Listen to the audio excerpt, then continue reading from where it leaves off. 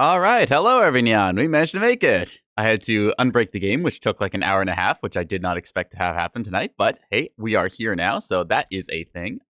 We have got the new holiday mechs because I managed to get in 1 or 2 matches before everything completely went down.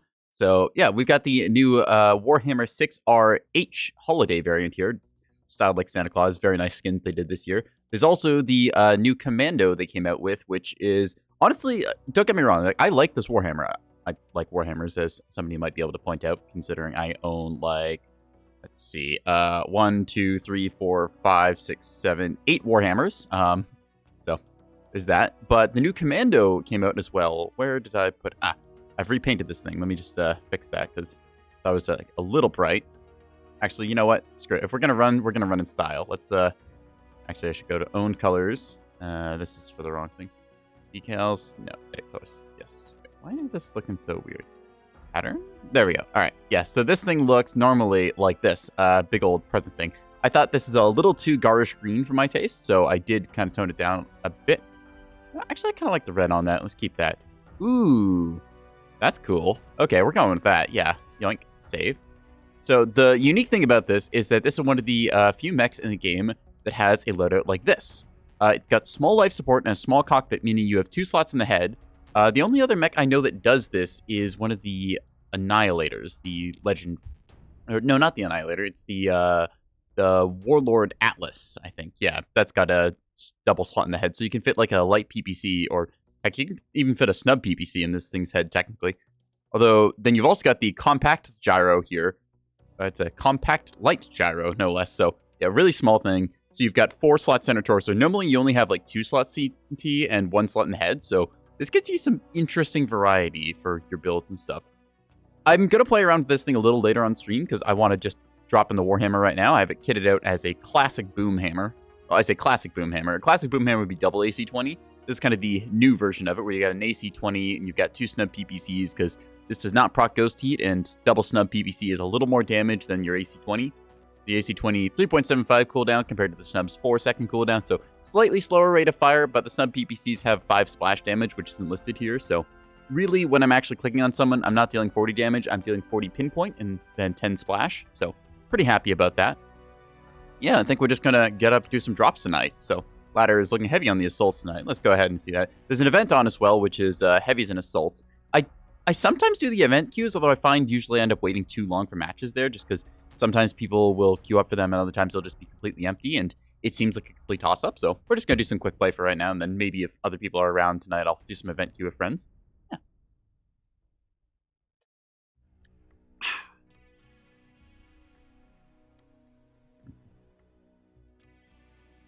I'm hoping that I solve whatever bug it was. I'm not entirely sure what broke. It just kept giving me a... I think it was like a Lua error or something along that. Whenever I would look for it, I would get a forum post from like 2013, so that wasn't very helpful. A little bit past the prime of asking anyone in that thread. That said, though, we are back in action, and as far as I can tell, everything works. I haven't actually dropped into a game yet, so we'll see. And hopefully, fingers crossed, nothing breaks. Yeah.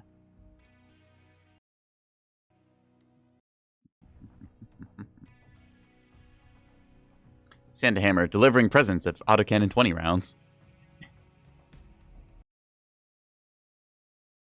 Oh, and there's also the Lootbag event on right now. Put that in the stream title. So you get loot bags for getting match score and dealing damage. I've got almost all the ones for match score, but I need to do a whole bunch of damage.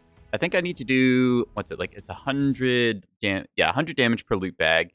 And I need to get like 140 of them.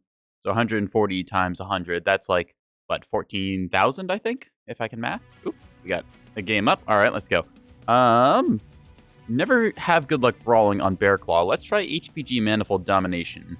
Looks like it might be Hibernal Rift after all. Okay, we can work with that, though.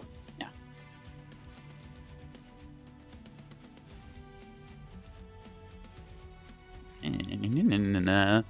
Bear Claw Domination. Crap. Okay, well, at least with Domination, people have to come into the circle, so we might be able to hug a tight angle and keep low profile for a while. We will see. Bear Claw is still a map that I'm struggling to figure out. Like, sometimes I think I've got it, and then I get completely blindsided on it. Also, I feel like the map is unusually dark. Like, I know it's set indoors and stuff with the whole cavern ceiling and that, but I feel like the terrain sometimes, like, picking mechs out between it, like, because you're at the range where your night vision and your thermals don't actually pick up enemy mechs, like, around that think it's like 500-ish meter mark. I don't know the exact specifics, but you get that kind of range where you can't easily see enemy mechs. You have to like kind of zoom in and say, is this a guy who's like completely like painted black because he did the whole like lazy mech thing that I do? Or is this like, you know, that piece of terrain? Sometimes when they're under ECM, you can't tell until they start shooting at you. We've got our eye out for certain players on the enemy team because there are streamers about on the ladder. And if you kill them, I think you get, it's like 15 mech credits or whatever they're called. So, hey, I mean, I get 6 kills like that. I think that's another mech bay. I'll take it. Infernal Rift. Yeah. So they must have gotten a toss-up between Bearclaw and Hibernal Rift. And looks like, well, went to Hibernal. Not Hibernal, went to Bearclaw. So we're just going to go with this. Yeah. Reactor online. Sensors online. This fool, he didn't vote. Online. How could he? All systems nominal. I have to bind my weapons accordingly. Also put the snub PPCs on chain fire. There we go. Yeah. Alright. Dropping in pretty standard stuff. See our various mediums and lights kind of tearing off toward the midfield there. I'm in the heavy lance, so we've got ourselves a couple big mechs over here. The King Crab, Marauder 2, and I think a Mad Cat 2? Yeah, it looks like. So, respectable mechs. Even though the King Crab is a little bit wide. Very large center torso on that thing. Not the worst mech in terms of hitboxes, but it is pretty big of a target. Now, I think that our plan will be, let's take a look. So yeah, if we can just like get to this channel and then hold there and then hope nobody shoots us from over there, we'll be pretty good for it. Because we just need to keep the enemy out of the circle and then poke our heads up whenever they try and push us. That's the plan anyways. I did fully skill this thing out because I had like 200 skills just kind of kicking around that I hadn't spent on anything. And hey, if they're going to hand them out, I'm going to use them. Yeah. I do like grinding with the Warhammers though, so I'm definitely going to use this one in future because it gets a 30% C-bill bonus, and I'm pretty happy to have that. More money is nice. Oop, see something over there. Not sure what that was. I think that was a Griffin, maybe a Trebuchet. Hard to tell at this range. I'm a little worried that someone over there is going to just like completely zap me. But as long as I hang out like down in here, I should be good. Oop, saw missiles. That makes me think Trench Bucket, but could also be Griffin. So yeah, as long as I hold this tight angle, like so, like if something peeks me over there like that Shadow Cat is, I'm just going to shoot at it to make it concerned that I'm a problem. I can't actually hurt it at this range, but it still makes him worried. So I'm in the circle right here. I just need to hold here. Enemy mechs are going to come up on my right, most likely. Yeah, it was a Trench Bucket. Nice to see. And then whoever's over there. Oh, you can see big purple lasers. That's large X-pulse lasers, if I remember correctly. I want to say that was 3 of them. New target acquired. I don't know what that could be. But it looks like my team is going up on the right. Okay. We have medium mechs holding the circle, so we are good to move up with them. Support your lance's push and stuff. Oh, they have narcs. That's annoying. All right, we're going to have to deal with that in a little bit by holding tight angles. Target acquired. They've taken down Beta. The King Crab's just hiding here because somebody has a tagging system. I want to say it's the Trebuchet just acting on its own. Might be. We'll find out. Now, this could be trouble. If I drop down there, I'm not going to be able to get back because of the ledge, so I'll have to watch my engage angle. Weird graphic thing. That's what I mean by it's a little hard to see at range sometimes there. The mechs blend in very well with the black background. New target acquired. Supposedly there's a stalker there. I can't see it though. I think that's our cue to get up close and personal. Commando. All right, this is the new commando that we're going to go duel. So he's kind of stuck down in that alleyway. I might be able to get a good shot on him here if I'm careful. Ooh, New target something just shot me. acquired. Dang, just as I was turning, I managed to mess up my shot. All right, you need to not be here anymore, so we're going to poop that UAV out of the sky. Destroyed. New target You are acquired. urban mech that is going to be pushed off in a second. So you. Bloop. Next, we're going to kill off their UAVs, because that is good to do. I missed it with the PPC, so we're just going to use our gun. All right, now I think I can get over here. You. Dang it, too high. Oh, crap. Now, unfortunately, we have fallen down, which is not what we wanted to do. We're going to put up our own UAV, and then we're going to start dueling. Hi, you. Bloop. Now, he has racks, which means that I have the advantage here, because he has to sustain damage, versus I just have to poke out and hit him. Like we're seeing here. And there goes his center torso. Oop, I'm stuck in a wall. Ah! All right, back into cover. Let's go wait till our friendly lance pushes around that corner, and then we're going to keep going from there. So that's Stalker, which we're going to mark, and then bloop. They call for help here. Get everyone to support me. Now, they know that I'm coming around here. Ow, crap, can't see. New target acquired. So we are unfortunately committed to this push. I can back out a little bit, but I'm still worried that that Kodiak is just going to turn and look at me funny, and then that's going to hurt a lot. Yeah, there it is. The thing's got hags. Ugh. I didn't want to push this Stalker because it's got heavy brawl build. Woo. Hey, Mechwarrior, nice to see you. You'll be lurking. Alrighty. I'll be brawling. Focus, Foxtrot, center torso. There we go. New target acquired. And boop. We're just going to keep moving this way because we're going to have to cross over their line. And I know that there is more stuff here, so we're just going to shoot at whatever comes by. That Shadow Cat should know better than to peek me again. Oh, you little... Come here, you... No! I ran out of armor, chat. Dang it. 306 damage dealt. Again, Bearclaw, not the best brawling map, especially with the lack of jump jets on this thing. So if we had jump jets, we could have maybe hopped our way out of that, but we got stuck on the low ground and then just got picked apart by the hag bearing, what was it, Kodiak, and then just the other lights that were above us. So, bit of the round and round. We gave up high ground there for some of that push because we did collapse pretty well, but I think the enemy with high ground here is just going to win this. It seems to be that Bearclaw, if you're stuck in these channels like we kind of find ourselves in, then you're completely screwed. So you have to kind of play left side of the map, but also like keep somebody on the outside to like poke from the area. Yeah. I'm still making my mind up about the map, but I don't really think I like it. It feels just like the ranges are a little too far from most of the mechs that I enjoy playing, and that it's a little too easy to get stuck in certain spots, like the kind of channel ways where there's just no cover. Also, the abundance of like the really dark terrain here. Like, if you look at these mechs, right? These are super hard to see from above because they're just painted dark colors and with the shadows and stuff, like the blinding laser fire. And with the range, too, you can't really see them on like thermals. Like, if you look there for a brief second, you can't make out any of these. Like, it's just super duper dark. So... yeah. And the fact that it's all in, like, kind of the shade, because, you know, roof doesn't really help either. In fact, I think that I don't like the roof on it after all. Because it means you can't use artillery strikes, and I think artillery strikes are a good thing.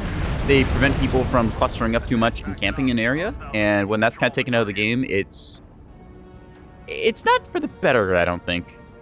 Yeah. I think that's going to be my stance on it. Bearclaw has a couple things going for it that I just don't really enjoy. There are aspects of the map that I can kind of respect, like you get some interesting like pop in and out of cover fights, but just the overall like whole mass inside of a cavern thing, I think that causes more problems than any other map would experience. Ooh, we got our loot bags from earlier redeem. Nice. Yeah. So, not my preferred choice of map. Not the worst map in the game by far. There's other ones that I would just not want to play, like, you know, Alpine Peaks. Like, if I had a choice between Bearclaw and Alpine Peaks, I'm picking Bearclaw. Alpine is just far too big. But that said, match is over, so we can just queue up again. Yeah. We got only 300 damage that game, but I think that's enough for 3 more loot bags that I can grab off the site. Once it loads and registers the game is over. Actually, we got 4 bags. Nice. And they've even included the Redeem All button. So before, you used to have to go through and click, like, all 150 loot bags, which was painful. And luckily, they developed the technology to give us a Redeem All button. It only took them like 2 years. It's kind of funny because apparently they actually had it there for if you had bought a mech, you could click the Redeem All button and get like 25 loot bags that comes with that in terms of like the special events. But it wasn't until later on they thought, maybe we should like make it so that players don't have to click like 150 times. Or actually with double events, sometimes do like 300 times. Speaking of dark maps, Sarah's Metal Scrapyards is hard to see on, but I do like the close quarters of it. I wouldn't mind Tourmaline either. Polar Highlands a little bit too open. Viridian Bog, not bad either. Actually, if you go Bog, I'm going to be okay with that. There's certain angles you can do on Bog that are nice and close quarters, although there's a lot of others when they're kind of overwatched by long sight lines. Like these little plateaus here, they give you a nice sniper spot to set up on for like that 800-meter play that some people like. Don't get me wrong, I don't mind like doing some of the longer range work when using something like, say, I don't know, a pair of PPCs or like some accurate Gauss rifle fire you have to break out. But I find there's some very boring playstyles which just involve you kind of sitting in one spot the entire game. And I've done that before, and you can rack up damage numbers with it, and it's fairly safe to do. It's just, it feels like I'm not really interacting with people. I'm just kind of clicking on a red square that pops out of cover. So That's why I prefer brawling, because you're both having to figure out your positioning and how to move around, and you also have to do your quick snapshot aims and the other funness that comes with that. So, aim and positioning, components of a good shooter. Yeah.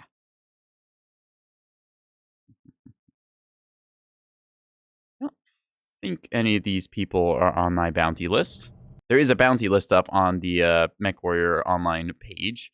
I need to now open and check again. There'll be no audio for a quick second because I'm tabbed out. Where did it go? It says dev and streamer hunt. Yes. There we go. All right, so there's a list of people more famous than I who we are going to be hunting down. Yeah. Oh, forgot to hit him with the gotta be lowercase. Got that 007. I make it a salute. All right, let's go. So, good old-fashioned brawl hammer. Yeah.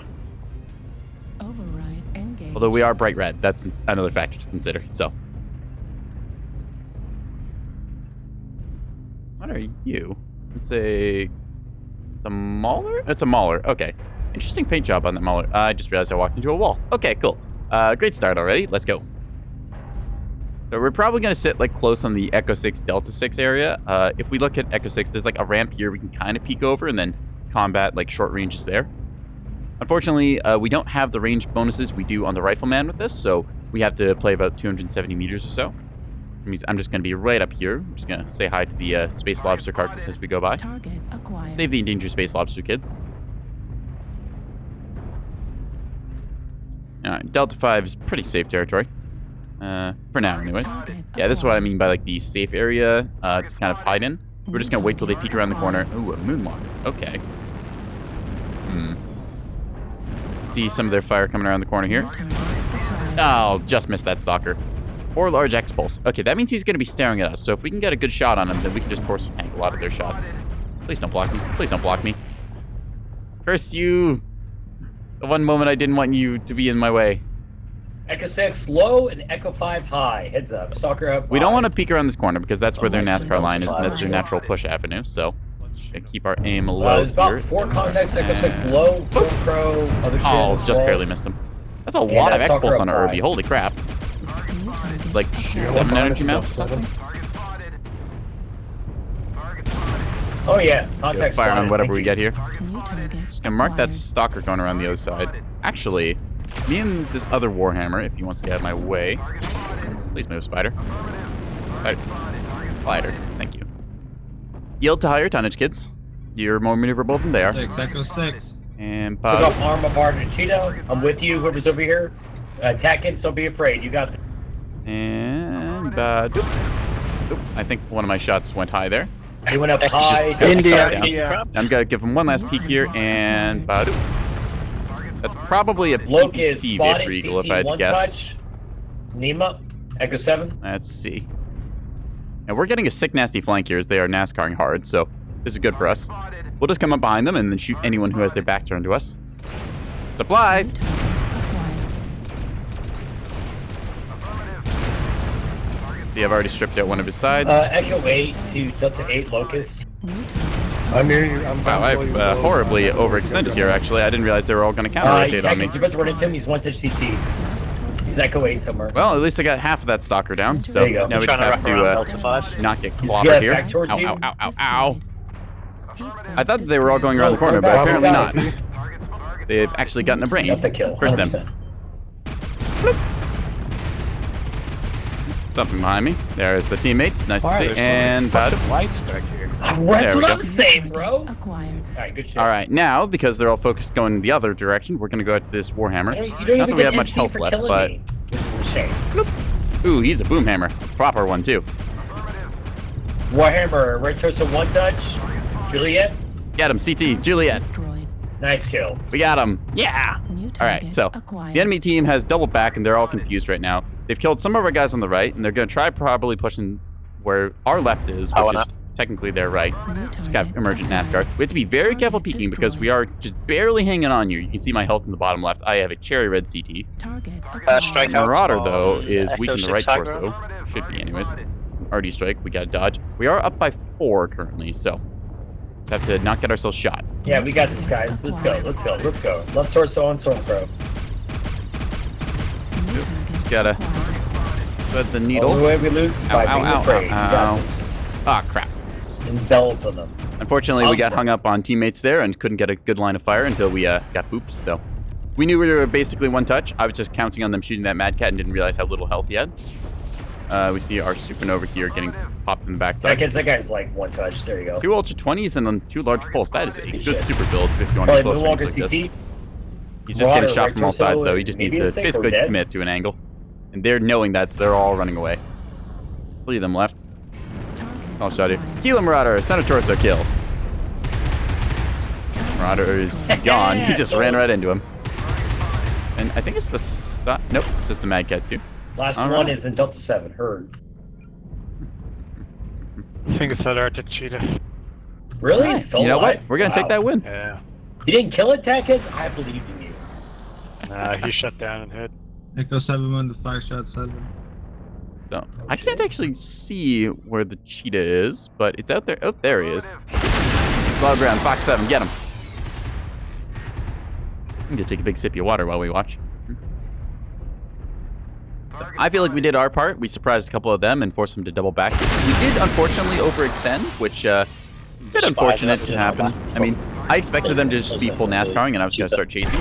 And then they did the smart thing, which is actually turning around and counter-firing. So, whoops. This cheetah, 2 heavy large. This is a pretty good mid-range cheetah build because you have very high mounts on the cheetah and the shoulders. And you can just end up skipping the arms. And with ECM and jump jets, you can get into nasty places and shoot people. Shot something So, on him. He went up for being high, like gave him 5. 30 or... I think it's a... I'm pretty sure it's a 30 tonner. It's a pretty respectable build. You've got 8 tons So, of I weaponry give and 5. enough heat sinks to keep What's yourself up, 5? kind of going. So, yeah. Very annoying to counter because cheetahs are small and fast and respectably armed. With clans, you really only need like 2 energy points on a mech to be pretty viable between like ER larges or the ER PPCs. You can get a pretty solid build out of either 8 or 12 tons. Yeah. Or you can just go small laser spam like some of the mechs do. Piranhas, for example. He's just like chilling just right trying to waste as like much time behind as there. You can see possible. the smoke coming out. See if we can find somebody who's actually chasing it. It's not the spider. Oh, maybe it is the spider. Target spotted. Our spider is doing things. Oh, there we go. We got him. All right. Let's give him a GG. So, yeah. Killing him so we can end that match sooner.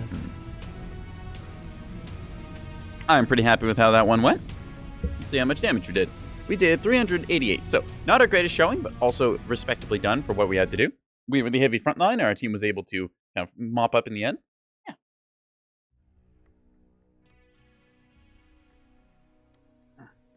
See more of the loot bags I redeemed getting in there. I'm getting some of them for damage, some of them for match score. Having a good time.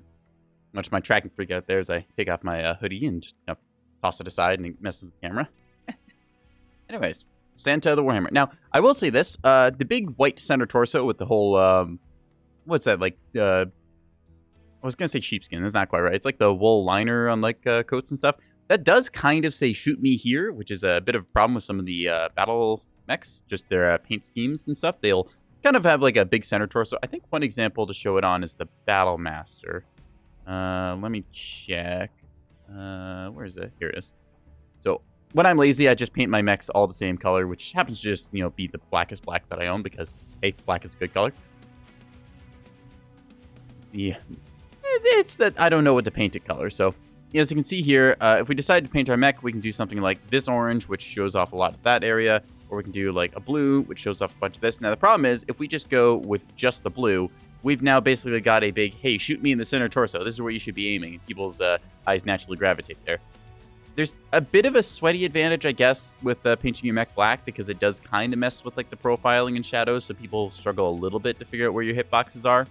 But at the same time, you can just turn on night vision or thermals, and that kind of goes away. So most of the magical red square that appears around it kind of helps too. Right, what were we doing? We were playing Santa Hammer. Yes. We could try out the new light commando, which I have repainted now. I like this scheme better on it, personally. I just think that the green is a little too, I don't know, like, it's a little too vibrant? Is that the right word? I don't know. Like, you just look at this, and that like, kind of hurts your eyes. Now, don't get me wrong. If you're committing to a mech being something that hurts your eyes and you want it to be like absolutely horrible, terrible, that is something we can do. For example, we could paint this thing with a mixture of pink and just make it this weird, bizarre, kind of ugly monstrosity thing. What else have we got? Well, that's repulsive. Nice. Let's just go back to keeping it with this thing. We've got like little red decals on it. Can we change those actually at all? Oh, we can't. Okay, so I wonder if we could. They don't look that good with blue. We'll just keep them like that then. All right. Anyways, we're gonna run this thing with just a X-Pulse sort of chainsaw build. So X-Pulse lasers, they weigh a ton each. They're kind of like a side grade to the small pulse laser. Small pulse laser better for when you like fire it and then you can twist because of course you get your short duration, so it's like zap, and then you got 2-second cooldown, so you can just kind of wiggle yourself back and forth with that. X-Pulse lasers, they fire stupid quick, so these do have higher DPS than the small pulse lasers, but the caveat is you have to stay staring at your target. Nice thing about the Commando is that you are a very small light mech and can be moving very fast, so it's not that big of a deal. That said, we are going to put a few skills in this thing before we use it. For starters, laser duration is just free DPS, so we'll grab that. Could get the armor hardening and survivability, but I don't think I'll need that quite yet. We're already kind of made of paper, so if we get shot, we get shot. I don't think it'll matter that much. Seismic sensor to see around corners is kind of nice. To go with advanced cool shots and stuff. I think advanced cool shots is pretty good to have. I normally just get this for the extra consumable slot, and you know, it just buffs my coolant while I'm at it. So. Let's also go for the radar deprivation, because being a light mech, it's important to stay off enemy radar. I've got a lot of skill points still, so we're just going to go with this many, because I don't feel like measuring out. I guess that's enough that we can also get the survival stuff, so we will. There we go. 52 points left over. I guess we can just put it into range, right? Yeah. I don't really need that much else for this mech. Getting a little extra range on it, too, is quite nice, because the X-Pulse lasers are quite close range, especially the small ones. These things' max damage range is 160, which we have now bumped up to about, let's see, that's 190, give or take? Okay, that's pretty good. 190. No, wait, hang on. That's plus 48, so that's 208 meters. Okay, so that's a bit closer to. Actually, it's pretty close to ER small laser range, which is 200. This thing has. Let's see. It has a 20% small laser range quirk built into it. That's very nice. So we will be making use of that. Alternative build we could do for this is running 3 light PPCs on, although I don't think it really has any quirks for this. Plus, this kind of takes away from the mech, because we could run 3 light PPCs on other commandos, and I think it would be better. In this case, they are all centralized, which is very nice for convergence. Convergence has been a problem with certain projectile weapons in the past for me, because I try and shoot something, and then one shot goes wide, one shot goes, like... Well, basically, you bracket a guy, and then you fire your shot, and one goes to his left, one goes to his right, and you're like, well, crap. So I think we'll try this with the small X-Pulse and just see how much we can zap our way through people. Being a standard engine on a mech like this, we are able to be surprisingly hard to kill. We can afford to lose both of our side torsos, which is something that normally you don't get as a light mech. Typically, a light mech is either going to be running a light fusion engine or a XL. Most of the time an XL, because you need every ounce of tonnage you can get. Looking at it, I actually have a excess of tonnage. Huh. Not entirely sure how that happened. I guess I'll just put some head armor on then, because I don't really know what else I could do. I mean, sensor-wise, these all cost a... Yeah, that's a full ton. So I guess I could strip off the armor to get like a targeting computer for an extra 4% range. I think that also gets me a bit of beam crit chance. That or another double heatsink, which honestly I think is probably more worth it. I think we'll just go full survivability for right now and just keep it this way. Because, I mean, hey, this way we've got a little extra health in case somebody boops us in the snoot. If you can hit the head on a light mech, personally, I think you just deserve to kill it, because these things run ridiculously fast. So,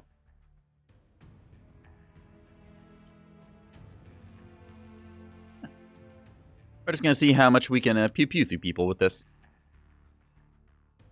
I'm not, like, super sold on the X-Pulse lasers most of the time. I feel like your regular medium pulse lasers, or like just your regular pulse lasers, are generally better.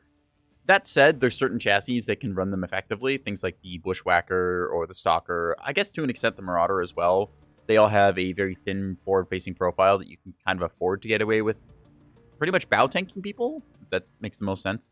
Kind of a term from Nebulous, but yeah, you can just get away with like staring at the enemy and you won't get your center torso cord out, versus more kind of like conventional action figure-shaped mechs, which have, well, very obvious like left, right, and center torsos, versus the things like the Marauder and Bushwhacker, which are a little more ambiguous and narrow. For a city classic, we're going to go ahead and load up with our little light pulse chainsaw and see what we can do. Yeah.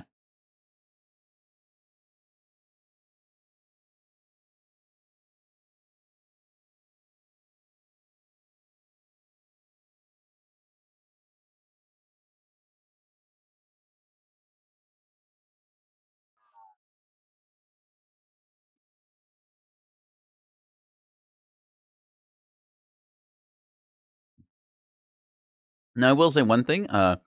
This version of the Commando does not have ECM, so if we do get spotted, that is going to be a bit of an issue since Mechs will be able to see us out to like 800 meters at least. So we're going to have to be a little bit careful. I do quite like light mechs with ECM because it makes you very hard to see. Things like the Wolfhound hero, the Grenier, however you say it, that's quite nice. Other things like the Urban mechs have ECM. You've got the Archer Cheetahs with ECM side torso. Reactor So, online. ECM light mechs, very good to have because you can either provide ECM cover for your allies, which is Weapons helpful when online. you see someone getting missile and you just need to hop over and cover them. Systems Or if you just want to pull off a nasty flank and not get override seen. engaged. Yes, the other thing about the Commando is the engine sound is a little bit grating. I think it's the Cicada that has the worst engine sound, but the Commando, for whatever reason, it always sounds like it's just ever so slightly out of tune. It's a weird kind of like reciprocating noise. I don't like it. Yeah. That said, we have orange lasers, so that's fun. Now, I'm not the greatest light mech pilot in the world, so I'm probably going to die horribly doing this, but secret is always stay moving and spot AFKs, like that one. So we're just going to go over and tear that guy apart.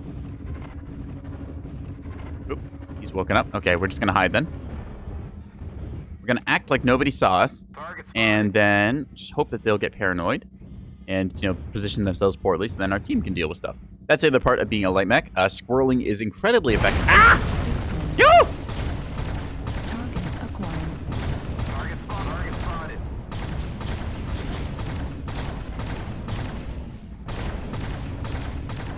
He's doing the right thing here, which is putting his back against the wall. Target spotted. And we're just going to... Uh-oh, I forgot to bring UAVs. Ah! The situation is unfolding a little bit rapidly, but the plus side is we only lost an arm. He shot us with like an AC-20 and 2 snubs, and we are okay. He is over there, not helping his team. He is horribly out of position. We can jump on him later with our team. Yes, this was totally worth it, and I did not at all just completely scream in fear. Target spotted. Pew, pew, pew, pew. Look at him, the fool. He does not realize. He doesn't know. Target destroyed. Ah! We got him, 80 tons down. Target spotted. All it cost us was an arm. Target acquired. Tis but a flesh wound. Target spotted. New target. But yeah, that's the acquired. effectiveness of light mechs. You can just basically draw the attention of things that are much larger and should really be doing other things. Because getting shot by a light mech is infuriating for pretty much everyone. Even if you just do a drive-by like this, just knowing that you're on the map and going to be around the place is really, really annoying. So Target spotted. New target. you have to be as much of a acquired. goober as possible when you're playing lights. Now, I have to be careful about where exactly I go, because if I peek the wrong mech like that, Spotted. ah, ow, I'm Target spotted. try and adjust accordingly here. New target acquired. You peek the wrong mech and you So like it's stay in already an at the open back sight of line the for too dropship. long, then you will get shot at or missiled or worse. But New target. we can also engage against other light mechs like that one. Target spotted. New target. All acquired. right, so there's a couple other lights and mediums here. I have to be careful. Target I have about 200 meters effective range, and then I can just kind of zap through people. So we're going to try and do that. That Marauder is quite weak, and I do want to vulture him. Ooh, never mind. He's not a threat anymore. He's running a standard engine with the Rack 5s. A unfortunate downside to them. New target acquired. The Marauder is a pretty good rack platform, but you typically see triple rack 2 instead of 3 rack or 2 rack 5 because it just takes less slots and you can still run a light fusion engine. Let's see who else is open for business. Push saddle, New please. target acquired. This is a free kill, so we're just going to take that. Target spotted. Target destroyed. Don't want to waste too much time on New it. target acquired. You. Need assistance. Focus your right torso. You're an XL and got checked. New Let's go. target acquired. Alright, now, I know there is mechs over here that we need to bug. New target acquired. We're gonna do just that. Target spotted. I'm betting this guy skipped leg day. Torso destroyed. Please push saddle though. Destroyed. Now, even though this is We're a fight working that on we it, should we're probably not be taking, we are still drawing this thing away from our team. And while we did bleed a lot of armor there, he should not be shooting at us. He should be actually shooting at real mechs that are a threat. Not my silly little butt. Left torso critical No. damage. Center torso Trying to critical wiggle back and forth here like him. Slow him down a bit. Come on. There we go. We actually got him. We're doing very well this match. All right, we got 4 kills. One of them was kind of already not kill, because I mean that Marauder's freebie, but that Sun Spider with an open right torso. Lima Sun Spider, focus right torso. Yeah, call it out to the team there. He has a UAV up, but I smell blood in the water. We're playing this thing like a piranha. 1 HP in a dream. Let's go. That's Oop, one. he's down. Now it's just the Incubus. Target destroyed. That is a good game. All right, we did it. Woo! I don't know how much damage we dealt, but we certainly were effective.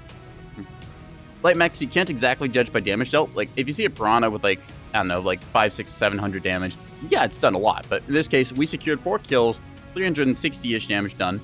Pretty good stats for, just being a little 25-tonner. No, very happy with that.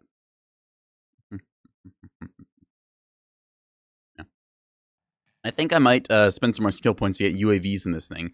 I do like having UAVs as the light mech because you can just run somewhere that's really inconvenient for the enemy to look at and then drop a UAV, and then they have to like either stop and turn around and shoot it down, which costs them time, or they have to figure out, hey, where did that light mech go? Is he going to come around and shoot me in the backside? If you just poke somebody like once or twice, then it's infuriating for them. So could go with the UAV quirks here and get a bunch of those. I think that's probably for the best. You don't really need much in the way of like weapon systems. I guess we could go with seismic, but the extra heat stuff ain't bad either. Let's take that. We're generating quite a bit of heat. This would be kind of like our finalized build. Yes. We could also take the extra turn rate, which is pretty nice to have. Keeps us mobile. And because we are moving so fast, we'll probably want that. Suppose I can skimp on the heat gen. That seems alright. Now, I'm sure that there's like some stats about whether it's more effective to take heat gen or cool run and heat containment. I want to say that these are the better nodes to take than heat gen, but don't quote me on that. I don't know exactly. I just tend to go by feel. So let's take those with, what was it, like 29 skill points, I think? Yeah, we'll go 29 skill points. There we are. All right. With that said, can we get any more armor into this thing? Not really, no. But we can still put a little more forwards facing. 22 on the head with 21 structures. Surprisingly tough. Okay. How about the CT? Anything? Nope, not really. We'll just skimp on all the back armor because we should be front towards enemy anyways. I do like having the arm armor. I think that I'm going to keep that because we saw last game how I was able to eat like a random AC-20 snub PBC shot to the left arm and keep on trucking. So definitely keeping that around. That said, we do want our consumables. So let's go ahead and just grab our cool shots like this.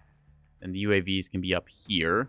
I need to bind the dedicated UAV button. I've got cool shots and arty strikes on my mouse because that's what I normally use. But I'm starting to think that maybe I just need like a UAV keys that I can hit with my left hand instead of the like usual, like insert home page up keys that you have to hit.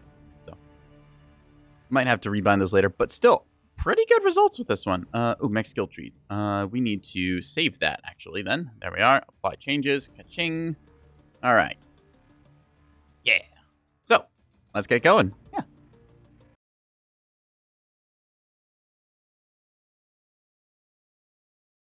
If we got any more nodes, we have unlocked all of the phase 1 nodes. We got all the match score that we needed. That one started, I think it was like a week before the damage event on. So damage is easier to get the match score. So we'll just try and rack up some of that. Enjoying also the like duo of both the premium and the 30% C-bill bonus here. So that's quite good for me grinding out a bunch of cash in case I want to buy something expensive in the shop. Omni-mechs aren't as expensive as tabletop, but they still run you a pretty penny. Like I think a Timberwolf is like 20 million C-bills or something. They're not cheap, but you do get the ability to modify them pretty much to your heart's content. So one thing you can't change is the center torso, so just make sure you get the one that you want. And there's sometimes a set of 8 bonus, like take the Nightgear H, for example. That's the one I most recently bought. I already had a Night Gear, the D variant, although if I bought the H and got the matching set for it, then I could get 10% cooldown. So I went with that build.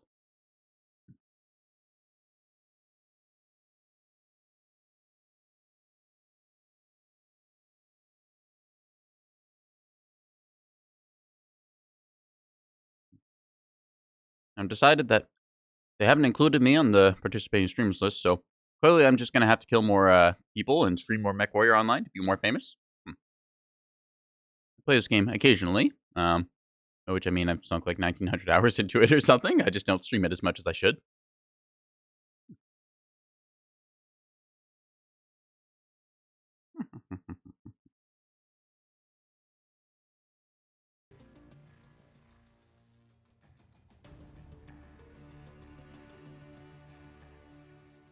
Anyway, though, doing the magical wiggle back and forth for good luck during the loading screen.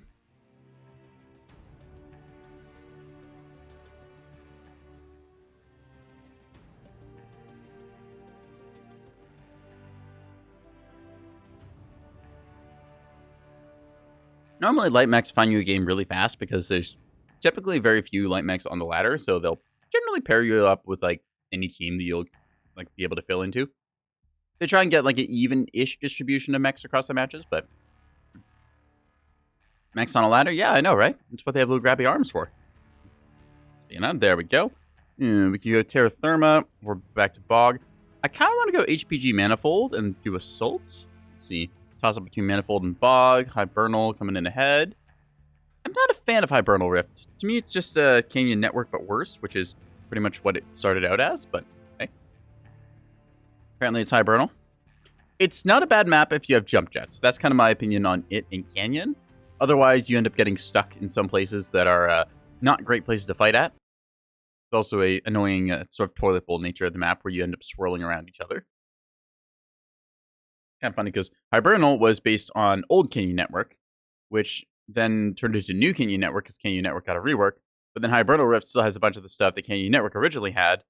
So it's this weird kind of like, I don't know, like it's almost a leftover. Like Hibernal had some improvements, like a couple ramps that Canyon Network didn't. But then basically those ramps got carried over to Canyon Network. So now Hibernal Rift is the old map, which is not exactly great. Yeah. It's kind of hard to see with all the snow, but it does kind of devolve into a swirl fest. So and with the 007 and try our little chainsaw lasers out, see how they go. Yeah. Raffleberries. There you go. Reactor online. Sensors online. Weapons online. All right. All systems. eliminated. Good luck, have fun. No. This is command. Eliminate all enemies, no matter the cost. Affirmative. Part privilege is revoked. So I'm just going to be going through the namesake canyons of not Canyon Network. It's Hibernal Rift, which is totally different and all that. All right. Someone does need a hug in chat, so clearly we're going to go after them. We have the Cuddles of Pew Pew lasers that go orange. See, a couple friendly mechs here with ECM. We're going to try and probably stick close to the Shadowcat if it joins up with us. Might just be sticking with the pack for now. We'll be running up here because I think we have enough speed to get up here without jump jets. Yep. Some mechs are better than others at hill climbing. Assaults kind of struggle with it. Light mechs generally can get away with it. Target. We're going to be going around the outside, which is a little bit risky since we don't have ECM to cover our approach, but at the same time, if an assault mech can click on me, then that's just going to happen. It's the awesome 8Q, which means that I'm betting that thing has PPCs. See, we've got another commando with us, so this is a strat you can do where you have two of the same mech and you just kind of team up with each other. They don't typically look at the usernames, instead they're just checking what type of mech you are. And if you have like 2 or 3 of the same mech jump on somebody, they can rapidly lose track of who's where and how many there is, so yeah, nasty strategies you can do with Lance of the same mech. And if you just scream like, shoot the commando, then everyone's stuck asking, which one? Target spotted.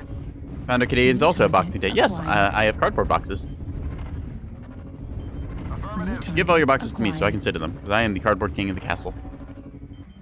Target spotted. I'm not sure if Boxing Day refers to cardboard boxes or if it refers to slinging at each other with the boxing gloves you got the day before, but Target spotted. Target spotted. only got plastic boxes? Oh, well, those are good for chewing on anyways. Ah! Yo! The mech moving Charlie 2 around the back of the... I shouldn't be putting my Well, back to the enemy, but at the same time, I did not want to be there. Oh, hello, you. New target acquired. All right, an Atlas K3, no less. Okay, I think that's a laser racks and laser X pulses. Okay. Huh. I'm gonna do something stupid here, which is annoying 100-tonner.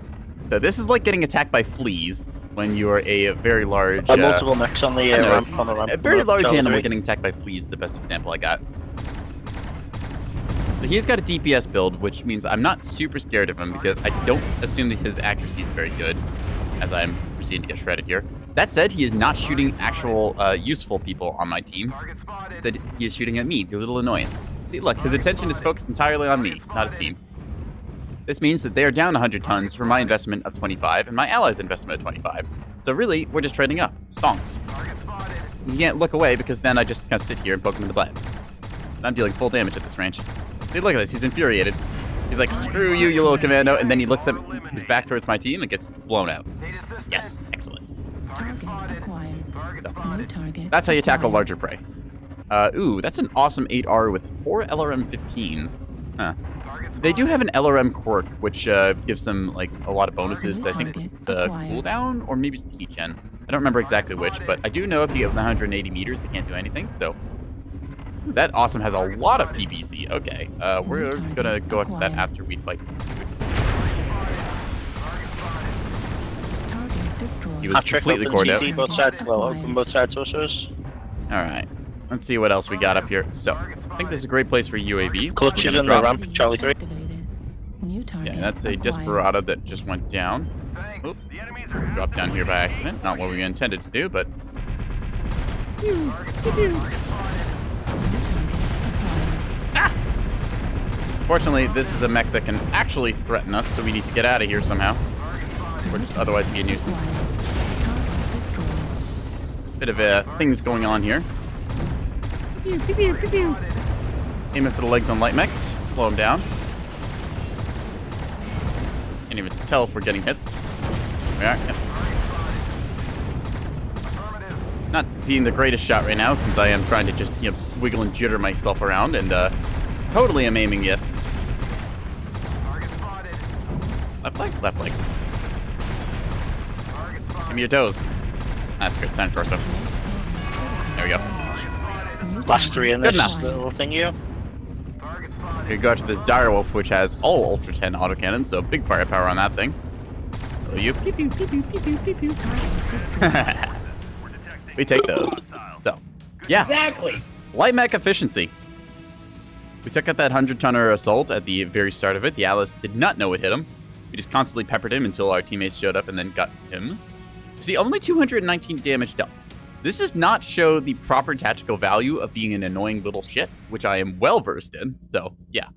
Rest of our team able to do things. Pepper them now they saw. Yes. Being a light mech, if you are not, like, infuriating the enemy team, you're not trying hard enough as a light mech. It's why I'll play, like, a urban mech that has 2 stem PPCs and just pop out of cover and put a shot into, like, one person, and then I'll pop out again and put a shot on another person. If you get hit in the back or the side in Mechwarrior Online, your immediate instinct is to look over and say, who the hell just shot me? So either you're getting flanked, or you've got somebody who's really late and annoying and you want to clobber them. And if you just wait until somebody's turn and then just keep poking them, it doesn't matter if you're dealing negligible damage at range. It's still the fact that they're getting bopped by something and they hit registers, and it's just that annoying little tick in their brain that makes them scream and pull their hair out, and then eventually chase after you in their 100-ton butt that should really be doing damage to other big 100-tonners. So yeah, light mech fun. That said, we are going to swap over to something a little heavier tonnage. I think maybe we can go back to the Santa Hammer. Yeah, let's go back to the Santa Hammer. So, it's the Warhammer 6R. It has PPC velocity quirks. So we've got 20% velocity. We got 5% PPC heat gen on top of 5% energy heat. So, I mean, hey, 10% off heat on energy weapon, or PPCs at least. That's pretty good. 10% cooldown. So if we want to run things like dual AC-20, then this is the chassis for it. As opposed to the Black... Actually, no, hang on. The Black Widow does have... Ooh, it's got EC20 and... Huh. Either they changed their quirks or I'm misremembering. I thought that the 6R was the better boom hammer. Apparently not. Turns out the Warhammer Black Widow has the better perks for dual AC-20. That is good to know. Okay. Right, well, either way, AC-20, 2 snub peeps, it kind of explains itself. We've run this before on the Rifleman to great success, although now we're running it on the Warhammer, so a little bit bigger, a little bit boxier. Bit of a classic build, this. Basically, when snub PPCs came out, I was trying this because I immediately looked at them and was like, oh, okay, these are pretty much like, it's got the range of an AC-20, but the damage of an AC-10, and you could run 2 of them. This was long before they had splash damage or anything like that. And I tried out the build, and I was like, you know what? This has some merit. I could get a couple uses in with these. And then snub PPCs went through like the rework grinder for a long time, and nobody was really sure what to do with them. There's a point where you could fire 3 snubs, which was kind of weird because they did like 8 damage direct, and then it was like 3 splash damage. And then they nerfed or changed them again, so then it was back to you can only fire 2 snubs, and then they did 10 damage with like 3 splash. They bumped it up to 10 damage with 5 splash, and that was like broken for a while, so then they made them a little more heat intensive. I think snubs are in a pretty good place right now. Like, you can have an energy mech, which is pretty close quarters. I like PPCs because it's a projectile weapon. You have to actually aim and lead your target. Damage is front-loaded, so you can do a lot of kind of mind games about when you have to twist or counter-twist and that. So it's a very fun brawling weapon. Compared to, like, laser weapons, yeah, they're pretty much the same in terms of, like, damage over time. Like, a snub PPC is a shorter range weapon than, say, a large laser, but the tonnage is pretty comparable, so you just kind of decide which one you want. Large laser, naturally easier to hit with because you just kind of point and click on the enemy mech.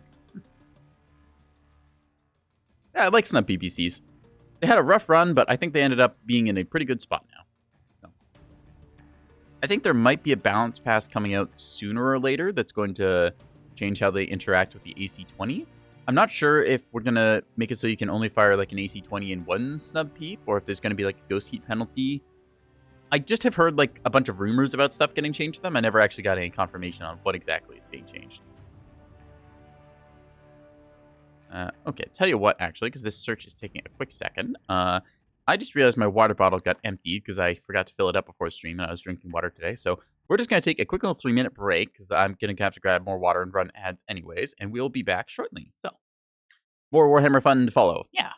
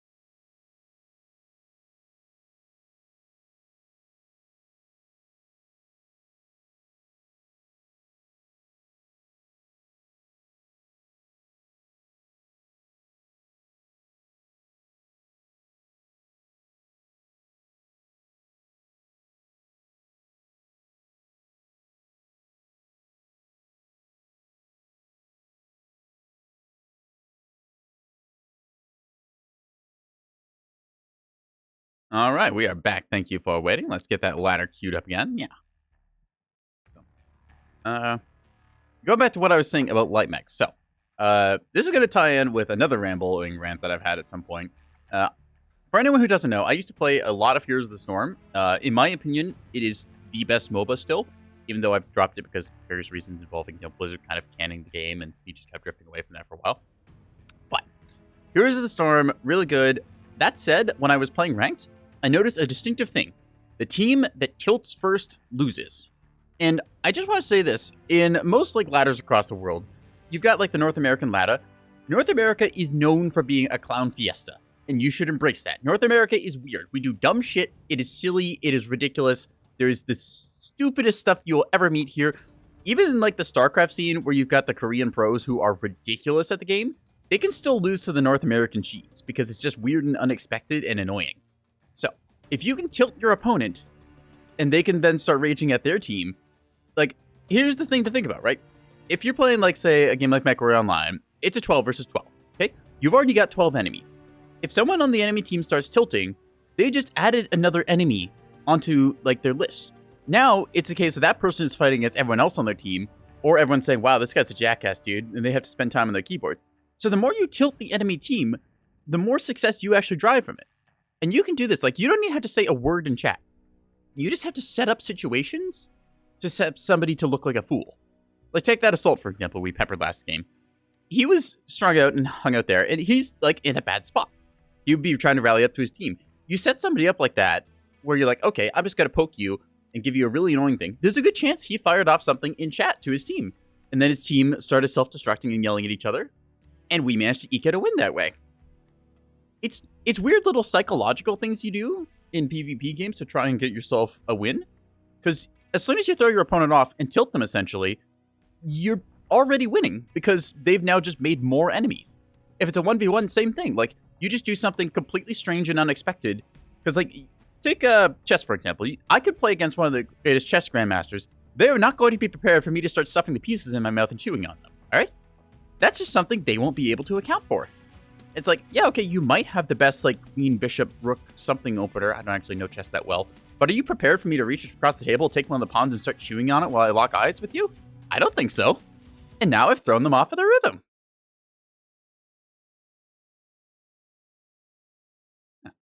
I'm not saying you should go out and be a complete dick or anything, horribly bad manner people. It's just when you set up situations to give your opponent just more things they have to think about and basically tax their attention, then you're just using up one of their resources, which is their patience. And patience is a very important thing to consider, because a team that is patient and knows when to push, when to hold, and when to do things is going to fare much better than a team that is super impatient and just always wants to rush. Because whenever you're rushing, a rush in a game is a commitment saying that someone here is going to fuck up. And it's the coin flip of whether you fuck up the rush or they fuck up the response to it. That's the whole deal of a rush. You're putting pressure on someone, and then it's a question of who breaks first, the people who are pushing you or the people who are going to be pushed. It's kind of the same idea of all in.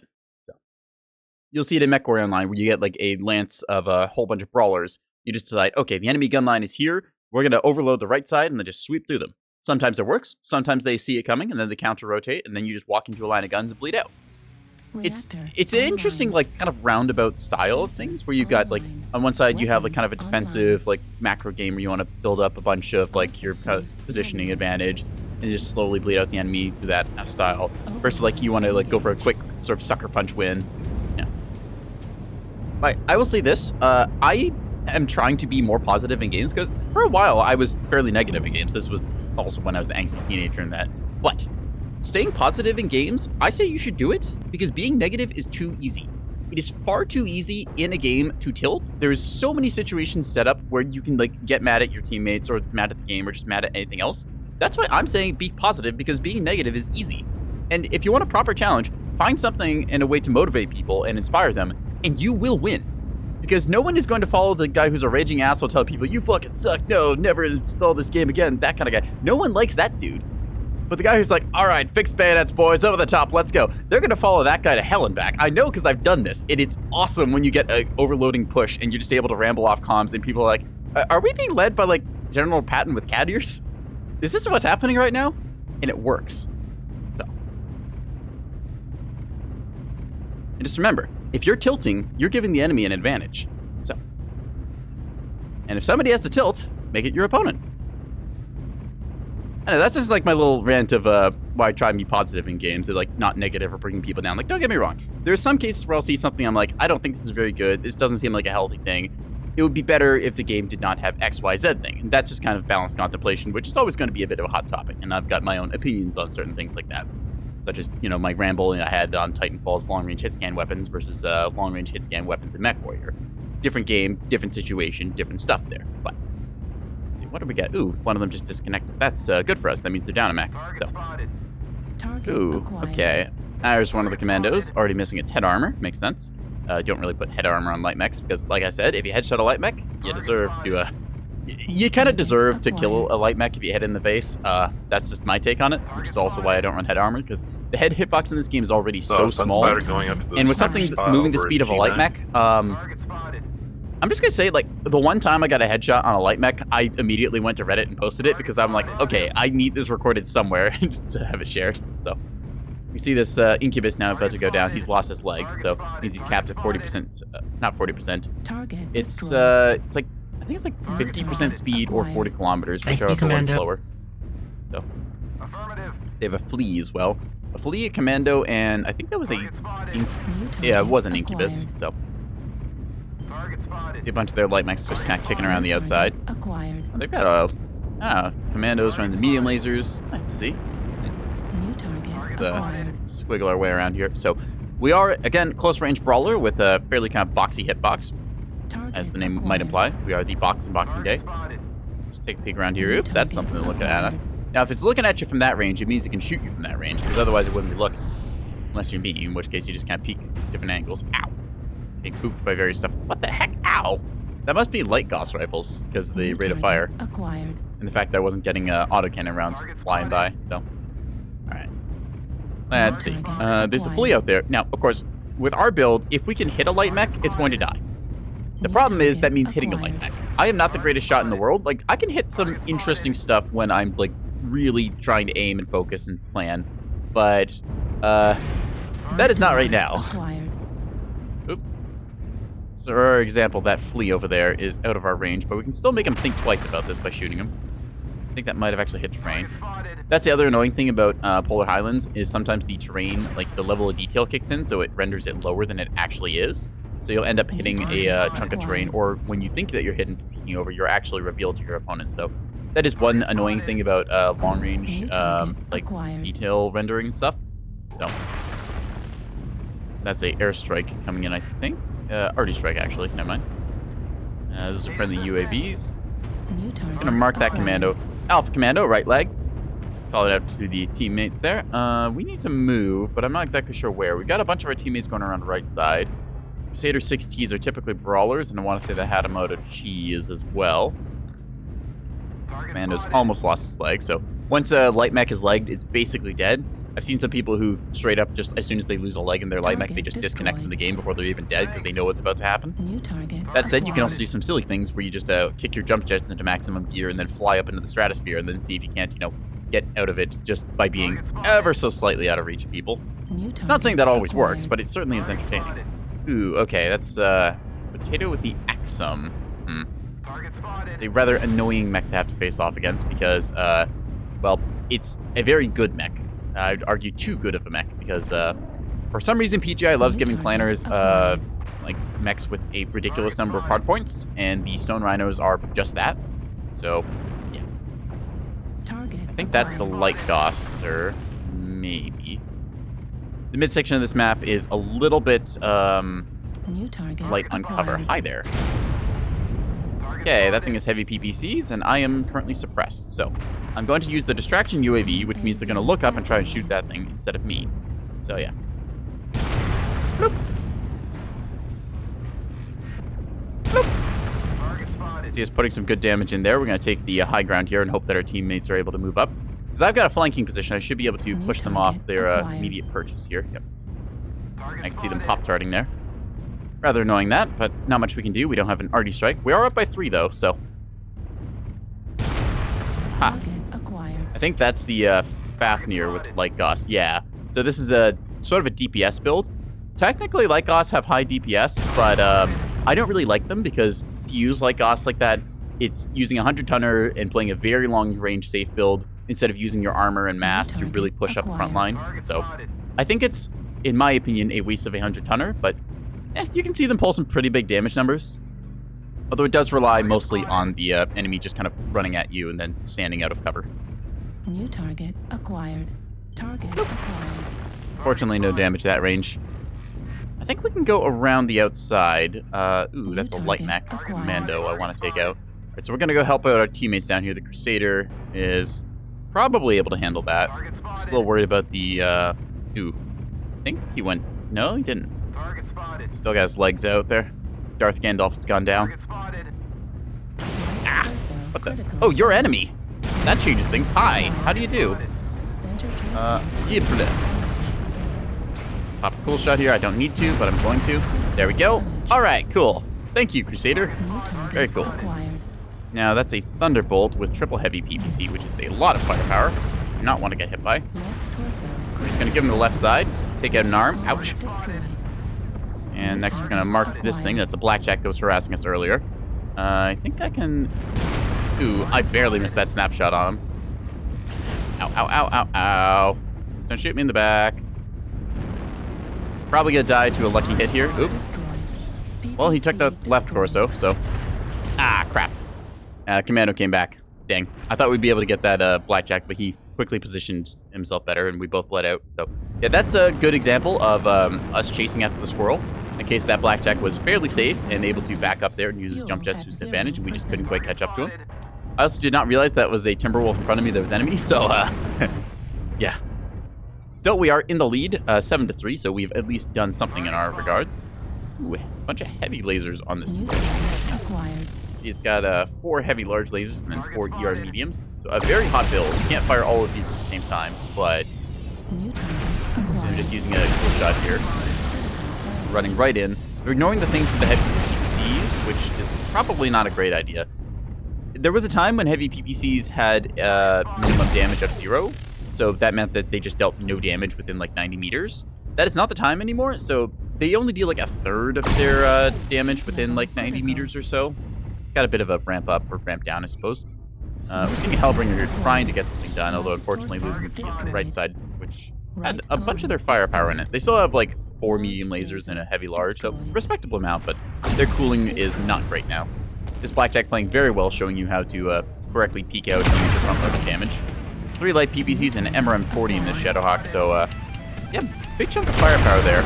Fafnir here showing that, yeah, the side torsos on it very big along the CT, so you can kind of just dissect the Fafnir, which is a little unfortunate because, like, don't get me wrong, the Fafnir, I kind of like it as a platform because you can do some interesting builds with it, like 2 AC-20s and 4 snubs, or you can do, like, 2 heavy Gauss rifles and 5 ER mediums.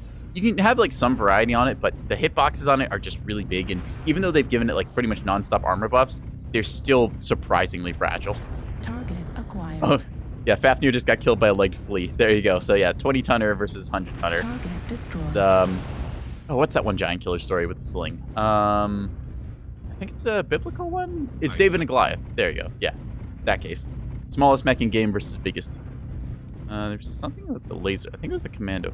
I think last one's commando. Yep, Echo right there. Got like 5 medium lasers, so he's trying to run. Unfortunately, he gets another one. Yeah, that commando is quite good. Would recommend. To kill us all. You shouldn't be able to. Take his legs out. Now, if they're smart, they'll use the E enemy spotted command, because that marks the enemy for 5 seconds on the map, and lets you kind of keep an eye on them even when you don't have line of sight. You got a light commando and a Jägermech is unfortunately stripped out of all weapons there. All its weapons were in its arms, and it just does not have arms. Just you, Direwolf. We got a Jägermech with no guns.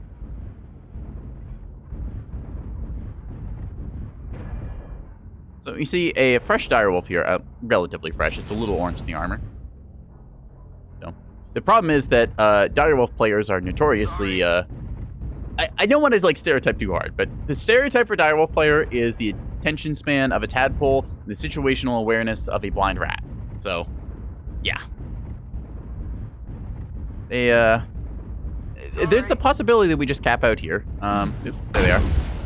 Now, that said, this is a blind rat with a 12 gauge. So, also seismic. Interesting. See him showing up a red dot on the minimap there. So, also the smoke coming out of him. Smartly, direwolf positioning himself here. I will say this. There's multiple direwolves who I've killed just because I walked behind them as a light mech and shot them in the butt and they didn't know what to do. Which was pretty funny. This guy is doing his job pretty well, though. Every time he fires the lasers, he just needs to aim low and shoot the legs. Just aim low at the legs.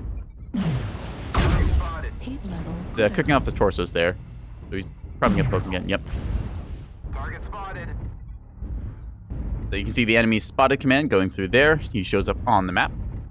Target spotted.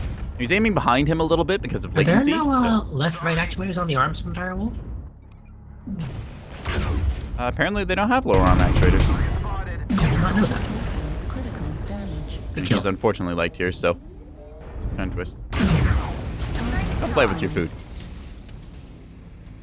That's the game. So, I'll give them credit. That was a commando that did a very good run. I think it was the one that got me. So yeah, definitely showing its stuff there. 5 energy mounts on a commando that can move. I forgot actually how fast it can move. I'll have to check. But yeah, new variant. Nothing particularly special there, really. It's got 5 energy mounts. It's all center torso, so you can run a standard engine and get away with losing side torsos. I will say it's very survivable, but it doesn't really do that much outside of what commandos already could do. So yeah, it's a respectable side grade to the commando chassis, or addition, I guess, variant you can call it. Let's see. So yeah, with speed tweak, you're running 122 basically. So. Also, it has mask, which is something I did not make use of last game and definitely should have. Yeah, so mask is basically a toggle that you can turn on, which pretty much sets your mech into overdrive, increases your max speed by 20%, your acceleration goes up to 180%, deceleration 170%. So this makes you go stupid fast, although it does make your aim jitter around a whole bunch. That said, my aim was already really sloppy with it, so, you know, hey, why not? I think that's probably the most interesting thing about the commando, besides, like, the center torso weaponry. On a bigger mech, like something like the Atlas Warlord, or no, it's not the Warlord. Is it the Warlord? Yeah, it's the Warlord, the new legendary. It has like a small cockpit, so you can fit a PPC in the head, or a snub PPC or light PPC in the head. That's quite interesting because that you can have 2 AC-20s because of the special quirk it has, or 2 LB-20s if you want shotguns. Actually, I'm misremembering. I'm gonna see if it's in the stores because I remember the Atlas Warlord is unique in some ways, and I kind of want to buy one. I'm notorious for not spending money in games just because I have a bit of self-control. And I think, would this really be worth like the amount of time it costs for me to, you know, like get this thing that I want? And then usually I just kind of talk myself out of it or forget. So, the Warlord, let's just grab a thingy here. I get myself a code. Go. Import here. Ba, ba, ba, ba, ba. All right, there we go. Back over to Twitch. Yeah, the Atlas Warlord is the default configuration like this. It has the small sensor, or yeah, it's got the small life support and small cockpit, so you get 2 in the head. Which, if we look at the stats here, okay, it does not have dual AC-20 heatsink limiter, HSL, whatever it's called. But you can run 2 LB-20s and give me. Actually, I might have this build saved somewhere. Wrong key. Load. Okay, I do not. So, what you can do with the Atlas Warlord though is just get rid of those. See how we got a bit of tonnage left over? We can fit 1 snub PPC here. Then if we strip off the arms a bunch, because you don't actually need the armor in this. It's there and it's nice to have, but it's not essential. Something else I have to strip. I'll take off a little bit of ammo, I think. And get rid of the heat sinks here. There we go. Yeah, so you can run this build. This is quite heat neutral. It gets you a lot of armor. Yeah, with the LB-20 ammo changes, they are now, I don't know, they're at 12 shots. Yeah, so 12 shots by default. Then you get a +2 from the ammo quirk. So that's 14 times 5 for your ammo. So that's more than enough for your LB-20s. You can run 2 snub PPC center torso on a standard engine. LB-20s basically don't produce heat. Like, they technically are 4 heat, but that's like 1 heat per second if you do the math on it. Compared to the snub PPC, which is like double that. So, yeah. That said, this is a very nice sort of like 4 seconds snapshot aimer. You can see the Warlord here with its nice paint scheme. Got the PPC in the eye on the other side, so very piratey. You can even give the old camos, I guess. Yeah, you can do a nasty build here. We got 2 shotguns and then 2 snub PPCs. So even if they take off like both side torsos, you still got 2 snub PPCs left, which is a lot of close range damage dealing power. And this thing hits like a truck. This is a very nice brawler. I like this build a lot. That said, there's still other things you can do with it because you've got like 6 energy mounts here. So you could go like 2 heavy Gauss rifles and then like 6 medium lasers or something if you wanted, which would look like, I think they're a little heavier. So where are they? Heavy Goose Ruffles. Yeah, you can go like 2 heavy Gauss on the side torsos, making it look like this. And then you could just like run 6 energy weapons of your choice, be it like ER smalls, mediums, etc. That works quite well too. So I like the Warlord because it specifically like caters to my playstyle and it does not feel super duper oppressive. Like compare this to a regular Splatless. If we take a look, I think I've got one loaded somewhere. A3, I think this is the S. I want to say the S is the standard Splatless. Of course, because I changed hard drives, all of my old builds are kind of scattered all over the place. Yeah, so your standard Splatless looks like this. So you get AC-20, a snub peep, and then just a whole bunch of SRMs. So it's not quite the same as having like 2 AC-20s, which is cool. Or I guess it's actually 2 LB-20s, so you don't proc ghost heat. But yeah, the Warlord is like, it already does something the regular Atlases do. They just took the side here and mirrored it. And I like it a lot because it's just like something that kind of makes sense for the Atlas. Because like, hey, we've already got a big autocannon. What if we had 2 big autocannons? Ooh. And it doesn't seem super oppressive compared to, like, say, the Moonwalker when it came out, which was horribly oppressive because, man, that thing was just ridiculously overtuned. And it's funny because the only thing that the Moonwalker was really overpowered because of, if we take a look at our chassis, where is it? Planners, that's why. If we take a look at a Mad Cat 2B, right? The only thing that the Moonwalker was broken because of was the lower arm actuators. Literally, this is the thing that broke it.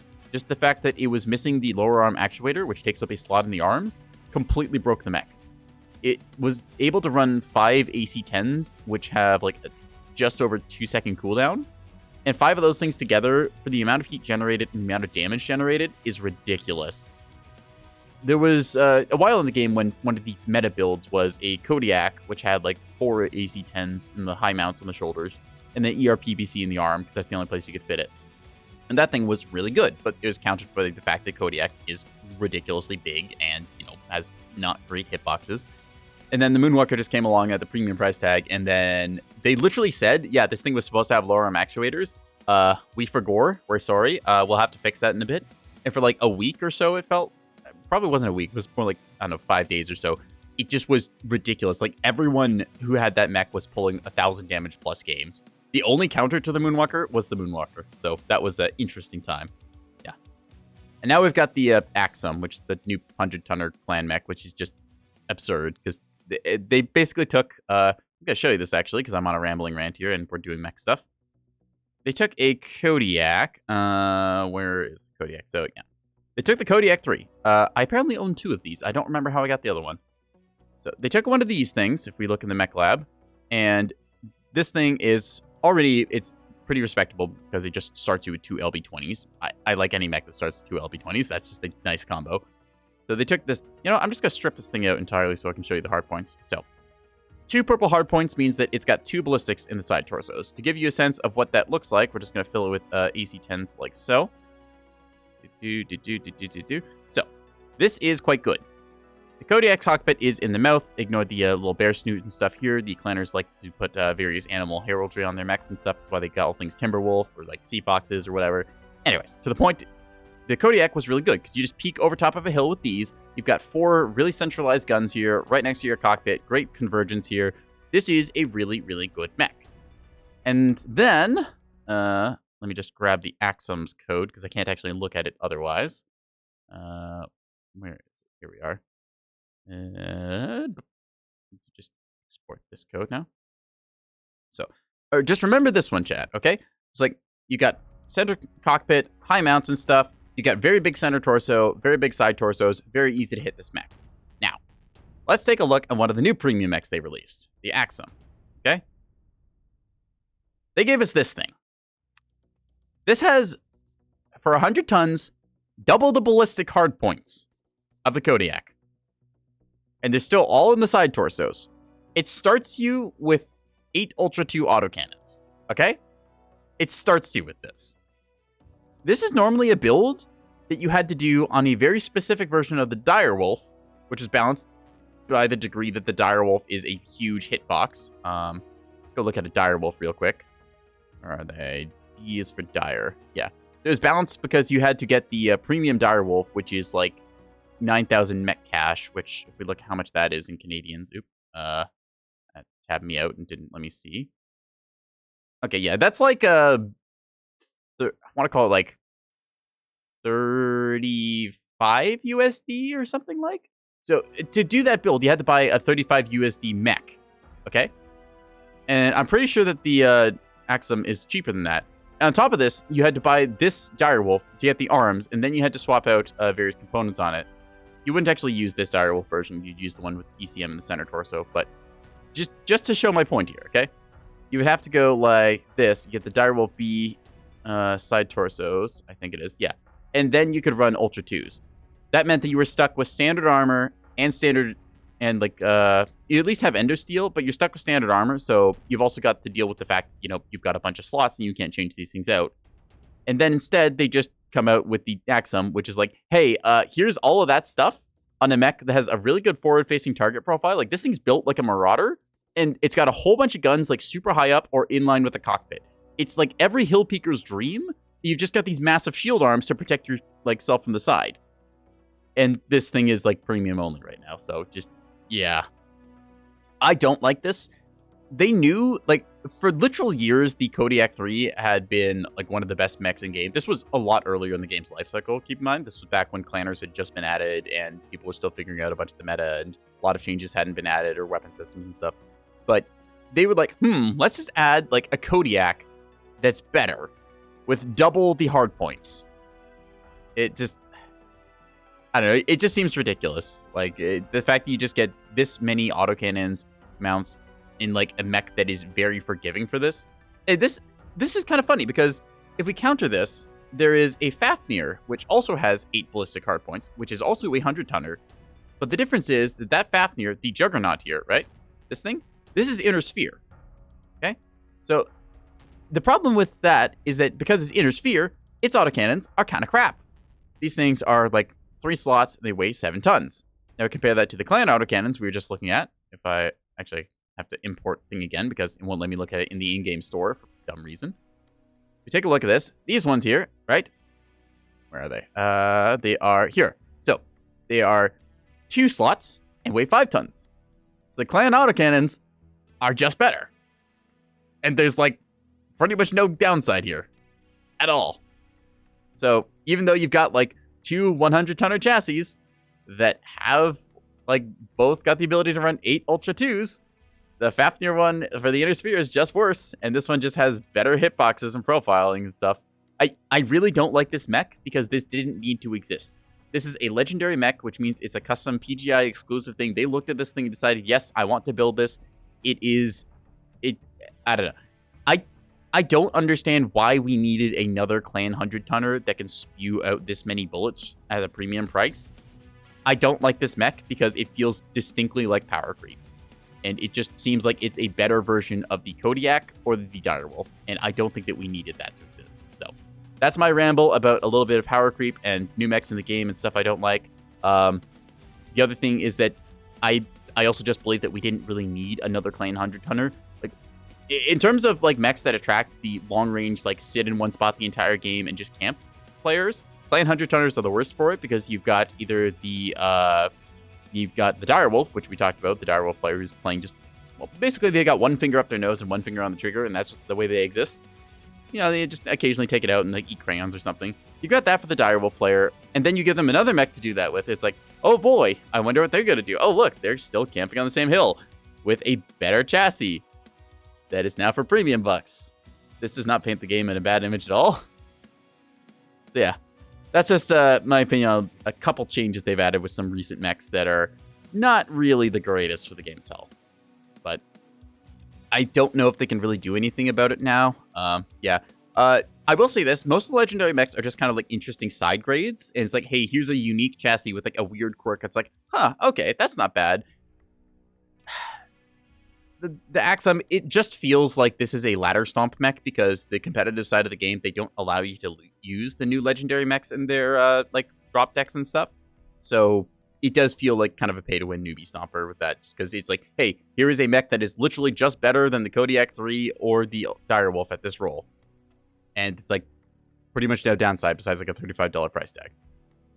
Anyways, I want to shoot thing with Clan Autocannon because Clan Autocannon go burr. We're going to load up a Madcat 2B. You might notice this has been changed a little bit since last time. I used to run Ultra 20s and SRM 6-pack in it. I've since swapped back over to Ultra 10s and LB 10s, so mixture of the Ultra Autocannons for Daka Daka at mid to long ranges, and then the LB 10s for close range shotgunning.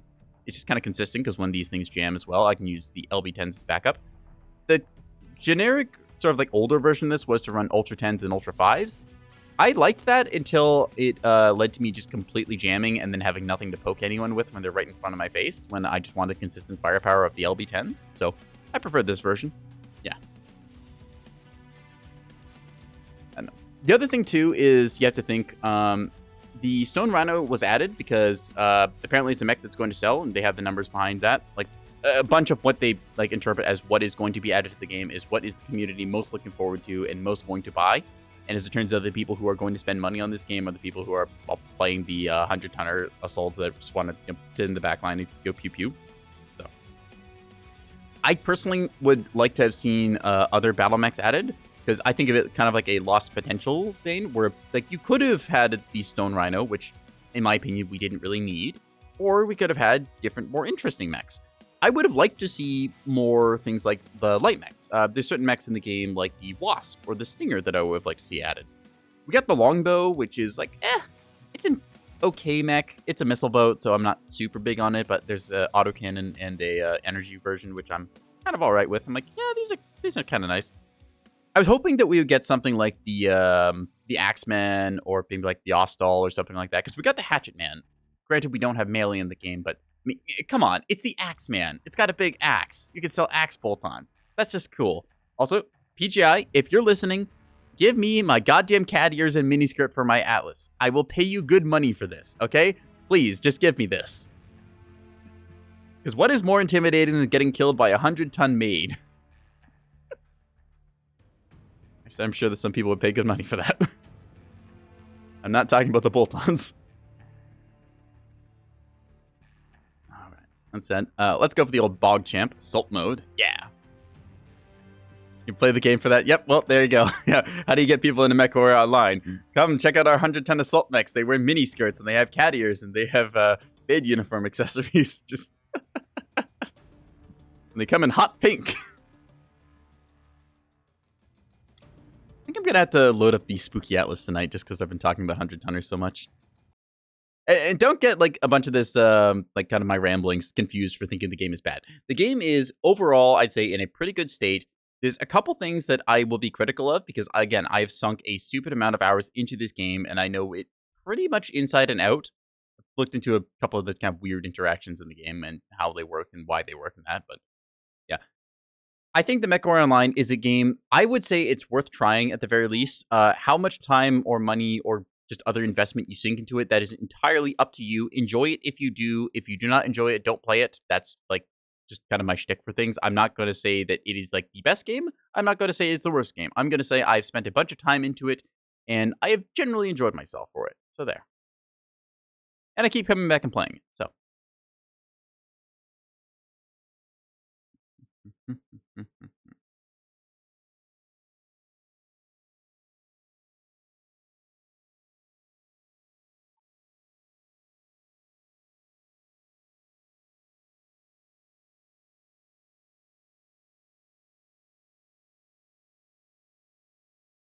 All right. I'm just checking the list, seeing if there's anyone in this lobby that is on the bounties. Not seeing anyone, I don't think.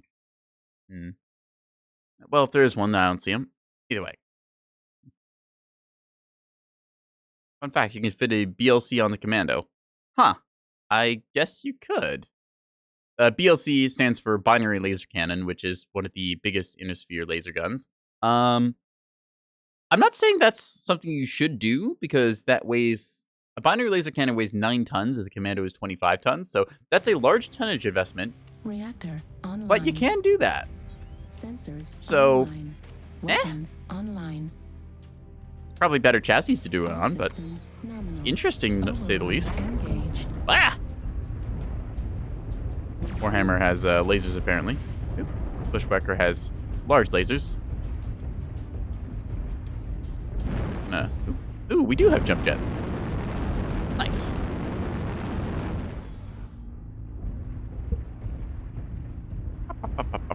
Alright, let's go find somebody to autocannon in the face. Because Daka. See a couple of our mechs going low ground there. They're probably going to group up with us in a second. So, we got an awesome 8Q, which I'm betting is PPCs. Because that's just generally what you see on there. Target acquired. There's that commando. The new commando, which everyone gets if you play one game. So if you're looking to get into Mechwarrior Online, now is probably one of the best times to do it, because holiday bonuses aren't on, and you get a fat stack of rewards for that, as I've been getting every game. I got like 20 days of free premium time just by playing the game, so pretty happy about that, and I'm getting more from loot bags and other things. So I mean, hey, if I'm just gonna get like double rewards for a match, I'll take it. Not normally one to like sink in a whole bunch of premium time, because I mean, I just pretty much already have everything I want, so I don't really see the point in getting the huge rewards for it. Target acquired. But, I mean, with a starter pack, it's pretty good. It gets you going fairly quick. That Arctic Wolf is getting shredded there. I don't want to push up there, because that's going to get me crossfired. Yeah, okay, this is what I mean by, like, Stone Rhinos with, like, long-range stuff.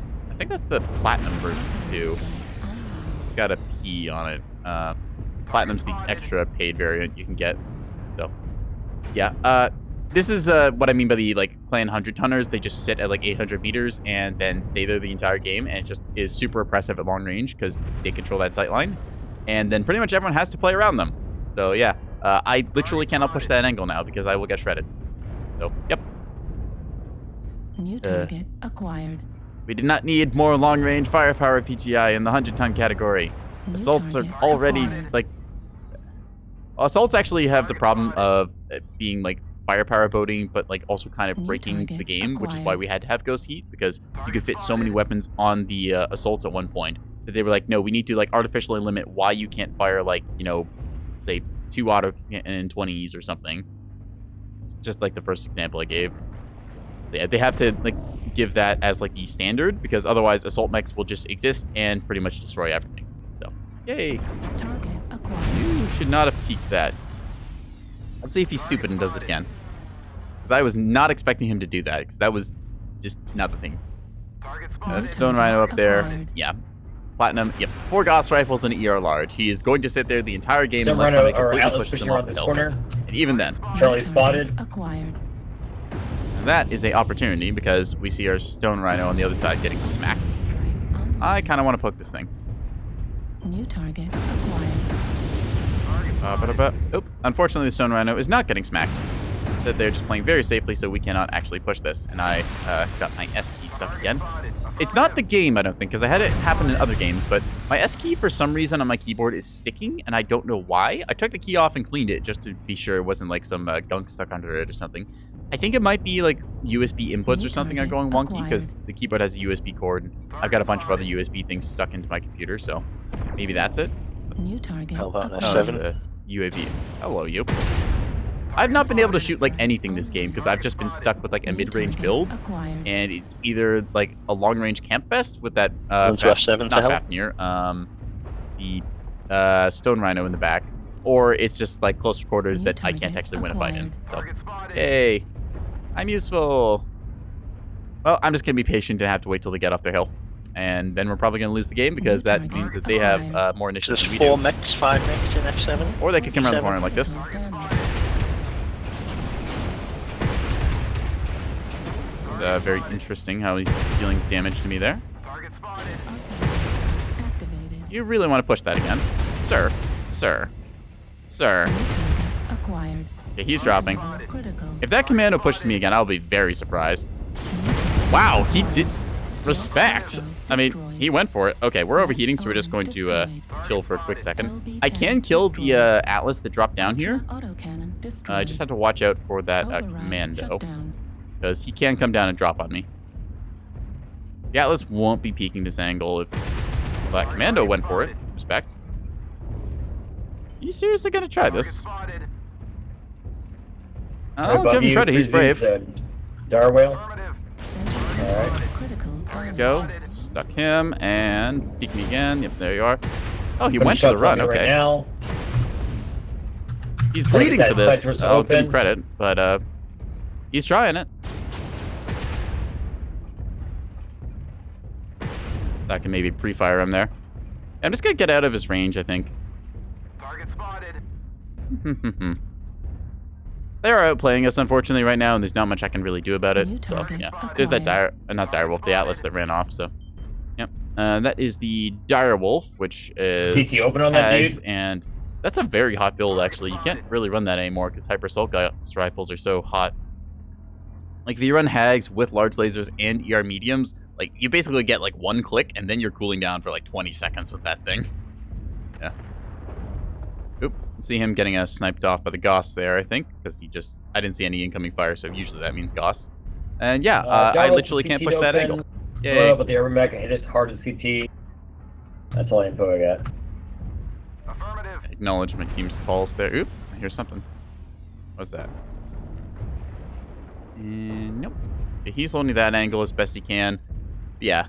100-tonners camped their backline better than we could, and yeah, I have a mid-range build in a long-range fight or a overly close-range fight that I couldn't pick. So, oops. Target spotted. I did a little damage to that commander, though. He did a very good job peeking me and was overly... I wouldn't say overly aggressive, just more aggressive than I would have expected a commando player to be like that. So, I have to give him credit. Yep. Let's see. I think just far in the back there you can get a Urban clip of it. bullying the Atlas and Delta 5. Hiccup 34 Mechwarrior online. Thanks for the follow. Welcome to the stream. Yeah. New target acquired. Pew pew. Sight twist on the Atlas and it's dead. Nice. Destroyed. Affirmative. Now we just need to find What's that the commando. contact center Atlas down low? There's something shooting at me. Gotta peek this ever so slightly and back off. Yeah, They Atlas could has just wait armor out the if you clock. want to use it, but Let's see. Direwolf would be Echo 6, CT open. Affirmative. Can't push anything right now because that stone rhino's out there. is Fafnir it 2 with still Goss, I up? think. Yeah, I'm pretty sure it's still up. Damn, alright. Target acquired. Target spotted. See if we can chase Atlas, this your guy a Mac little hits bit. engaged. Destroyed. Target spotted. Danger close, box 5. Atlas, if you want to use your armor, push up. So your Mac can help you. Alright, nice. Affirmative. Target spotted. There's something bigger to your right, Atlas. What he meant to say is fucking do something. Right arm critical damage. It's an Urban Mech that's bullying. The Urban Mech is weak. Ooh, Stone Rider down low. Yeah, I was waiting for that. However you can. 100-tonner behind you. Just want to say Nice. it's fun to Turn watch you around, stream, turn around. watch the past 30 minutes, never get spawned. Yeah, we do silly things here, although this was not a great match to really showcase what we do on this channel, which is full clowning. Unfortunately, yeah, we just got picked apart here Right, because you're right. they know how to play the long-range gun game. The counter to this Gotcha. is to get a brawl push, because while you can have mechs like that just kind of hang out in the back, if they get jumped on by a good light or medium lance, say a bunch of scale shots or urban mechs or something like that, they don't have a really good way of getting out of that. The downside is that we just didn't have the counter to it. So, yeah. It's also part of the problem with quick play, where you just kind of get a anything goes grab bag. So sometimes you'll have a mech like that and just no one on your team has any of the counters because it doesn't consider the loadouts. It just considers what is the tonnage and how to match that up. So it's unfortunate when like 100-tonners just have the free reign to, sit and wall camp like that. And it really makes the game not fun because you have to pretty much just sit there and do nothing and wait until the enemy gets impatient and then pushes around. And usually your team just gets impatient first or you're stuck out of a sight line. So it's like you have to bring a 100-tonner long range, and then the 100-tonner long range usually ends up only playing that, and then they just end up getting rotated on, dying. And yeah, it's kind of unfortunate. Long range sight lines are a problem with a lot of games. It's why you break them up with various pieces of cover so that you don't get like a ER large laser sniper. Like I have one mech. Where is it? Let me get my blood asp out. Yeah, so I have the blood asp here, right? I run this thing as like a mid-range or mid to close range brawler because I like the autocannons on it with their high mounts, like on these paddle boards and stuff. Like these are big targets. Like if you twist, you can shoot these off very easily. But if we compare this to another build, where is it? ER lasers. Yeah, this one. Compared to this, right? This is 6 ER large lasers. This was probably the easiest, like, I think 1400 damage game I ever had in my life. I just sat on one side of the map, like a kilometer away from people, and there was nothing that could even see me because I had the ECM and the black camo. And I was just like barely peeking over a rock. And anything that appeared, I could just, easily click on because it's minimal mouse movement at that range. It's like, oh, hey, there's an enemy. Zap, zap, zap, zap, zap. So that's why I'm against like long-range hit scan weapons in games unless they're very specifically balanced around things. Because with this mech, like, yeah, it's hot as hell, and you can't fire them continuously without generating a lot of ghost heat. But you can just set these things up like without even a macro, just on chain fire, and just go pew, pew, pew, and it's ridiculously easy to rack up. And like clan lasers are worse for it because clan have ER everything. Like you just get 800 meters of hit scan out to like 1600 meters. Like you think about like Steiner Coliseum, that map, right? Like you just get high ground on that, and if the enemy exists at all, any competent player just kind of goes over and clicks on him. So yeah, this is why I don't like the kind of clan 100-tonner like long range power creep thing, because I find it to be very boring having to just like sit under a rock and wait for a game. I'd much rather be doing stuff, because the problem for playing this is that in many ways, this ends up being the meta, where either you're playing this or you're protecting the guy on your team playing this from like brawling pushes and stuff. And that's just not very fun. I'd much rather have games where you're both moving and engaging the enemy, where you're trying to outposition them, instead of just like planting your feet and saying, no, we're going to fight right here. Like I play games and I enjoy being the guy who can set up a deployable cover or a machine gun and say, all right, let's take this fight and like engage and stuff. But when you just like pretty much just drop into the map and like set up in your little sniper's perch and just never move the entire game, that doesn't feel very fun. Now, you want to have a fun sniper mech, you take a look at something like the Shadowcat over here, right? The Shadowcat, this thing is an annoying little shit. This is a good mech. I like this as a sniper because not only does it mean that your 100-tonners are able to use their like high armor values and stuff and get up to a front line and brawl and have a good time, this thing is an annoying little flanking shit. You'll see it like pop a PPC shot at the start of the game. I've got my large pulse right now, but that's besides the point. And then this thing can maneuver around. It can cap a point on Conquest mode. It can then shoot the PPCs and annoy people who are trying to like long-range missile. This is what I like by like a good sniper. It's something that has to rebase and reposition and then provide contributing support fire. That's a good way of doing it. And it's not got like so many weapon systems that you have to like limit the weapon systems with the HSLs. Because if you think about like that assault I had, the Blood Ass, right, with its like big paddleboard arms. Let me just go to camo spray. Like big paddleboard arms, it could fire like 6 ER larges. It has to be limited on that versus something like the Shadowcat, which just didn't have that issue. Yeah. Anyways, long range hit scan, blue laser spam. It's just one of those annoying things to play around.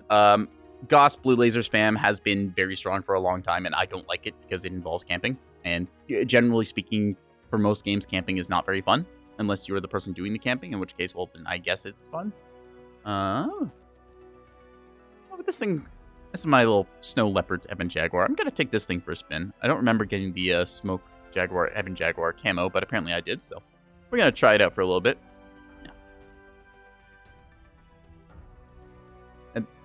Keep in mind, everything I'm saying here is from a player who is playing literally like top of the quick play ladder stuff here against other sweaty players and has sunk like 1900 hours into the game, okay?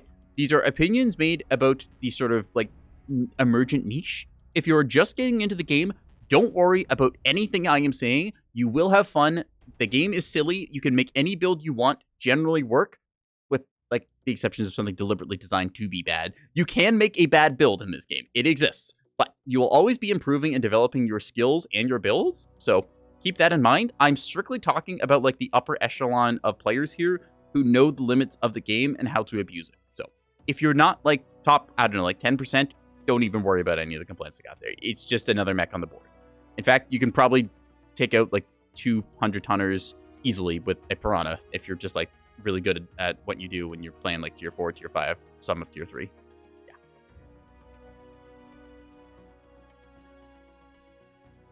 Yum, yum, yum, yum, yum, yum. I'm gonna take a big sip of your water so you can watch my mouth tracking freak out.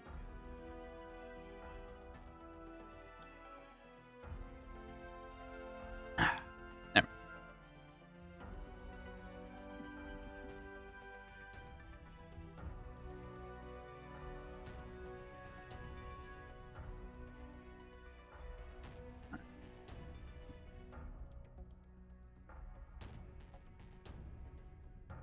Using the Hyper Assault Gauss rifles now. I find them to be like, I don't know, they were released in like a weird state where they pretty much didn't have heat, but they had spread, which like kind of limited your damage at range, but also kind of didn't. I think the RNG balancing for weapons like that is kind of a toss-up.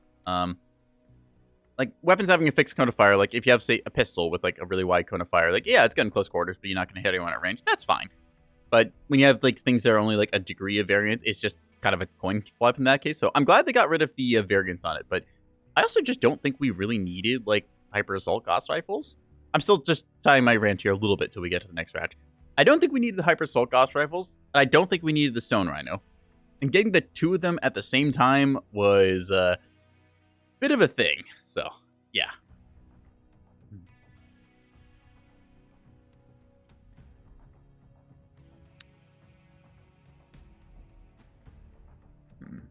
What else do I have to rant about and ramble? Because that gets people interested and entertained and all that. Kind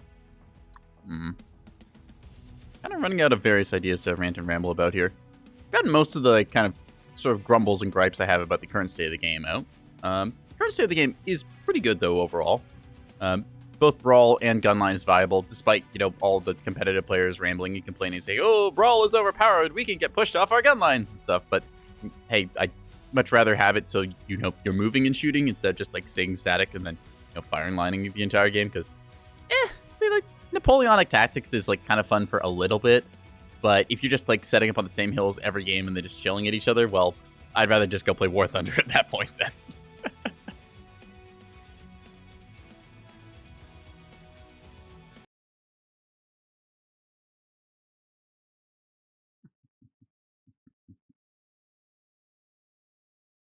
Hibernal Rift Skirmish. There's something I could rant about. Yeah, skirmish mode. I am for the removal of skirmish mode. I don't think skirmish mode needs to exist. Assault does all the things skirmish does, but better. It just has a base on either side that is an option, so if somebody wants to run around as a light mech at the very last time, you don't have to wait the entire time. You can just go and cap their base, and it's good. Let's see. When on the hit list here, nobody I see immediately, but yeah, I think Assault is just better skirmish mode because it discourages corner camping or dragging out the match. And yeah, you get some people who take like Terra Therma, for example. If you get skirmish in that map, one team is going to set up inside the volcano, and that's going to be it. And you're going to be there for 15 minutes, and it's going to be boring. Take Assault, on the other hand, if they do that, now they have to actually come out because there's relevant map objectives. I think that the thing that would help Mechwarrior Online the most would be relevant map objectives. We had Incursion mode for a while, but that's only faction play now, I think. Incursion mode was bad because it involved running to the midfield, grabbing a battery, and then running back to your base to do something with it, which was not really interactive. It just meant that your light mechs had to, run back and forth like 3 times, which was not very exciting. And whoever just had the 20-tonner with like Mask or the biggest engine, they just won that. So that wasn't very interactive either. But if they had like capturable objectives around the map, at one point there was an escort mode in the game. I'm very glad they removed it because escort sucked. But it had really interesting things, which were capturable flags. There was little flags around the map. You could capture them, and they would provide, like, ECM jamming. If we had something like that, like making more of a Mechwarrior title, like, say you capture a node that's neutral, hey, now you get, like, some base defense turrets. Sure, it's only, like, a medium laser or 2, but it's still, like, something you get to interact with on the map. And it gives something for, like, early skirmishers, like lights and mediums, to go out and do, and encourages people to get around the map and interact with stuff. I think that would be a really cool addition, if they could just, like, bring, like, more of the map into the play. Apparently we have ads coming up. I'm just going to snooze those. Yeah. Yeah, I hope that they would just add more stuff like that, but I don't see it in the scope of the game, because as far as what we're getting, it just seems to be like a couple custom maps, but like not really any new interactions. I'm sure that they could like reuse some of the AI they had from like the Incursion mode and maybe tie it in with some of like the Conquest stuff. What's it called? The escort flags. It would be kind of like if your Conquest mode just had like bonuses for capturing the objectives, besides just like tick up in points. Because I like maps where there's a bunch of stuff to interact with and do. I've been playing a bit of Titanfall 2 recently, which is a interesting game. I'm not very good at it, but I'm getting a little bit better. But what it's got going is that there's just different stuff on the map. Like you get grunts just drop podding in that you can kill and then build up your Titan meter and stuff. Or you've got other things like, you know, hey, you want to just like kill off a bunch. Well, actually, it's mainly just killing off grunts and like other summonables. But if there was like, hey, capture this objective point, I think that's a really cool thing to do. And for titles like Mechwarrior 5, you see a bit of it where it's like, hey, yeah, we're going to go to this base, we're going to capture it, then we're going to defend it. If you had some of that stuff in like Mechwarrior Online, where there's just stuff scattered around the map you can interact with, I think that would be a great improvement. Because instead of it just being like, okay, we're going to like set up on the hill with the best firing line, now it's like, okay, we can set up on the hill in the best firing line, or we could try and rush and capture the ECM jammer in like the low ground. I think that's just like a much cooler approach to it. Just giving people like agency to be on the map and doing stuff. Contact. Kind of screwed up on that your right, Archer there. Arctic Wolf. Alright, what do we got? Marauder. Tips Battle Mech. Marauder. Yeah. Peak Hag Gaming right here. We're just kind of looking at a mech that's completely boned and just kind of taking his legs off. Take the legs on Gulf. Left leg, take his toes. Destroyed. New target To him. acquired. You see, unfortunately, the high velocity of Hags does not counter my bad aim. I'm not going to shoot into that, actually, because that seems like a bad idea. More likely to hit friendlies than not. See a Axum over there, which I definitely want to get up in personal with. Yeah. Whee! So, this is what I mean by like the strength of having a light pack jump on a bunch of the kind of like long-range gunliners. So, Shit, stone right now. I'm getting low. Target spotted. gonna take this thing out in a A second. turnaround, I think. You see it being stripped out here because we have a bunch of light mechs very handily taking him down. Bam, bam, bam, bam, bam, bam, bam. That his Vulcan, cord. we need to turn around, buddy. Come on, and perish. Yeah, this is what I mean by like the matchmaker sometimes just handing out the counter to things. Like, we don't know what the enemy team is going to bring before the match. So it's just like, what can you adapt to We're in the caught middle in of a, the game? we are caught in a death trap. Target acquired. They are all camping the background here for whatever reason. I guess they were just planning on playing this as like, you know, long-range camp skirmish, and instead half their team ran off. So, hey, whatever. Peeking this is probably going to end poorly for us, but on the other hand, we might get some cheeky damage. Hello, you. Target acquired. It's the Jenner 2CFY. Oh, ow. Ow, ow, ow. Oh, it has machine guns. That's not good. I didn't realize that thing had machine guns. I actually don't even know what Jenner that is. Ow, ow. How do they still see me? I'm actually kind of curious about that now, because like there's got to be the LRM Arctic Wolf that was shooting us, because nothing else on that side of the map seemed to have LRMs. Those UAVs are going to detect me if I get close, so we have to stay out of their line of fire. Hi, you. Ow. Okay, time to not be here, because that hurts a lot. Ow, ow, ow, ow, ow, ow, ow, ow, ow, ow, ow, ow, ow. Our team has all run off to kill off that Hellbringer, which is not a bad thing. We just need to survive here in the meantime. I mean, we're going to just wiggle back and forth aggressively and hope that they don't take up too much of our mech. Okay, the entire left side is now ablative because our weapons are on the right. Ow. Good news, we still have a center torso. Bad news, we are missing the entire left half of our mech. We're just gonna There's a keep light running up top here, Charlie. and try and drag him into a bad position. Ah! Gauss ammo at 25%. You. Let me up. Let me up. You. Got it. There is a way to get up here, I swear. Oh shit, there's an Atlas over here. Yes, there is. He's got racks. It hurts. New target acquired. It's a very fresh rackless. You got the numbers. Push. Juliet Atlas, get him! So, luckily he has lost interest in us, so now we're gonna go back for more and probably get booped in the snoot and die. But our teammates have luckily taken him on, and he's out of here. Our clever positioning drew him out of a good position, and then we managed to take him down. So really, we are actually genius there, not horribly messed up at all from a very stupid thing I did. Target spotted. Target spotted. Yes, I'm going to just look up the definition of survivorship bias and all that. I don't believe I suffer from that at all. Hellbringer. Hotel Hellbringer, right star. Right torso. New target. I don't know why I said right star. I think I saw his name Trinary Star Captain and thought, oh, that's interesting. Trinary is because they have the whole New star target theme for acquired. instead of having lances in the clan formation, they're called like stars. Target I destroyed. forget exactly how they do the New structure, but it's like target stars and acquired. clusters and something along those lines. Oop, I think I just friendly fired there. Target spotted. No! Destroyed. New target Okay, we're good. acquired. Swapping from I'm a genius to oh no. Target destroyed. All right, we nailed it. We got him. We are missing like all of our mechs. 22% of an Emma Jaguar left, but we got those. Okay. Nice.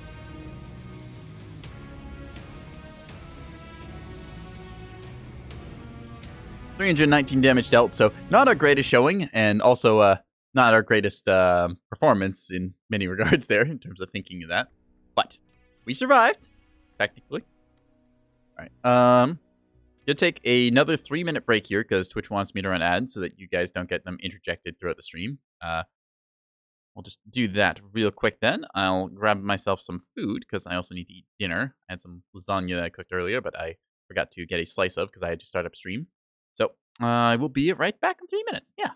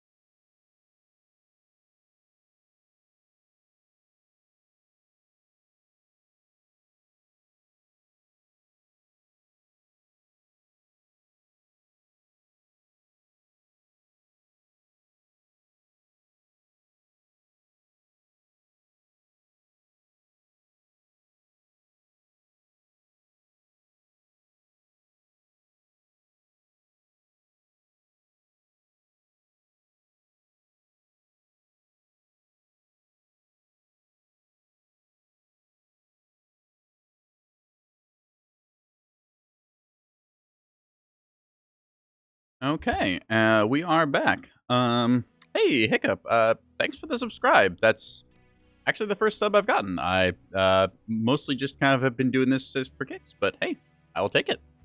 I wish I had better rewards to give you right now. I just didn't really consider subscription stuff, so yeah. I'm kind of new at this. All right. I'll have to think about some more email things. Hey, I got 1,000 C-bills, yay. So yeah, I just had follower emotes unlocked recently. I was like, I don't know what to really put here, so I'm gonna do that.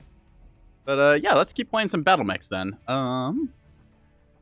Because we had a bit of clan fun here. Let's go Inner Sphere. We were doing a bit of Santa Hammer earlier, which is quite fun. Kind of want to do something with missiles. With missiles. Ooh, we could run a revolting catapult. Yes, we'll do that. Behold, beauty in the eye of the beholder. This thing is awful and gets me shot at a lot, but I like it, so I'm gonna use it.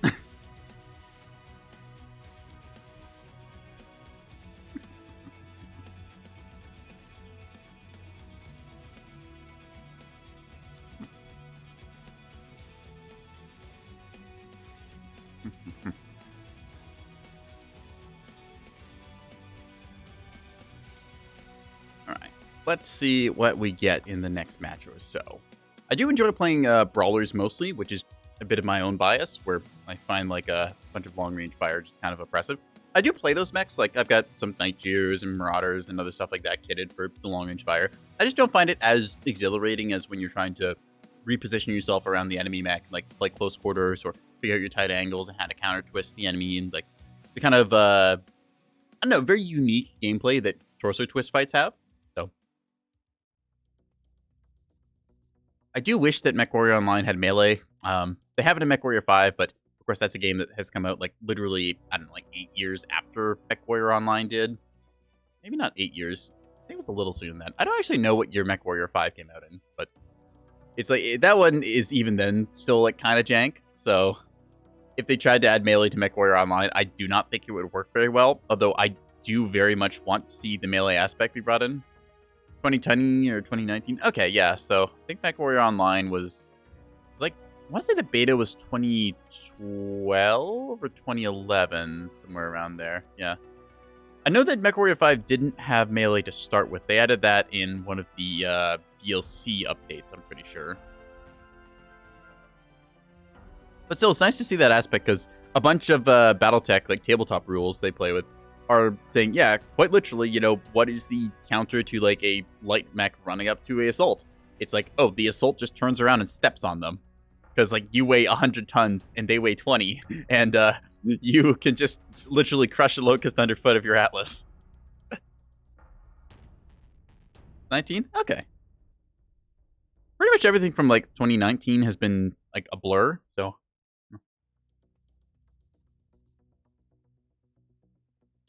It's a couple more days in 2024, so. Currently stuffing my face with lasagna, so give me a second.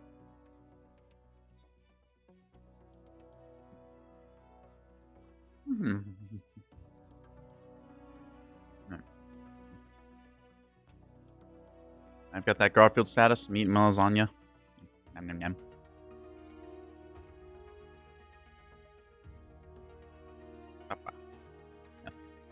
I know, I like Mechwarrior Online because it's similar to like other tank games. Like I played War Thunder and World of Tanks, and I thought they were both like okay-ish. I haven't gone back to either one of them really. Like I played them early on and just was like, yeah, this isn't the greatest. But Mechwarrior Online kind of captured it because it gives you one, the customization to like just edit your builds, and like you get the chassis and like the sub-variant of that chassis. Like you get a Warhammer, then you decide, like, do I want the 6D? Do I want the 6R? What's like the difference of these components and stuff? And you decide how you want to kit one of those out. I like that kind of customizability because part of it is like a pursuit of optimization. Like I want to say, hey, this mech is the best for running like Gauss rifles and ER mediums on, or this one's great for running like snub BBCs and autocannon 20. Like you can kind of figure out like what's the best build, and that's a nice little dynamic puzzle for each and every chassis. And there's a lot of chassis, so you've got like 600 different puzzles there to try and solve in different ways. Plus, there's not always an optimized build for it.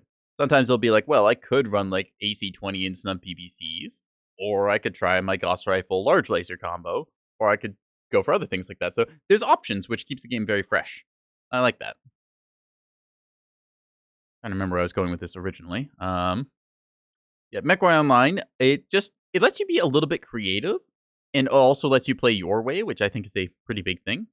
But I think what really differentiates the Mechwarrior kind of series is the fact that you're driving a big battle mech, and the scale is something that a lot of other games don't really capture. Like if I go up to a building and I like look down at the cars around me, I'm like, oh right, I am in like something that's like 3 or 4 stories tall. And in Mechwarrior 5, I can go up to other things and just literally beat the snot out of a building if I so desire, because I ran out of ammo and I did not remember to pack my bins. Online. Yeah, there's just this kind of like unique aspect to the mech series in that I feel like is kind of lost when you just spend the entire game like camping a hilltop. Just like at that point, you're basically just self-propelled artillery or a base turret, and that doesn't seem super exciting. Like I don't want snipers to not exist in game because they are a part of the sandbox, and it is good to have those. It's just when snipers are very strong and kind of like restrict a bunch of other game flow and stuff and inhibits design, that's when I find it to be a little annoying. Especially when sniping is comparatively easy. Like I remember when I started Mechwarrior Online, I gravitated towards being like a long-range PvC slinger because it was easy. I wasn't really under threat ever. I wasn't being pushed. I could just kind of casually sit back and rack up my damage, and then I'd make my match score and rank and go up. And that felt good because I was, oh, I'm a new player. Arrow go up. That must mean I'm doing stuff good. But the thing was, that didn't teach me the important parts of Mechwarrior Online, like how to torso tank and how to twist and how to rotate and correctly position myself. So that's where I think a bit of the detriment is, where it's very easy and very safe to play like kind of long-range damage sniper, but it doesn't make you better at the game. It just makes you able to kind of like very comfortably click on people. And I'd much rather people like learn the kind of unique aspect of the game, which is torso tanking and positioning and stuff. And I just realized I'm short-range missiles peeking a like 600-meter sightline there. Okay, maybe I should pay a little more attention to the game. Right, you're close range. You have made a mistake. Okay, there's a bunch of assault mech. Echo 5 pushing left. Echo 5 low. I could probably just push this guy. If I just trade for like the 75 tons of Timberwolf there, that's not bad. And we're just going to do that because I can totally kill him. I'm already pre-zoomed in. Bloop. There goes one. Popping a UAV. Sit here. Hi there. New target acquired. Target And you're out of here. Stone Rhino with large pulse and ultra 10s. Okay. It's a bit lightly armed, honestly. Alright, we're just going to disengage now because we don't need to take this fight. We got what we came for, which was the Timberwolf, and we can just get out of here. Yeah. Yeah. Sorry. Oop, meant to mark that, not say sorry. New target A little too acquired. Canadian there. Yeah, we done our job there, so going back to the gameplay in the actual match here instead of hypotheticals or me rumbling about things, we have convinced them that pushing that is a bad idea because there's a catapult with short-range missiles who looks very vibrant, that they should not be pushing around that corner anytime soon. So, with that said, now we just go somewhere completely different and then surprise them. See, Timberwolf Warrant out there with 4 large lasers. That's a mech that wants to, as we're seeing here, just hang out in the backfield and stay at 800 meters, which is not what we're going to let them do. Just going to go past our blood asp here, not blocking them. Instead, we are going to go find a way to get around there and jump on them and give them a bad time. Target spotted. New target Meow. acquired. Target spotted. Delta Stone Rhino, missing center and right torso. New target acquired. We're experiencing some losses. Probably Don't get missed a word sloppy. there, like center and right Target torso armor, not missing, New just like, target because if it was acquired. missing the center torso, it would be dead. Target spotted. Either way, though, we're going to waddle our little way over here. Now, with no ECM, if somebody looks at us, they will see us coming. So we're just going to rely on them not looking at us. As soon as we get within 270 meters, we are going to be a very big problem with this timber, and they will overheat themselves trying to deal with it. So there. Need assistance. A call for help here as I come on into this Target fight. acquired. Should be around here somewhere. Somewhere. Where are you at? Timberwolves are mobile, which is a little annoying. Spotted. There he is. Yeah, he's run off. Oop, there's ECM here, low signal. What the heck? Where, what? Huh? Something around here is giving me low signal. Okay. Oh, it's up there. The Gauss rifle. Okay, well, we can make that not exist for any longer. Come on, where are you? I can hear you. What the heck? Oh, New Direwolf target players. acquired. I was so confused there for a second. Any more soldiers? Whee. Incoming missile. Now, this is what I mean by correctly punishing long-range players. You fool! See, I fired half of my guns there to make him think that I fired everything, and he turned back to kill me, but really I had half my arsenal still waiting. So that's the little smart mind games you have to play when you're brawling, and you have to consider, okay, are you going to fire all of your guns, or are you going to fire just one of them and then bait me into this counter turn? So then I have to fake a turn, then you'll fire off your other arsenal, and then I'll be able to do my full turn. It's this really interesting, like, rock, paper, scissors of brawling that I like a lot. Although we are kind of losing this match right now. Let's see if we can't turn that around. Where is all their long range stuff? There's one. Target spotted. Zooming in a little bit here. Let's see if we can't get him. He's very fresh, but he also jammed his autocannon, so Target spotted. we're about to go and suffer. Whew, blah.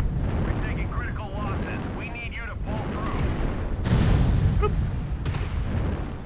Quickly reposition like so. Hello. Mac.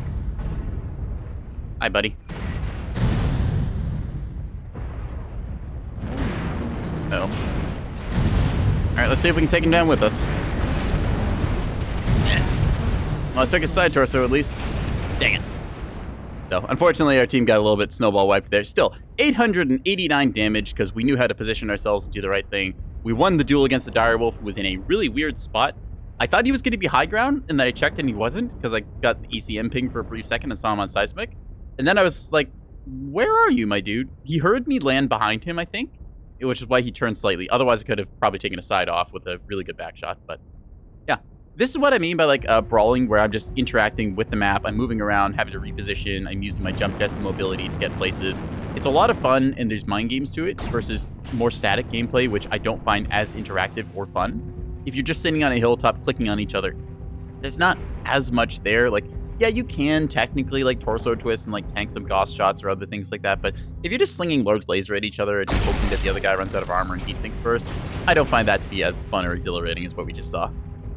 As you can see here, because this is a skirmish mode, they're going to have to literally chase down our Shadow Cat for the entire rest of the game until the clock runs out in 8 minutes, or until he eventually screws up and dies. So, yeah.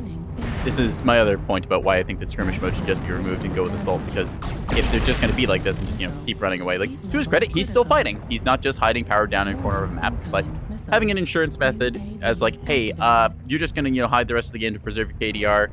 Just have a flag that you can cap out. It just makes it so you don't have to wait as long. See, I'm trying to use LRMs here at 180 meters, failing. Hemisphere LRMs do no damage until they pass 180 meters, because minimum safety army distance. I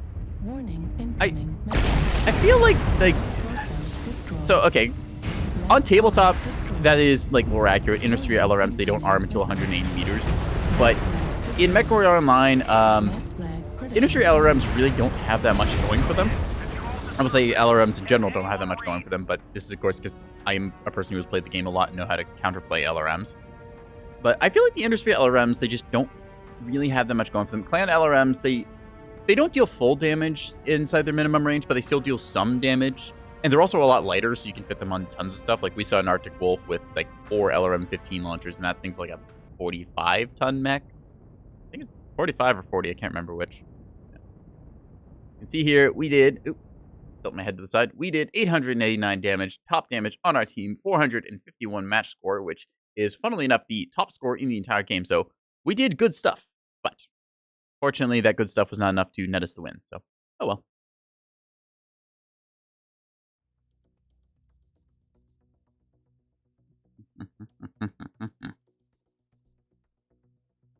Yeah, I like brawling. It's just an interactive thing. You're moving, you're shooting, it's good. Because first-person shooter, I think that if you're playing a first-person shooter, you should be moving. There's some games where it's like Arma or Squad, where it's like kind of milsim-y. I guess Arma is very milsim-y, and Squad is like... Squad is milsim, but like milsim light. Like, you're not spending like 4 hours just, like marching through middle of nowhere, because like Arma mode. But at the same time, like, you're moving around, you're interacting with stuff. You're just doing things. That's the big part I like. I don't like Gunline when it was kind of meta, because you would just end up sitting there and waiting and playing close guard, and then you just like spent like half the map or half the match just like waiting for the enemy team to eventually get impatient and push over, which was kind of the bane of Polar Highland back in the day, when it was just like a bunch of snowbanks, and either you dropped a mech that was good at like long range missiling or long range lasering, or you just didn't play that map, because that was kind of the deal of it. Yeah. That said, speaking of maps, I really like Mechwarrior Online for its map voting system, where if you don't get the map you voted for, you build up your multiplier. I think that is a very good thing that should be carried over to other games. We're going to try the Rifleman 3C. This has kind of been one of my fallback mechs that I go to. So XL280 engine does mean we are fragile to side torso destruction, but the Rifleman has a kind of prominent nose here. So if I twist like this, just by twisting like 45 degrees, I can hide one side torso or the other, which is kind of nice, although it does mean I get CT'd. But if I lose my CT, then it doesn't matter if I have an XL or not. So kind of a neutral thing there. Also, we get all of our weapons on the right side of the mech, which is quite nice. Convergence is pretty good because they're all relatively closely tight together. Also, the AC-20 in the arm, we can shoot UAVs with this. It's got a lot of little things going for it. AC-20 or Rifleman? Yeah. I used to run a Rifleman with 2 AC-20s. Before that, I ran a Jaeger mech, but the Jaeger mech was a little too built like a pancake, so I decided to swap over to the Rifleman to try it out. Yeah. I like this build. It's pretty simple and straightforward. You just get your XL engine, you get your 2.5 tons of ammo. I even put case protection in because it doesn't weigh anything anymore, which, again, that's a good gameplay change, because otherwise nobody would really run case unless you had, like, I don't know, like 5 tons of ammo in a side torso, and even then it was kind of a toss-up. Yeah, with 2 snub PPCs, it's not like the most heat-efficient build in the world, but it is pretty good for what it is, so, yeah. Skill-wise, nothing really to write home about here. We just put everything we could into range and a bit into cooldown. It doesn't really need heat gen, so we skipped it. Velocity, because we hate projectile weapons. Survival tree, because obviously it's a brawler, so torso speed. Speed tweak, because, hey, free engine rating. And then just seismic sensor, radar deprivation, so I don't get missiled. Target retention, because I'm a brawler. And then cool shots, because cool shots are unfortunately meta. Who needs king crabs when you have dual AC-20 and a Rifleman? Yeah, this is in some ways better than dual AC-20 because 2 snub PPCs does more damage than an AC-20 because they're listed as dealing 10 damage, but they actually deal 10 plus 5 splash damage. So the 5 splash damage is technically 2.5 points of splash damage, but that's applied to 2 sections. So, like, let's say I hit a mech in, like, the center torso, right? The splash would then apply to, like, the left and the right. So this would take 2.5, this would take 2.5, and the center torso would take 10. It doesn't say that anywhere on the snub PPC, though, which is another problem I have with video games, which is when they do not present clear, concise information. If you have a customizable game like this, and you don't, like, open the wikis or anything, or you don't hear through, like, word of mouth about what a weapon system does or read the patch notes and everything, like, let's say you're just learning Mechwarrior Online. You take a look at this thing, you're like, wow, this is like the range of an AC-20, that's got the damage of an AC-10. This doesn't seem very good. And then you actually play a match with snub PPCs and you deal ridiculous damage because turns out these deal 50% more damage than they are listed as doing. And it doesn't say that anywhere on the card. So, yeah, that's one of my gripes. Your game, if you're designing a game or just looking for, like, good game design, your game should be playable without a player ever opening the wiki, okay? Like, I love when a game has a well-curated wiki or other tool. I'm just going to queue up because this will take a little minute. I love it when they have a well-curated wiki or a good tool that you can see outside in the game. It's like, hey, I want to look up, like, how much damage does, I don't know, like the Enchanted Grape Bow do or something. And it gives you exact stats. But when a game just gives you, like, a rough rating for something because they... some developers just seem to be under the impression that gamers are dumb. And don't get me wrong. Some gamers, they don't think. They just follow, like, easiest path. But there's other people who are like, I want to know what this actually does. I want to get better at the game. Tell me what the tools do. And when you don't have it very obvious, like that, where it's like, there's no indication that snub PPC does splash damage. You just have to kind of know this. That's where it can be really inhibiting about how you get your players to naturally grow and get better at the game. Present the information even if they don't need it. You just give it as an optional menu, or in this case, a direct one, where it's like, hey, this does like 10 direct plus 2.5 splash damage to 2 zones. That's very handy to have, and it will teach people that, hey, this is what the weapon system does. This is how you use it. These are important.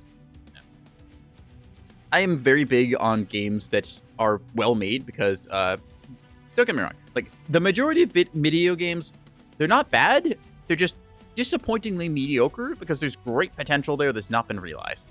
I think about that for players as well. But there's like a lot of people who can be much better at the game, but they just don't necessarily have the means to do so. Part of why I started streaming, so I could just, communicate a couple of these ideas. Yeah, see, it's like, it's not listed anywhere on this, and Mechwarrior Online, I think we technically have a wiki somewhere? I can't remember the last time I checked that.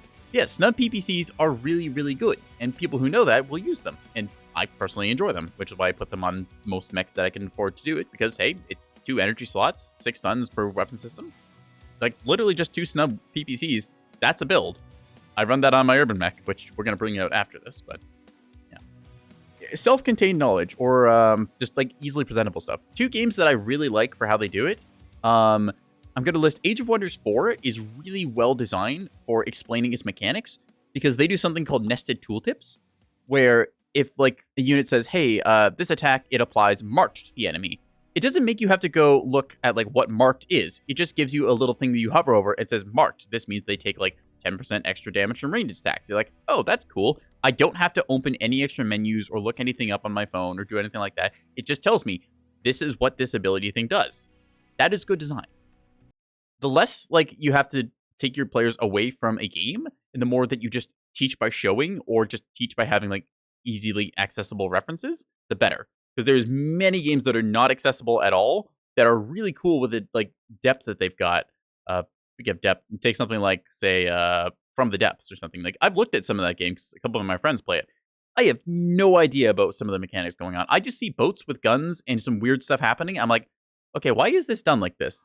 And it takes like an hour to explain something. And then by that point, my eyes have kind of glossed over and my brain is smoothed out and I have no idea what they're talking about. So, would you play 6 ER medium lasers or 1 snub BBC? Will depend kind of what I'm doing and also on the mech. So, one thing you want to think about for Mechwarrior Online is effective usage of the heat bar. Every build you should use is going to use the heat bar in some way, shape, or form. Like, the builds that don't are very kind of specific. Like, if you're running a build with, say, 2 Gauss rifles and stealth armor, that's like a very specific build you do on like a Thanatos. And even then, I would say that's probably not the one you want to use. You should be running something that after, like, I don't know, 2, 3, maybe 4 shots is riding like the top level of your heat bar, because the heat bar is a resource and you should use it.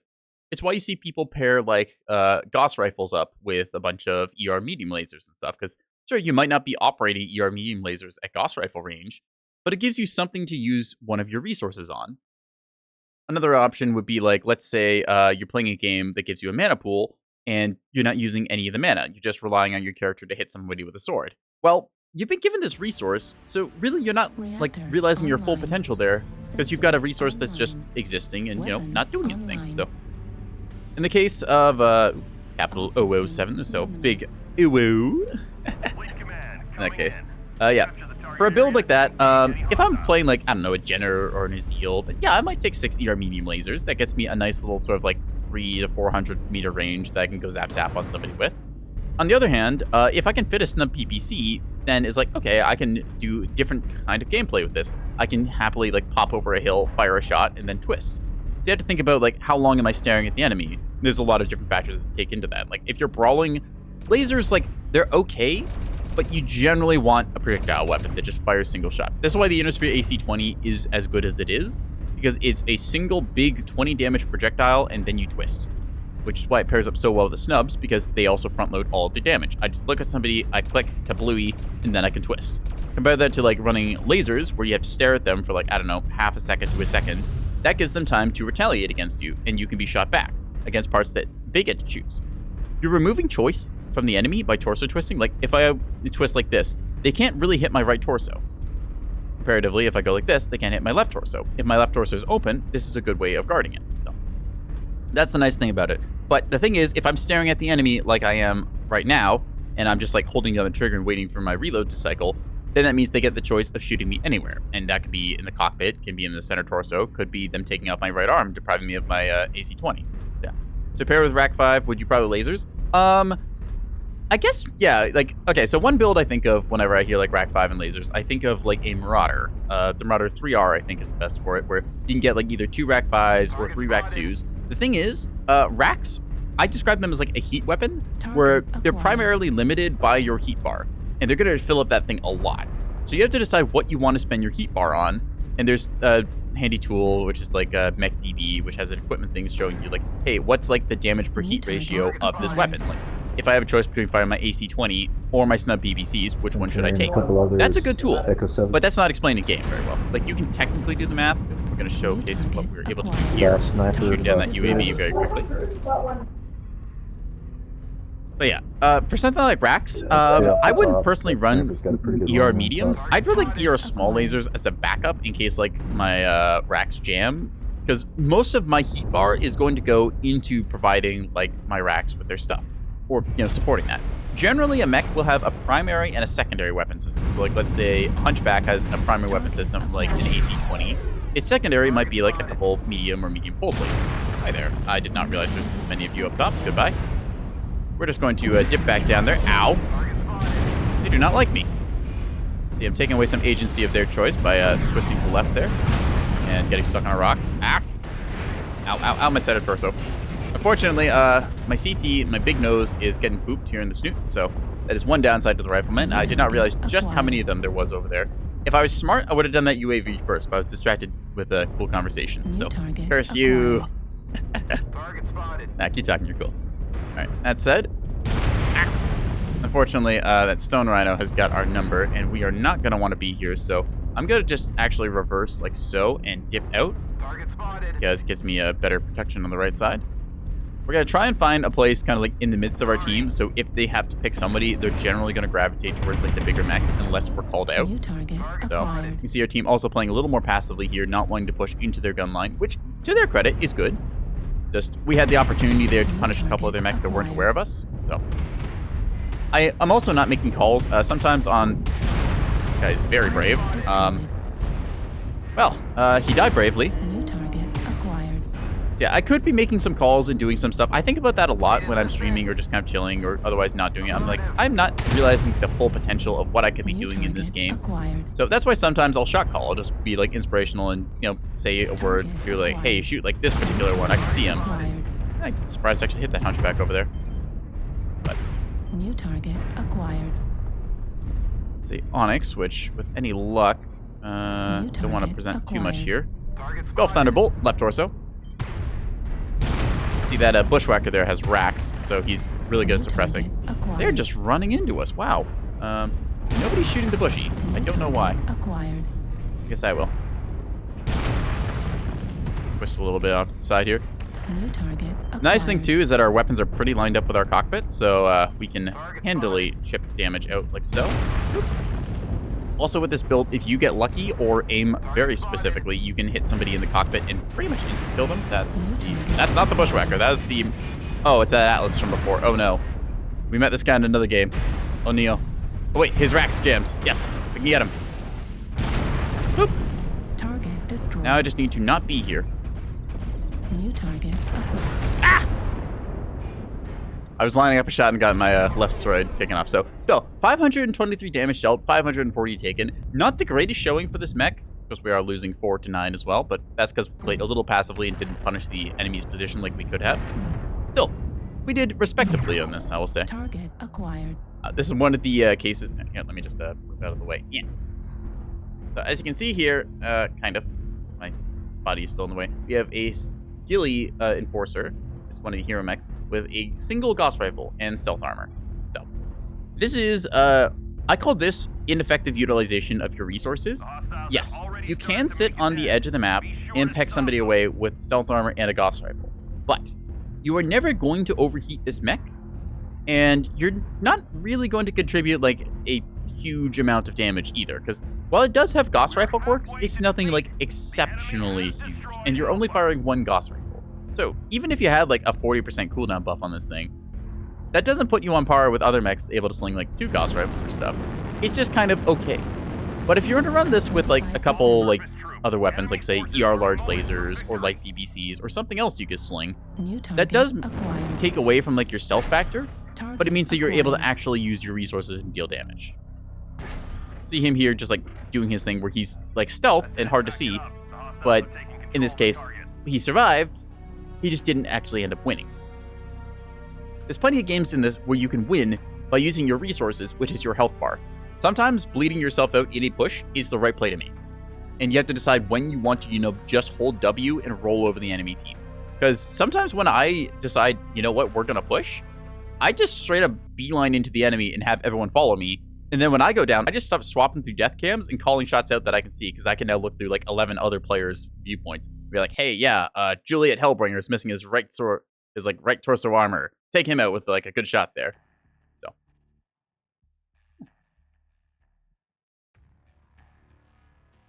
It's the other thing too about like, I guess there's like some motivational thing to like be the change you want to see in the world. Like, if you want more people to shot call in Mechwarrior Online, the first step you can do is starting to learn to shot call. You're not going to be good at it to begin with, but neither was anyone else starting something. The only people who are ever actually good at something are people who have done that before.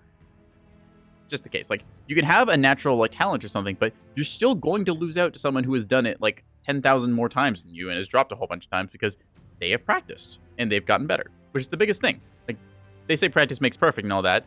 I say perfect is just kind of like a weird goal you just kind of set out there. It's like, yeah, okay, whatever, perfect. It's relatively speaking. Just focus on doing your thing and getting better at it.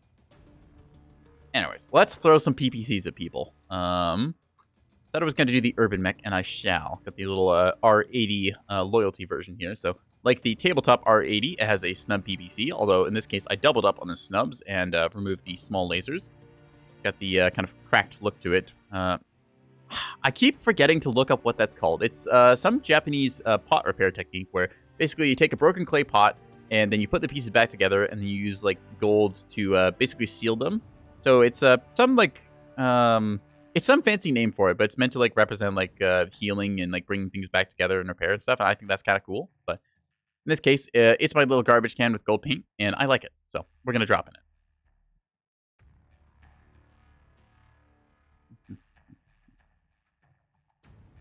Oh, wow, that was fast. All right.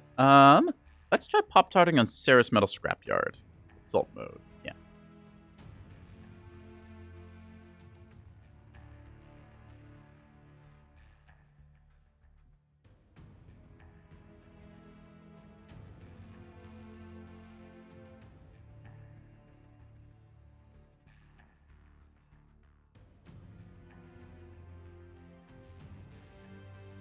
Oh. Unfortunately, I've run out of lasagna. This is a tragedy. Actually, there's more of it than I can go get, so I might sneak off next break and get more lasagna. I don't know. I should probably eat some vegetables, but at the same time, like another piece of lasagna sounds really tempting. I do like my noodle cake. Now, I know that a certain orange cat has such a reputation about cats and lasagna, but can you blame us? I mean, noodle cake is delicious. Got cheese in it.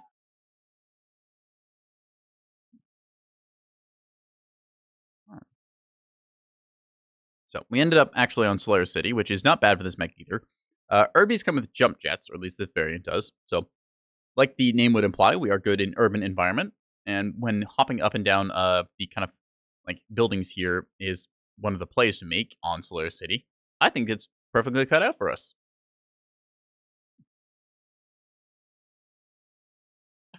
Like this thing. Shitical crit. I don't know why that one made me laugh so much. Just like I looked at the names real quick and it like I got to like here and then my eyes doubled back. I'm actually kind of surprised that they let him get away with that one. I know certain companies are a little more aggressive with how they bonk certain usernames or not, but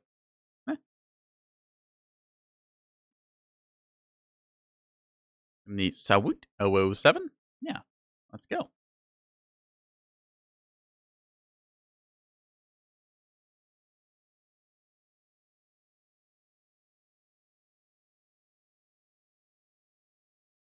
Oh, they hit us with a colon 3. Oh, well then. I know what to hit him with. Online. Sensors. I did like the online. angry oh-woes. Online. All You cat on systems the internet. You can get away with anything by typing colon 3. Any allegations made against you? Nope. Colon 3 your way out of it. engaged. It's like, nope. I'm sorry, officer. You can't arrest me. Oh, whoa. Yes, I did pay good money to make little silly toggles like this. Why? Because I wanted to be a cat on the internet, and you couldn't stop me.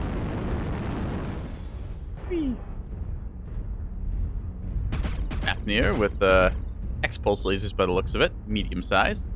Good old texture clipping of Solaris City. What a map. I really wish this map was better optimized because the sightlines on it are kind of fun to play, and the verticality aspect is interesting too. Just, it royally makes everyone's rigs chug whenever they load up onto it and try and move through. So, yeah. And this is like after optimization passages too. Personally, I'm kind of a fan of less is more. Like, don't get me wrong, I like having a little clutter around the map, like, just, you know, like the street lights you can knock over and stuff.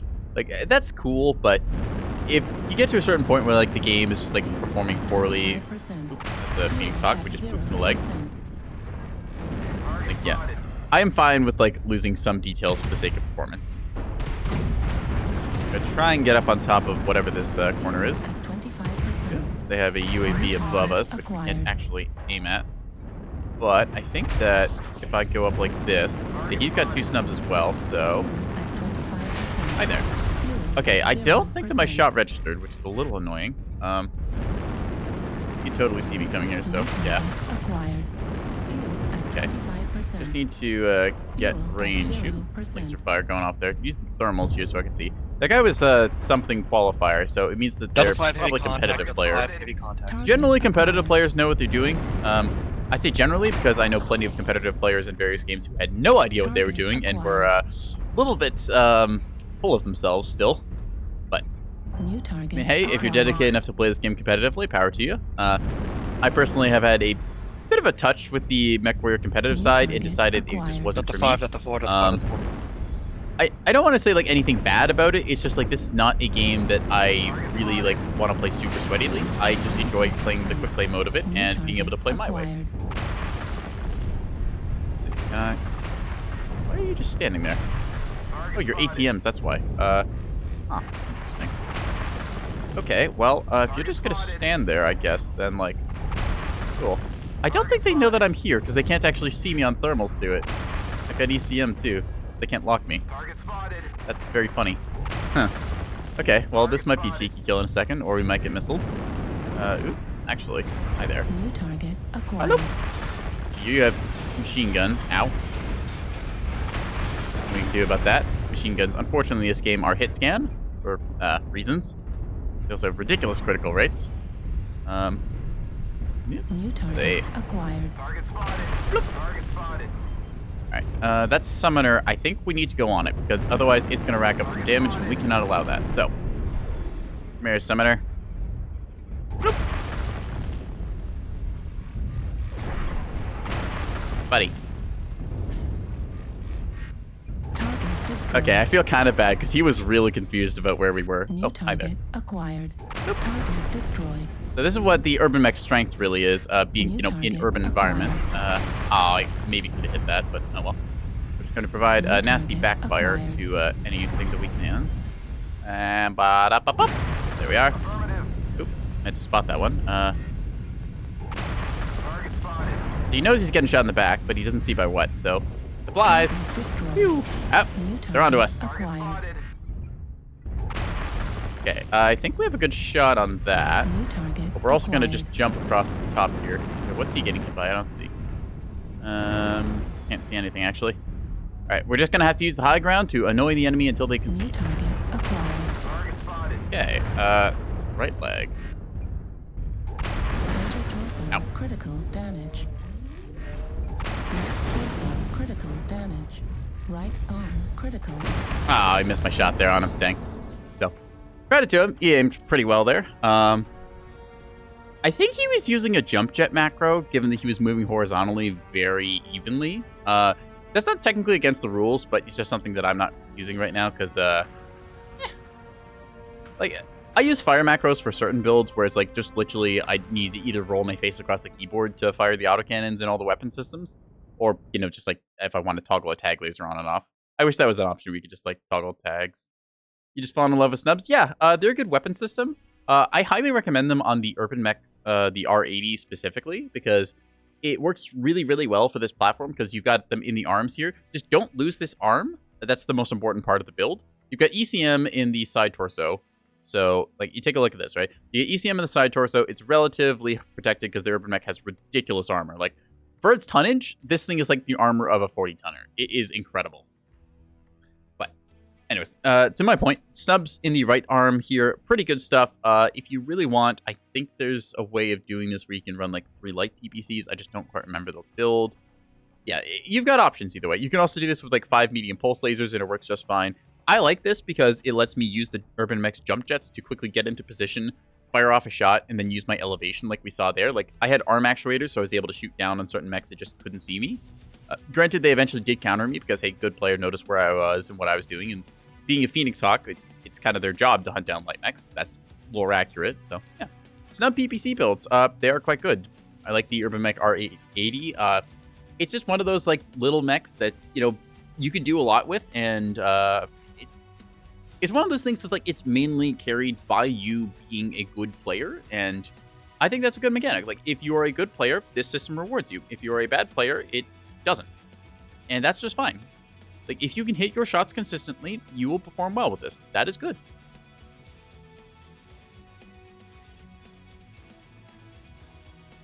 It also kind of looks like R2-D2 with a Glock, which is just an added benefit.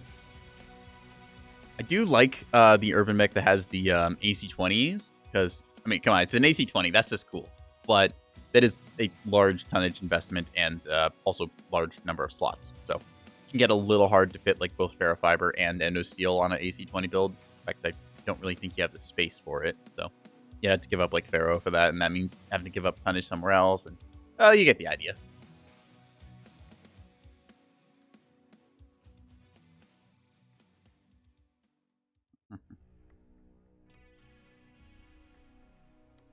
Yeah, 2 snub PPC is 12 tons of vestige, so I guess it's not like I think it's 20% of the not 20%.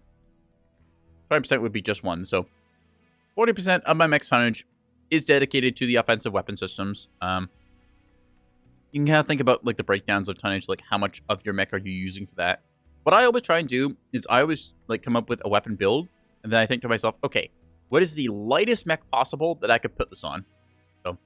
Something like the AC-20 and 2 snubs. Lightest mech I could really put that on would be a Enforcer. Like, there's a 50-ton Enforcer build that I could bring out later on, but that means I'm giving up a lot on engine rating and a lot on, like, other benefits. So I run in the Rifleman, because Rifleman is unique in that it's got the ballistic arm mount. A lot of Innersphere heavy mechs, they've got ballistic mount in the side torsos. Specifically the right side torso. It's kind of something you see like the Orion, the Atlas, and then the Marauders as well. But let's go HPG Manifold. I want to go there. Domination, yeah.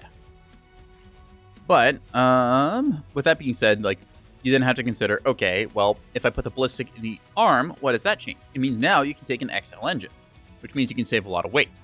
But it's also kind of risky because you're taking an XL engine.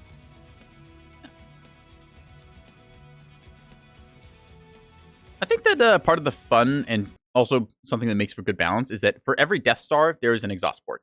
Like, every time you get some super weapon, there's always going to be the magical video game glowing weak spot that you have to hit on it.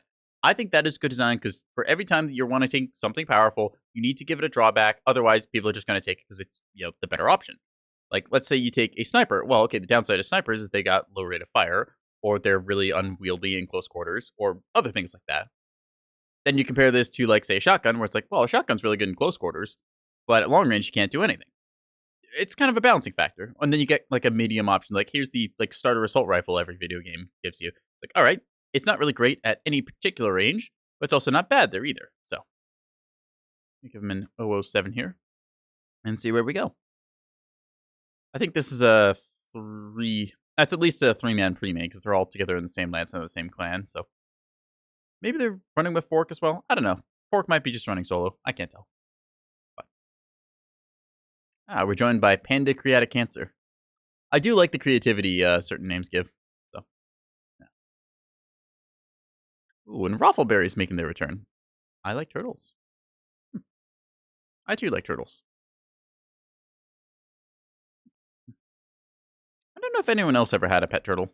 I think I had 2. I want to say I had 2. Not at the same time, but it was like one after the other. I had a snapping turtle and a painted turtle. Painted turtle was a lot smaller. It was like maybe the size of the palm of your hand at biggest. Snapping turtle was more like if you put both your hands together, kind of like getting around that size. So, yeah.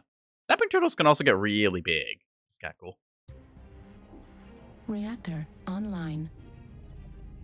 Sensors online. Weapons online. See a little bit of the camera going funny there because it catches the the seat on the right and left there, just depending on like your startup animation. Right, engage. That's another thing that's interesting. It renders your full body in here, which they didn't have to do like the full individual cockpits for each and every mech, but it adds some personality, and I'm kind of glad they did because it gives you little things like these Easter eggs. Like if we just take a second, like our urban mech speed gauge goes from slow to less slow. It's like they did not have to do any of that, but they added it, and it adds a little extra charm to the game that I think a lot of other titles will kind of miss. Like when you have the core aspects of the game down and you just want to add like little other details to tack on, just make it like have a little more heart to it. I think that adds a lot to the game because it shows that developers are there and they care. Just it also shows that like they're not really pressured into having to go completely crunch time and get something out the door half finished. Love how much time went into the mechs. Yeah, exactly. Like each of the mechs, it's got its own sounds. Some of them for better, some of them for the worse. I cannot stand the sound of the Cicadas engine. It's why I refuse to run that chassis. And the Commando is also kind of grating.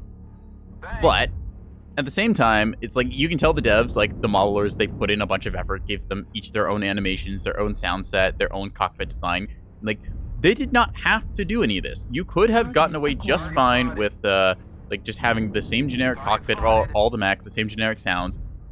But it adds just a little bit more depth to the game that I think it just gives it something more. Like you see the cockpit like shake like when I'm running fast here compared to like the slow lumbering gait of a like Fafnir or an Atlas or something. It's one of those like little details that really makes the game.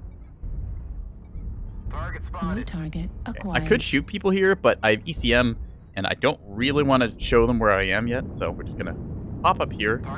Fuel at 25%. Bloop, and miss. I hit perfectly between those two Warhammers. Yeah. So instead, we're going to be smart and do light mech things. New target acquired. This is not going to end well. Hi, buddy. You have SRMs. Okay. I'm going to hope that you are not a good shot. New target acquired. Hi, dude. Focus Hotel. This is not where I want to be. So we're going to use the Urban Mech's advantage, unique quirk it has, of getting shot in the butt, apparently. So yeah, the Urban Mech, the cool thing about it is that I am literally aimed 180 degrees behind me right now. So the Urban Mech is really good at this whole scoot and shoot run away, because it's got the 360 rotation. I did not know there was that many of them in basement. New target At least 3 mechs in basement, push up top. Gonna call to the team there to do something, because, hey, I figured that out, and if we can act on that, we can get the advantage. Yeah, I get ready to push in from base. Go sniper, go for top. Now we're just gonna go ahead and see what we can annoy. Bravo. Right arm destroyed. Oh, crap. Okay, so, unfortunately, we are now disarmed. Quite literally. That said, we are still a annoyance, so we're just going to drop a UAV there and then run back to our team. We still have ECM, which not everyone on our team does, so if we can provide ECM cover to mechs that need it, and also spotting potential, and just, being a present annoyance, that means we're still contributing. So, yeah. If this were like a tabletop or Mechwarrior 5, we could still technically melee things, I think. What you I think the Urbies can melee in there. Nice work. I'm actually not sure, because I've not run an Urbi in Mechwarrior 5 for as long as I can remember. Oh, fork. But- Oh, there's another one there, fork. Come back. Maybe I should, Can't help you there, man. New maybe I target should play Oh, no, they Mechwarrior can 5, play, because they've got some man. new DLCs for Guys, like let's Dragon's take top, Gambit and please. whatnot. Take top. I played through a couple of them, but I just Okay. ended up not finishing them. to kill. I felt like part of what held back Target Mechwarrior 5 was acquired. that I played so much Mechwarrior Online and was used to playing against like human players that just the AI, it couldn't hold up against it, because I know how to torso tank and like twist and stuff, and just build very good loadouts and things, and the bots just kind of run around. So that's New I target mean, I guess I acquired. can't really hark on it that bad, because for Mechwarrior 5, like for the player who wants like a PvE like, kind of like exploring space adventure thing, it's perfect for them. Like New it's just the target kind of game you'd want for that. For the PvE player, they could not be happier. For me though, I've just been spoiled. Yeah, not to lose the right arm. Yep. So yeah, that is the downside. You can balance this a little bit by putting a PPC in either arm, but that means you have to then deal with conversions, which is a issue. So everything at a I'm cost. trying to flank. See, I'm just hanging out here providing ECM. Our Hatchet Man has ECM, but if he gets booped by a PPC, it goes down. CT and Charlie. I'm going to counter the jamming here by setting my ECM to counter mode. Flick back and forth real quick just to check. Yep, keeping it on counter. New target This way, acquired. whoever has the jamming cannot jam effectively. Pushing right side. There we are. Now we can flank. effectively cloak everyone. Juliet Axum, left torso. Target destroyed. Good kill. New target acquired. Anyone's game. Still anyone's game. It's a bit of a toss-up on who's currently winning right now.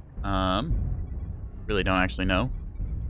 Target Seaside. Kilo Assault, Charlie 5, take it down, Night Star. Yep, Night Star. Take the left arm off, it's armless and harmless. Armless. I'm good with it.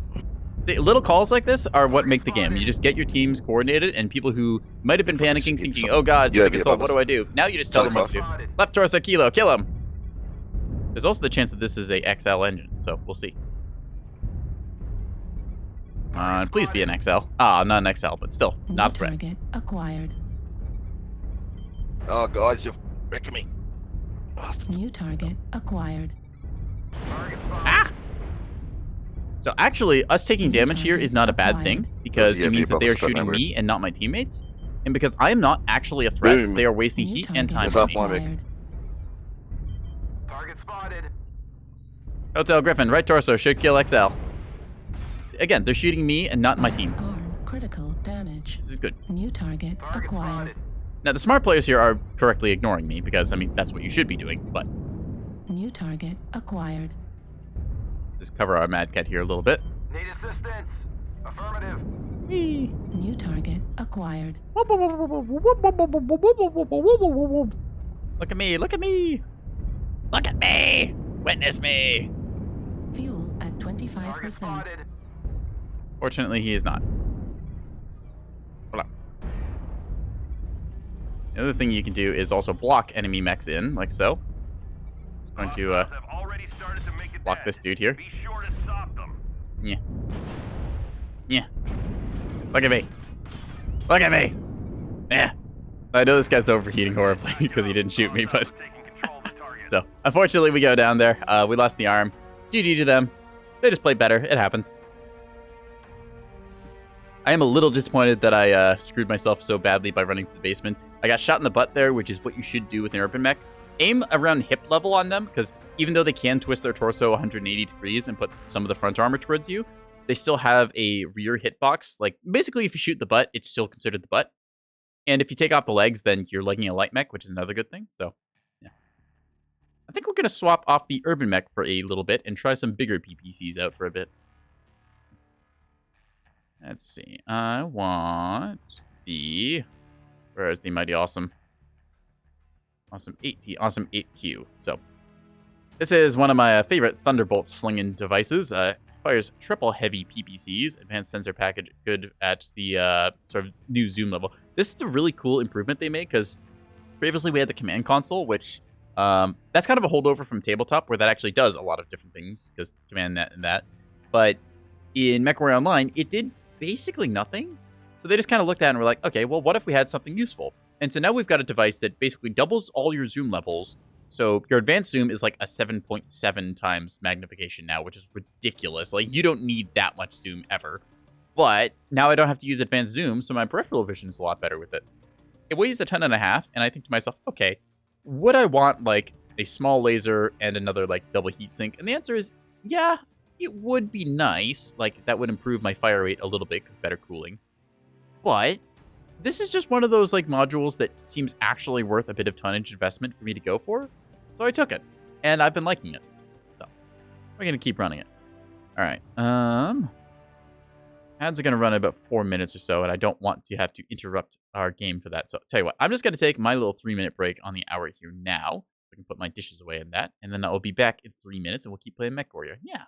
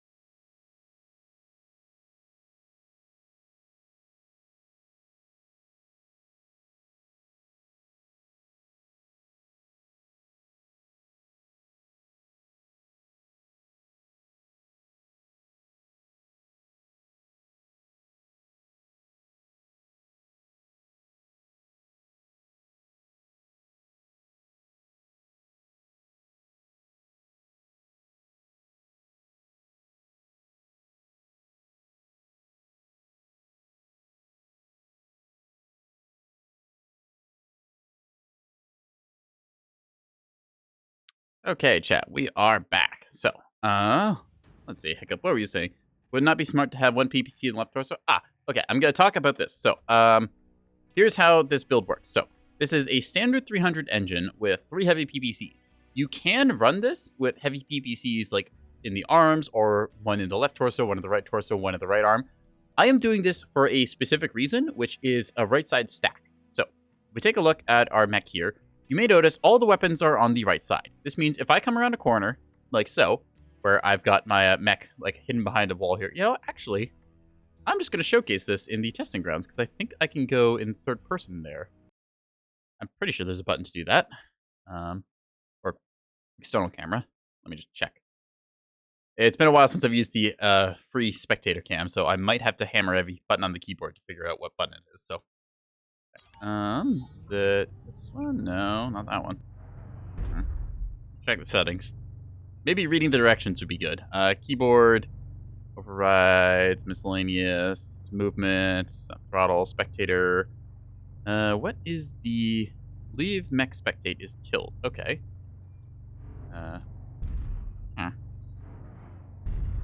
Maybe that's not it. Hang on. Let's go back and check again. Spectator. Where is it? Is it like enable spectator? No. Vcam dolly. Swore there was a mode. Oh, I just don't have enable spectate. Let's just bind this to this key then. No.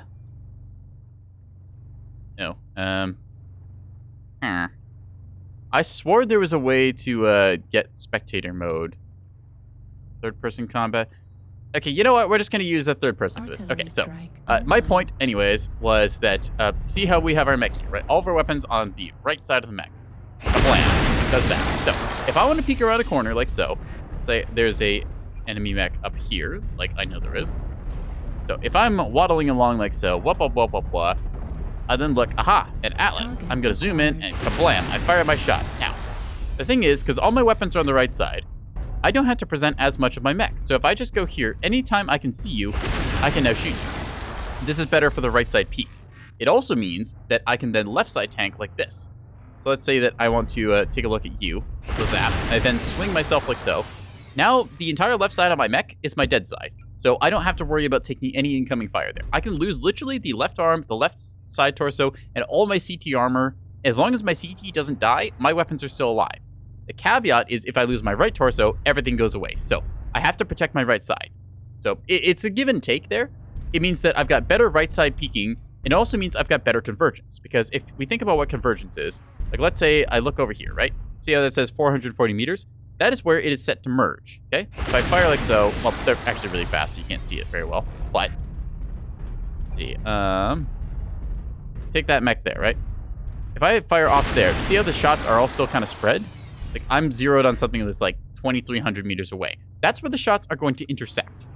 There's no way of manually setting your zero in this, so by keeping your weapon systems grouped tighter together like that, it lowers your convergence factor, meaning that I can just, you know, click on a generator like this, and all the shots will converge pretty much exactly where I want them to be, because I've got 2 of my heavy PPCs linked together.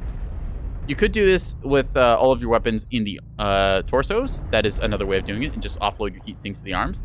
But that means that I lose out on the factor, which I showed before with the AC-20, which is I can now take this, by pressing the 4 key, I can now fire my arm-mounted one to shoot down UAVs, which helps my team out a little bit. There's a bunch of different little factors. This is the way I like this thing kitted, so it means that I've got a stronger right side peeking potential, and I can also shield better with my left side. And then you can do like 45 pinpoint damage like that. So, yeah. That's the reason I run my awesome this way. It does mean I have to protect my right torso, but I was already planning on doing so, and this just means that I can now torso twist more effectively. And since I play brawlers, I'm pretty good at torso twisting. Yeah, that's just kind of the idea on why I've laid it out like this. It is entirely possible to just like dish some of these and then still for whatever reason you can't just drag them over. I'll just ditch these actually for argument's sake. Yeah, you can only peek left corners. That is true. So either way though, if I was going to peek the other side, I could like shoot the left side torso, but then I'd still have like my right side that I'd have to get around the corner and then fire effect for. It's better to be right side stacked than left side stacked in this game because the maps are designed for what's just called NASCAR. This emerged from the early days of the game when you had things like the Orion, the Atlas, the Hunchback, which all had a big right torso heavy weapon like the AC-20. And that was just kind of the standard, so people would naturally gravitate towards the right side of a map, because then you could flick to the left, and when you came around a corner, you could bring your weapons to bear, and you weren't blocked. Also because the map design kind of encouraged that flow, so that's why NASCAR is a term in-game, and you're just always turning left with that. So when you build your mech to facilitate something like that, it just generally ends up performing better. Like if I'm on Canyon Network, most of the time, I'm going to be rotating counterclockwise. I can build it like this, which means that my guns are now a decent ways apart. I can pretty reliably hit with like these two, but I still do have convergence issues with them because of the spacing. And then I've got the arm, which is way out there. You can do the safer version, which is probably the safest way to play this mech, which is just like this. You just get two of them in the right torso, one in the left, and then you just leave the arms, but that denies me the ability to shoot down UAVs, which I think is a very important thing. Denying your enemy intel is a really, really good tool to have. Plus, if there's like a light mech that's like really close to me, or I want to like whip a shot further than I should normally be able to, having the arm as an option is pretty good. So, I'll just reset this back to the way it was, and then drop some proper games with it. And you saw the advanced sensor package, how my zoom level was enhanced there. So, yeah. It's got a number of little things going for it. And it's just, again, this is the way that I have tuned this mech.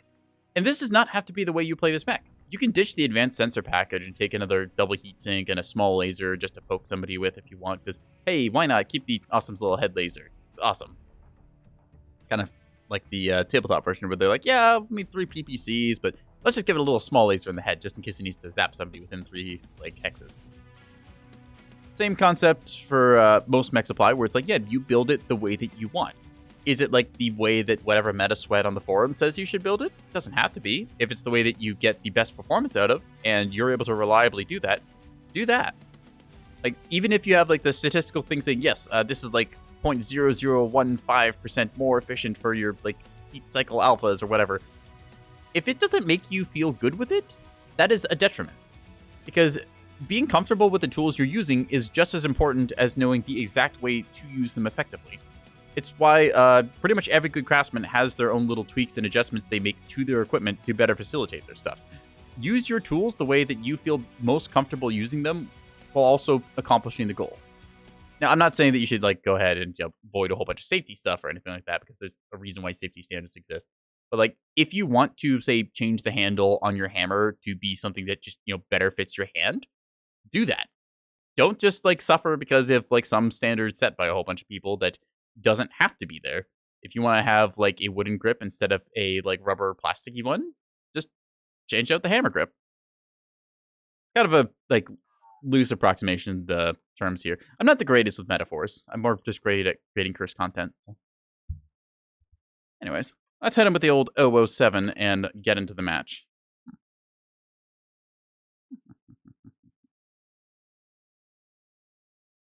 Would be nice if your workplace had the mindset. Yeah. I will say this. A lot of workplaces, or at least ones that I've been to or just heard stories from, a lot of them don't properly appreciate that, like, employees are something that you should really be trying to retain a lot of. And it just is, it's just like a weird kind of idea. Like, you've got this, like, exact set status quo, and, like, the book is always right. Absolutely, this is the perfect way it is to do things until it's wrong. Or, you just get, like, a reality vibe check. People who have actually been around and seen, like, just stuff existing in the world and how things properly function versus someone who is, like, completely playing out of, like, corporate handbook. It is a night and day difference there. Like, my last job, I had a supervisor who was, like, I think I was, like, in his 50s or 60s. He'd been around the block. He knew how stuff worked. And he was fairly chill about things. He's like, yeah, okay, you need to take this day off. Yep, I understand. You've got, like, a dentist appointment or something like that. Yeah, okay, whatever. I'll make this thing work. He would go to bat for you. It was awesome. Unfortunately, he got injured because of various things happened, but he got injured, and then another lady had to take over, and it was completely different because she was very young and clearly kind of like nervous and anxious and trying to play things completely by the corporate handbook and do a whole bunch of like very specified training things, and it was just super stressing everything out and not being likable for that. And it's one of those moments where like you kind of have to relax and let people just operate a bit instead of trying to micromanage everything. And I think that makes a really big difference because once she started kind of taking over as supervisor stuff, I left and I didn't really look back. I was like, you know what? I'm not happy here. I can do better than this. Yeah, y'all have been great. See you later. and then I went on to do other things. New target acquired. Target spotted. It's also really funny when you hear like people who are like struggling. It's like, oh, why can't I retain staff? I'm like, well, let's take a look. Like, are you doing things like to be nice to your workers? Yeah, we give them a pizza party every year. It's like, okay, and what New else? target. What do you mean, what acquired. else? You mean we don't have to, New do these target things? acquired. Hello, that's a little closer than I expected. LRM5s? Target That's an spotted. interesting build. Okay. Target Decent spotted. TPS on it, at least. Target spotted. New target acquired. Okay, somebody's behind me. There's no block. New target acquired. Yeah, I'd like places that give you enough autonomy so that you can, operate like the way that you want. Obviously, still within spec and all that. Bloop. Oh, he moved forward, but yeah. Love to leave the job, but can't force. Yeah, the thing I think about is like, oh, I was Christmas in box today. Hey, Squinchy. Yeah, we were just talking about New some work target stories and things like that. acquired. So it's like, you have to think like for a job, it's like, if somebody did not absolutely need this job, would they want to work for you in that? And that's a really big to think Target about. Acquired. It's like, if you have somebody who, like, you're literally just keeping them around because it's like, New oh, well, they target provide acquired. value and stuff. It's like, no. They're here because of the paycheck. They do not care about you or anything like that. Like, that is a flaw in your system. You should be making an acquired. environment that people want to be at and want to do work at.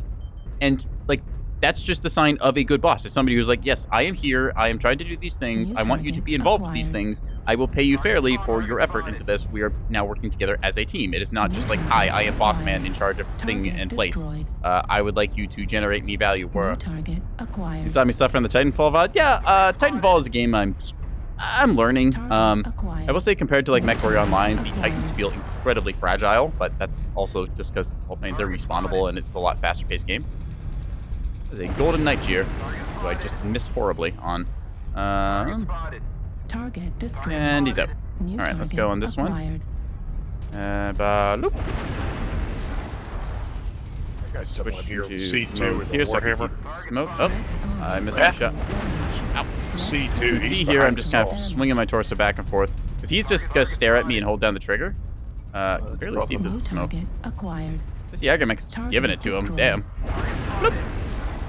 Target spotted. So, unfortunately, we are running CT cord. Let's see if we can't do something about this guy's right side. Nope, unfortunately not. Just have to go around the corner. Like I said, NASCAR. New You target are... acquired. What the? Oh, you're overheated. That's why you're standing there. I was like, Destroyed. he just had stopped. That threw me off. Okay. Acquired. Anyways, we were shooting PPCs at people. Hi there. Ah! That's an Orion. Ow, ow, ow, ow, ow. That's a fresh Orion. No! Gotta work opening shift, see all around. Yeah. All right, well, thanks for stopping by, Squinchy. Hope your work is good. Bloop. Oh, we are not meant to be this close range because we have heavy damage fall off in close quarters. And he's probably just going to push up the hill here. But we have an ally who's able to suppress him, so we're just going to let him and go around the other side. Remember, if what you're doing isn't working, don't slam your head into the wall, look for another approach. Because if you do end up just like slamming your head into the wall, you're just going to end up hurting yourself. Acquired. Like, sure, you might get over it eventually, but it's better to just look for alternative routes than it is to, just like decide, hey, this is hard. I've said before, if something is hard, you're probably doing it wrong.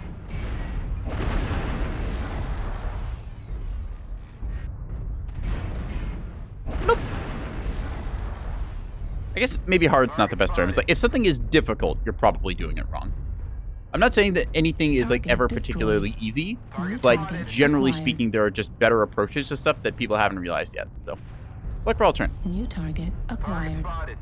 Target destroyed. Like that Setatros that we just disappeared.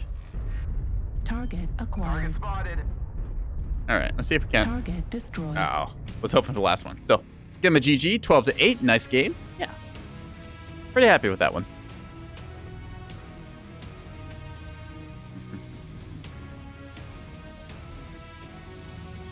Let's see.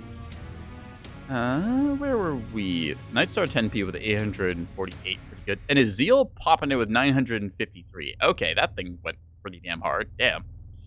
We did 534, but again, we are not a DPS mech. We are a burst mech. Also, a thing to note for Mechwarrior Online, do not necessarily judge a mech's performance solely on damage. And this is going to sound kind of weird, but in Mechwarrior Online, you actually want to have low damage. So, just hear me out on why this is. It sounds counterintuitive because you would think, hey, I dealt more damage, that means I destroyed more mech. Consider this, right? What do you have to do to actually get a kill in Mechwarrior Online? You have to blow up the center torso, both legs, or if it's an XL, you have to take a side torso. With Clan XLs and Light Fusion engines, you have to take both side torsos. But the ideal match, like literally numerically perfect, would be you headshot every single mech, which means that at most per each mech, you're dealing like 40 damage or so. So, with that in mind, you have to think about this. If I am just always hitting the center torso, and I'm just cycling my weapons, I'm going to get a bunch of kills. But my damage is still going to be pretty low, because I only have to blow through, let's see, on this mech, it'd be 116 CT armor, and then 100 structure underneath that. So if you see somebody has dealt like 226 damage, you'd be thinking to yourself, oh, well, that's not like a whole lot of damage. But then you realize they only hit the center torso of an awesome and killed it. Normally, it takes like double that amount of damage to kill it. In some ways, low damage is better. This is also another one of the noob traps that people fall into, LRMs. LRMs at like ranks 5, 4, and to an extent kind of 3. I'd say like tier 3 and tier 2 LRMs really kind of hit their fall off point where people kind of know how to counter them or just have gotten better at the game and know what to do when getting shot by LRMs, which is, you know, find cover or disengage. But to that extent, people see LRMs with big damage number and think, yes, LRM is good weapon system. I can rack up like 1,000 damage every game with this. And they end up relying on it too much as a crutch without realizing that the LRM does a lot of damage across the entire mech, which is good because like you're stripping off armor and stuff, but you're not actually coring out the components or opening stuff. Like ideally, you want to focus one component on a mech, peel that sucker open, and then hit the juicy internals. That's the best way to do. So, just one of those interesting things where I see some people like strictly say, oh, you don't have very good damage on that. It's like, the build they're playing is not meant to have good damage. It's like, if you're playing heavy Gauss rifles, you're not a DPS mech. You are there to remove 50 tons or like 50 points of somebody's armor per shot. And it works really, really well when you slap somebody with those. It's like, if you tear off a light mech's leg with a double heavy Gauss round, they will absolutely feel it. LRMs are only worth when 50% of them have them on an open map. Yeah, it's like, there's certain maps that like you can get LRMs more effective than others. Like something with Canyon Network doesn't have the best vertical like cover. Yeah, LRMs, it's also like a scaling weapon. Like if you have somebody who's running narcs and tag lasers and you can run a whole bunch of LRMs, it can work, but there's also counters to it, such as, you know, using ECM, radar deprivation, taking cover, that kind of thing. So in many ways, LRMs are largely on the receiving ends. So it's like largely up to the receiver to counter it. And once you get more experienced and seasoned in the game, which also the game, it won't exactly teach you how to counter LRMs. It's something you kind of end up finding out hard way, which is why Mechwarrior Online has a bit of a learning curve to it, where it's like, how do I counter X weapon system, or what does XYZ thing do? It doesn't teach you the best. It just says, hey, yeah, this is a long-range weapon system. Or if you like load up the game for the first time, you get hit by missiles. It's like, I don't know what just killed me, and I don't know why. So I'm pretty sure everyone has seen the mighty Guardians of Tier 3, the Supernova A with its 80 LRM tubes just spewing forth a whole bunch of missiles. That's generally where that kind of mech peaks. I see them occasionally running like ATM builds, because that is kind of a nasty surprise. Like you just punch somebody in the face with 48 ATMs. That will hurt and leave a mark, but it's also, you know, like not the greatest, because focus damage is generally better than the broad spread damage.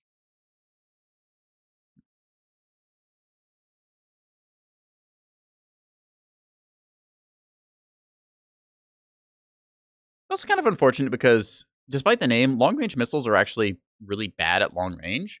They move at such a slow velocity that by the time like you have to hold down the lock and then fire the weapon, like your target has plenty of time to either find cover or stop peeking you or just otherwise go somewhere else. So long-range missiles are really quite bad at that. Like, even when fired indirectly, you have no idea if you're actually hitting your target well or not, because all you see is like your cursor light up a little bit red. And that doesn't give you good feedback. For all you know, you could be hitting with just like one of the, 40 missiles you sent in that salvo. And you just keep firing, and that person just sits there behind the cover, and they just like get like 1 point of damage, and then all your ammo is gone, and you look at the end of the match screen, and you're like, why did I only deal 50 damage? I fired 30 salvos at this guy. All systems Exaggerating a little bit, but you get the picture. Engage. This is command. Eliminate all enemies, no matter the cost. Little Urban Mech 68. Hello, little Irby. Turns out urban mechs are free. You can just pick them up at the park and then take them home. That's how I've acquired 67 urban mechs. Keep them in my apartment and water them with oil every day. They're pretty happy. Nyom. Nyom. Nyom. Nyom. Nyom. 4x. No X. 4x. No X.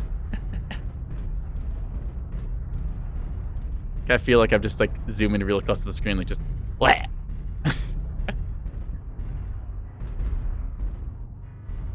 Alright, should be enemies somewhere abound here. No, it is skirmish, so they could literally be anywhere, which is the downside of skirmish.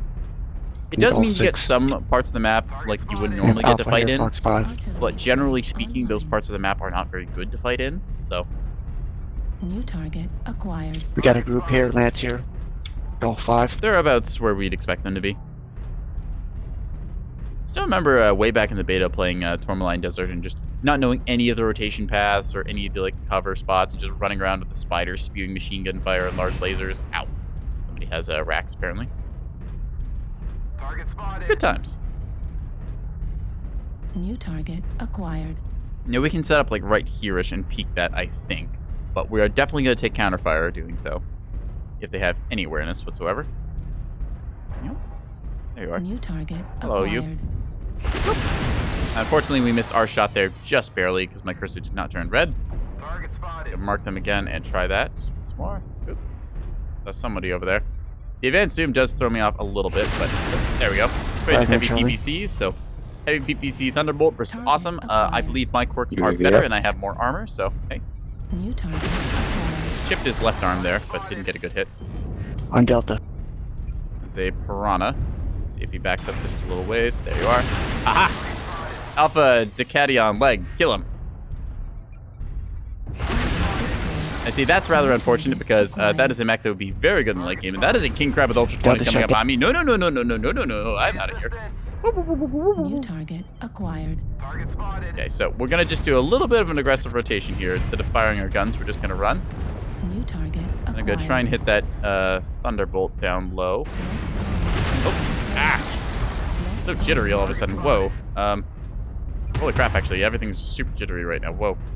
Why am I getting like 10 FPS? That's weird. Okay. Delta CT. I am very confused. This feels like I'm playing a slideshow. Wow. Target acquired. Okay, there we go. Now it's fixed. That was odd, to say the least. Hope none of that came through on stream side. Taking out the side torso of that Godzilla, rendering it less of a threat. Oop, goes jittering again. Oh, come on! Sorry, Hunchback. Assistance. Oop, right on the snoop. Target spotted. See them firing off various things here. Acquired. And that Thunderbolt, because it was the easiest target. Target spotted. Hoping that King Crab is not around for very much longer. 25. Yeah, why is this so laggy? Acquired. Like, everything is just like super janky. Like, On Bravo. New I target acquired. am confused because normally Mechwarrior Online doesn't do this. Target Charlie spotted. Thunderbolt running Cord. Pretty sure he's an XL engine, but call him Cord regardless. Makes him sound weaker. There we are. Need assistance. Right arm. Need to clean your PC? No, I don't think it's the rig. Because the game was running just fine earlier before. Maybe it's something specific to this match or like some weird engine lag or something. I don't know. Shoot down that one. New target acquired. Nope, we're getting shot by somebody over there. Target There spotted. you are. Hello, Mr. King Crab. I forgot that you existed. I'm gonna put PVC shots on you and then get out of here. Because, yeah, I really don't want to be within, like, AC-20ing range of that thing. New target acquired. Stuck on a platform thing here. Ow. On Bravo. New target acquired. Snapshot and such. He's running Cord, which is pretty good for us. New target Behind you, acquired. Fox 5. Target destroyed. Echo 5, you got a King Crab? Echo 5 I. Target Target acquired. spotted. Is that Godzilla? We need Annihilator, Ow, go ow, low. ow, ow, ow. New Fox target 6. acquired. Exactly what I was afraid of. Luckily, though, he is missing most of his weapons, so we'll just CT Golf him. CT. Pushing Pushing hotel. Oh, he's just hanging on by a hair. Okay, he got got. Almost got them all. Clean up the survivors. Target acquired. Stone Rhino's dead. Target spotted. On Juliet. It's just the Centurion now, I think. Pretty well, anyways. Missed him a little bit there. New target. The Night Star is running jam, Kilo so left he's torso. good. Try and take his arm off, because that's his main source of firepower.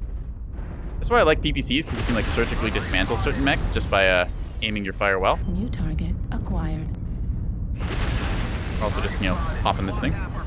On. Can't lose any more soldiers. Target destroyed. Ah, that was weird. The shot went through him for a second there, and then it registered, so Good game, everyone. maybe this was just a jank server. Good game. Let's check our ping afterwards. I don't think we were playing on Oceanic, because Oceanic's a little laggier than that. 600 damage dealt or so. 2 kills. 2 kill most damage dealt and a solo kill. We take those. Yeah. Let's see. Where did we go? So, yeah. 411 match score. Pretty good. Alive at the end of the game. 13 ping. So, yeah. I don't know. Maybe it's just a whole bunch of projectiles that were going off there and it made my rig slow down because it was very choppy all of a sudden. Or it could also just be the sight line and how much stuff is rendered. I know sometimes on Solaris City it really slows down when I look at certain angles. Tell you the truth, though, on that map, the event sensor package was kind of throwing me off, so might take that off, actually, and just run conventional for a little bit. Like so. And, because I feel like it, I'm going to bring the small laser back. I don't need to bring the small laser back, but it makes me feel good, so I'm going to do it. Just a little pew-pew there, because why not? It's a standard engine, so if I lose everything, at least I'm a stick with a head laser. Yeah. I'll go with that. This is all pretty normal. Torso speed, because we want to spin. Got the overheat damage reduction, because this thing does get spicy. Improved gyros, because 70% reduced screen shake is important for trying to land your precise shots. And then just about everything else you'd really expect. We'll go with advanced zoom and take another point off of the overheat, because this only matters when we overheat. And overheat damage is a little bit strange. I think it's like an exponential stack. Like, if you just go over your overheat by, like, I don't know, like 2% or so, you might get, like, 1 damage tick, and it's not really that much. But if you, like, fire when you're already at 100% heat, you're gonna feel it really fast. So, that's why we do this. Anyways, we got triple heavy PPC awesome that worked pretty well last game. We're gonna queue up with that again and then swap to something else just to keep things fresh. Oh, and I'm gonna go to the website and open my loot bags, because I'm getting a couple of them for damage now. So if you're interested, Mechwarrior is doing the event right now for the kind of Christmas holiday stuff. You can get free mechs just by literally logging in and playing 1 match, and then I get like 7 days premium time. And then there's stocking stuffers, which is just loot bags you get on the website for every like 100 match score and 100 damage you deal, up to 150 of each. So hey, nice thing to grind.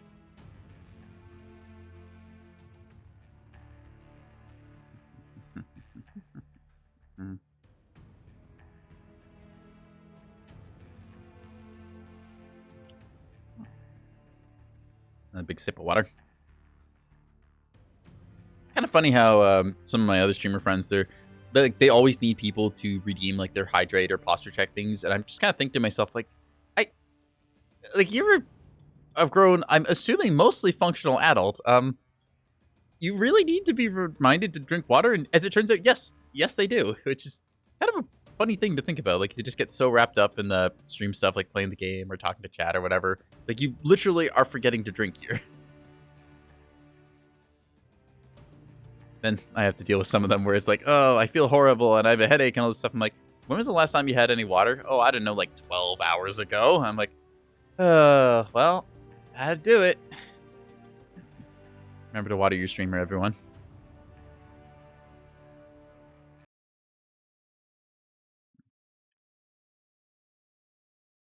Wow. Yep.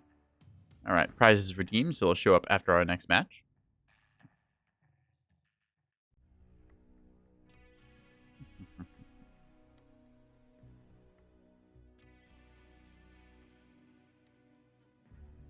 I don't know if it does exactly, but I'm told that wiggling around... Hey, it does! See, if I wiggle around, I get a match faster. Ooh, Rubalite Oasis, Domination. All right. I don't particularly like Hellborn Outpost. Hellborn Outpost is kind of like... It's a siege map converted to be for, quick play.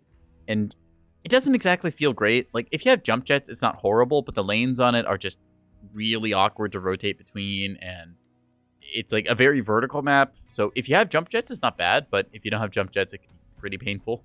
So, not one of my preferred maps. I'm glad we got Rubalite instead. if you want to talk about converted skirmish maps, you take something like Vitric Forge, or yeah, it was Vitric Forge. That used to be Vitric State. No, it was like Vitric Station used to be Vitric Forge, which was a siege map. So they took like the same palette and assets and stuff and converted it over. And I very much like that map. Vitric Station feels great. I like it because it's got a nice central hill which blocks the long sight line. So you can still have snipers, but they have to sit off to the edges, which makes them a little more exposed to getting flank attacks. And you've got a like kind of sightline blocker there, so people are encouraged to get up to the midfield and start contesting. So you have the option for both mid, long. It's like you got mid to long rangers. They have got their spot. You've got your close rangers who can kind of do brawling.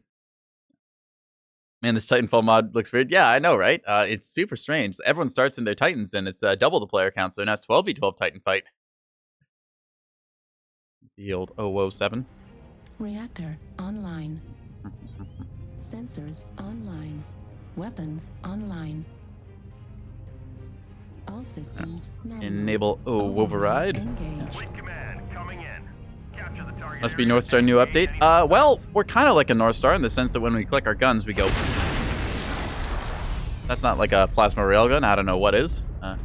Technically, it's a particle projector cannon, which, my understanding, just means it's spicy ions shot out of a lightning gun. So yeah. So there's some science nerds who can tell me that that's not how that works, but I say I like it. So there. More Jack North Star gun. Yeah, exactly.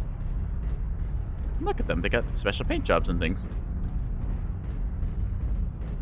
I played a little Titanfall 2 today, although, I don't know, with Titanfall 2, I kind of am struggling with the game because, like, I feel like I'm doing something wrong with it, but I don't know exactly what I'm doing wrong. I'm trying to, like, look up, like, weapon stats and figure out, like, what some of the numbers mean, because I found out that the damage number that they give you for the weapons isn't actually their damage value, because I had to do, like, a little testing for it. It's like, if something says it deals, like, I don't know, it says, like, damage value 55, I assumed that meant, like, it does 55 damage per bullet.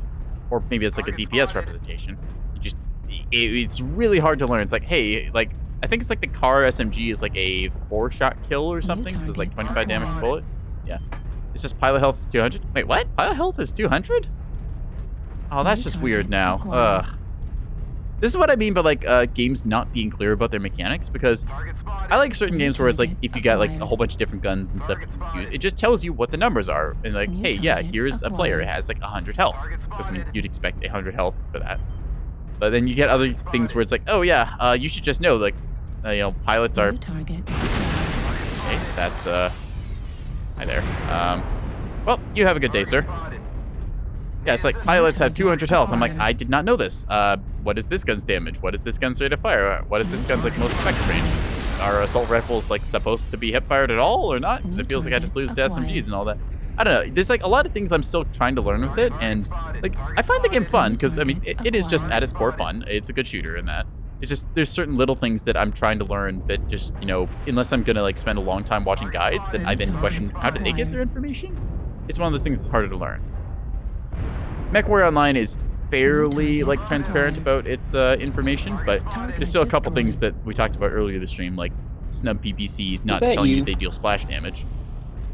Love the single player Titanfall 2. I think there's something Thought it was good after playing the multiplayer for 10 minutes. I was brought back to Cold Gun. Yeah, so before I tried the multiplayer, I played the campaign. There's something in Fox 4 and I played it. I started out on, like, normal mode, and I found that too easy, so I swapped to, like, hard. And then after that, I played the campaign on Legend, which was pain, but I got through it eventually. I was like, okay, you know what? I've taken enough of an ass kicking. I'll try out the multiplayer mode. And as someone who's played, like, a lot of shooters in their life, the multiplayer wasn't as hard as I thought it would be. But then I met some really good players and was quickly vibe checked by somebody who was like, I literally don't know if you're hacking or if you've just played this game for like 2,000 hours and not seen the light of day for like a year. Ouch. Left arm destroyed. Archer is like 95% of a health bar. Titans are like 25,000. Yeah, I heard something about that. I've only been able to go by like the health bars. Oh, pick at connect mode. All right, bud, we're gonna have to go in and show these hoes how the connect sound. It's connect at the name Red Devil. Let's get him. All right, we're gonna go up on this buddy here and give him a little bit of PPC 11. Hey, you get here. Hey, right in the teeth. Yeah, that's right. Take it. I get some large pulse lasering up on top of that hill there, so we're gonna have to rotate into them and try and get into close quarters and whatnot. Now we see there's a guy up here. Hey, you, come here. Get some of that. Now he's got gas rifles and he's shooting me in the face, and I don't much like that much. So we're gonna have to go around this corner most likely and then get a better angle on him. That said, we got a flanking light mech there, Lowolf, and I don't want to rat him out too much, so I'm just going to trade fire here. I'm doing about 45 out every time I pull the trigger, and I think that's a little better than he got. Oi. Hey, bud, what are you doing down there? Target spotted. Where are you? Come here. Flirt. Got a little bit of a hit on him. Target spotted. Alright, Rifleman there. Ooh, I might be able to take his leg out. Reason why Titanfall 2 game making information how it was messed up because there's not really a team to fix it. Yeah, I've heard about that, where it's like Respawn, the guys who made it, they moved on to like Apex Legends and whatnot. I actually played Apex Legends first and foremost, and that game also a little bit ambiguous about some of the mechanics. New target acquired. I don't like it when a game will tell you like, hey, here's how a team works, and you can figure it out from there, because that lets you like actually figure out, hey, I'm gonna do this thing, and that's gonna be good, and then I've got that creativity to figure out what exactly I want to do with the game. Oh yeah, Juliet nice start here. So you can see he's got a cherry red CT, and we're gonna just walk around this corner, boot him in the snoot. Oh, actually somebody already got him. Hey, oh, it's in my backside. All right, that hurts. We're just gonna go around this corner and then help out our Marauder. Hello, Blurp. Hey, I got him. Now we're just gonna take a look through the night vision, see who's what. All right, you. That's a little annoying. Ouch. Gonna go on you next. Bloop. Right in there. Now we're gonna take a look at this guy as soon as he's around this corner. Come here, you owl. Blurp. Take a shot at him. He's open CT, so I'm not gonna worry about him too much more. My buddy's got him. Hey, you. Come here. Oh, we got somebody light up on us. I hear the machine guns. All right, you. Flurp. Take a look at the heat seek in here. Okay, Warhammer. We're gonna come around the right corner here. Just taking on the left side. That's fine. All right, you. Float. Right in the snoot. Oi. Oi, lay off it. Wait your turn. All right, we're gonna drop an early strike just to be the pain to him. That's our goodbye present. Yeah. Alright, original Apex were developed by Titanfall Dev, Mechwarrior, Titanfall Dev team quit leaving Apex to be developed by none of the division team for Respawn. Yeah, playing Apex and playing Titanfall, there's a definite, like, difference between the two of them. Titanfall is clearly, like, you've got your, well, a lot of it is based around your wall running mobility stuff. It reminded me a lot of Prince of Persia in that regard, so I quite enjoyed it. Disconnected content, yeah, that too. It's like, set in the same universe in that, but you've got just a different dev team with different iterations. And Apex, like, I've played Apex and I played Titanfall. I can't say that either of them is a bad game, but I will say that learning them is a bit of a slog. Like, anyone can pick up and play either game, but like where you want to try and improve, the game doesn't really do a good job of teaching you like what exactly you did wrong or what you should be doing, which is a bit of an unfortunate thing. Animation of Bangalore, killing cloak pilots wrong. Yeah, I heard about that. It's like one of the things. It's like, that's just like a model quality control thing, which, I mean, if you're looking for it, you'll notice it, but I'd say, like, I'm okay with little details like that being wrong. Like, oh, okay, you swapped out, like, the wrong, you know, pilot kill model, whatever. I don't think that that's going to, like, make or break a game, but when you get certain things like missing the original aspects of, like, what makes a certain movement shooter fun with its gunplay or its movement mechanics and that.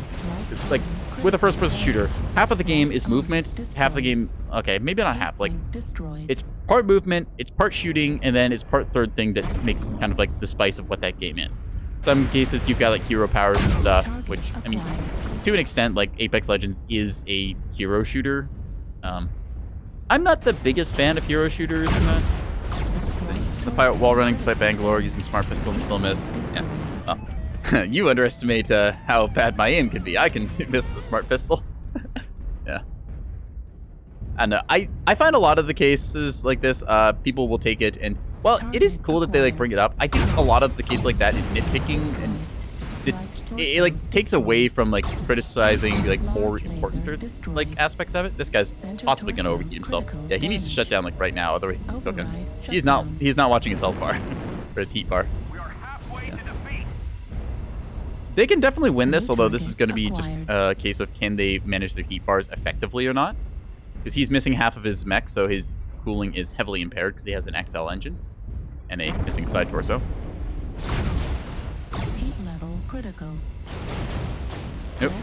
Let's see. Heat level critical. Thunderbolt with, yeah, ER and binary, so this is also a very hot one. He's getting himself poured out and shot in the back. One behind you, Delta 5.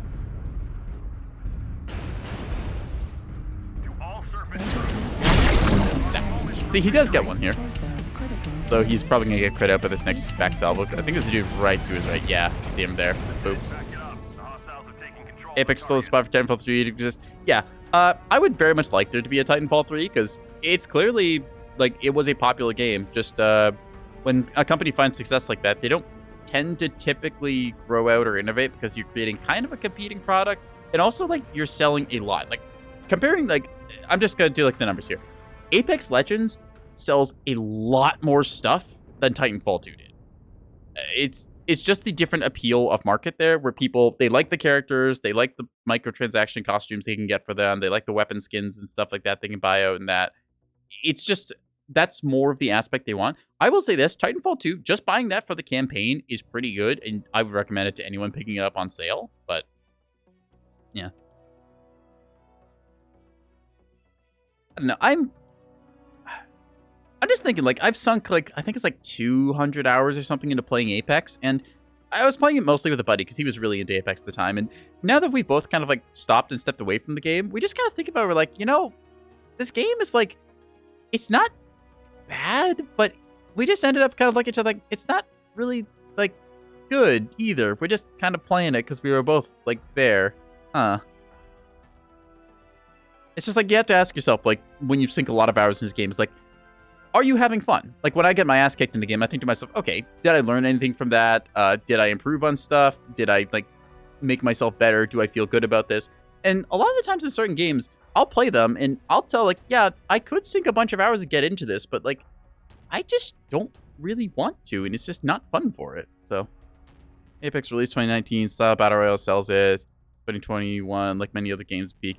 Yeah, you'll see different games like hit their peak. COVID was a huge thing for a lot of games exploding in popularity, some to their detriment, where people just like massively over. This is just industry wide here. Like everyone like was massively over speculating on how popular video games would be for like the years after like the big like COVID lockdowns had kind of like gone by, which is why pretty much every video game company is in like layoff and recovery mode. Because they thought, ooh, this is going to be like the new normal. Yeah, we've got all these people who are like playing video games now. It's like, no, they just couldn't go into work, or they just had like remote time and stuff. And now a bunch of people are back in offices and doing other stuff. So, sorry, you overhired. Didn't think ahead. Yeah. Got many games like Among Us, Minecraft, and that. Yeah. I will say stuff like Minecraft. That's a very popular game, and I played Minecraft back in like the beta. Like I think it was like beta 1.3. I started playing Minecraft. I've since like stopped playing Minecraft. Like I'll go back and like re-download it every once in a while if I want to like mess around with the blocks. But I think what kept that game alive was the fact that you could just be creative and unique with it, and like that is a really big aspect to a game. Part of the reason I play Mechwarrior Online is because I can build a battle mech the way that I want to. Each one is a puzzle that I'm trying to solve. Like I'll look at where the hard points are, what kind of energy loadout I might want to give this awesome. Or I might look at something else like, hey, let's take a Centurion here. Okay, well, it's got like 2 guns in the arm here I can fit. What's the reason I do that? Well, it's got like a big quirk for LBX autocannons, and I can do really well with that. This is what I talk about for like games that let you just be creative and like edit around with that. I think games like Apex are kind of at a cap for that, because with each character they have, those are static. You don't get options to modify them or change their kit around. Like, let's say you want to play, like, I don't know, what's the character? Like, you want to play Bloodhound or something. There's, like, one way to play Bloodhound that is, like, the kind of best way. Because, like, all the kit is static. You know how to scan. You know how to use, like, your Predator mode. And, yeah, that's your thing. You compare this to another game that gives you, like, more options. Like, take another Battle Royale, like Fortnite or PUBG. You can choose what you want to do. Like, you want to pick up a sniper rifle and just play as a sniper that round? Okay, you can do that. You can change your weapons in Apex, but your kit is still kind of the same for your heroes and things. So, yeah.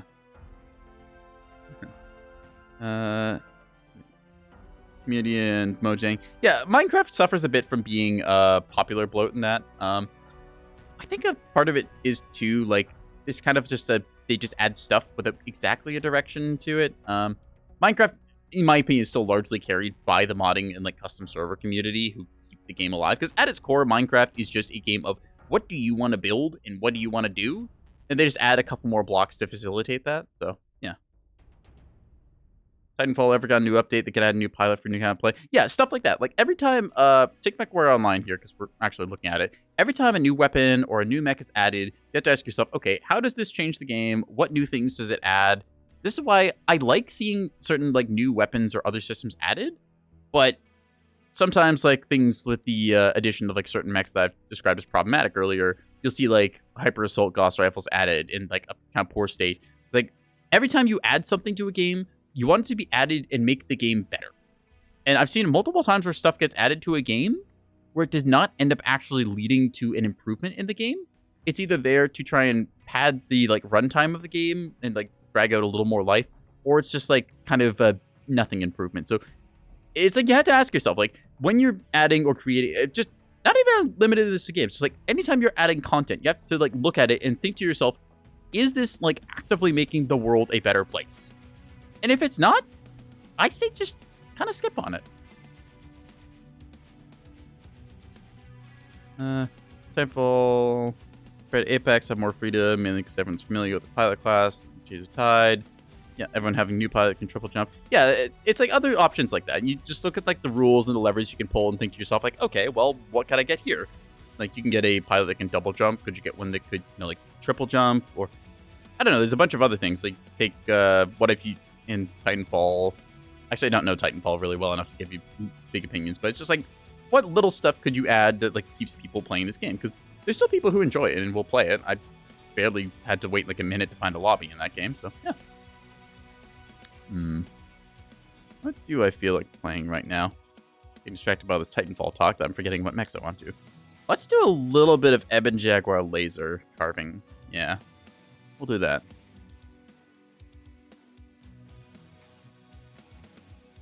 Apex limits its own freedom. Yeah, in that case, it's like it's kind of static. Where like, I don't know. In my opinion, I like games that aren't so much focused on like, and this is kind of counter to what a lot of the popular norm has seemed to been, which is like people they like a character. It's like, oh hey, I'm like so obsessed over like X character. Like I love playing as Mercy Overwatch or whatever, and they like get really attached to that. And I mean that's good, but I like a game where basically you just kind of choose like your equipment and then decide from there what you go with and how you want to build your identity on that. I find that to be more interesting than like I'm going to play X hero and then figure out what the best way to play X hero is and play that exact way, because everyone else kind of ends up on the same sum. Because like it's like, yeah, here's how you use this smoke grenade the best for this character. It's like, cool, that is the answer, instead of like figuring out what do you want to do with it.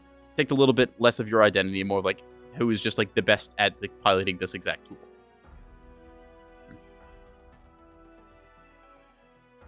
Go Vitric Domination. Yeah.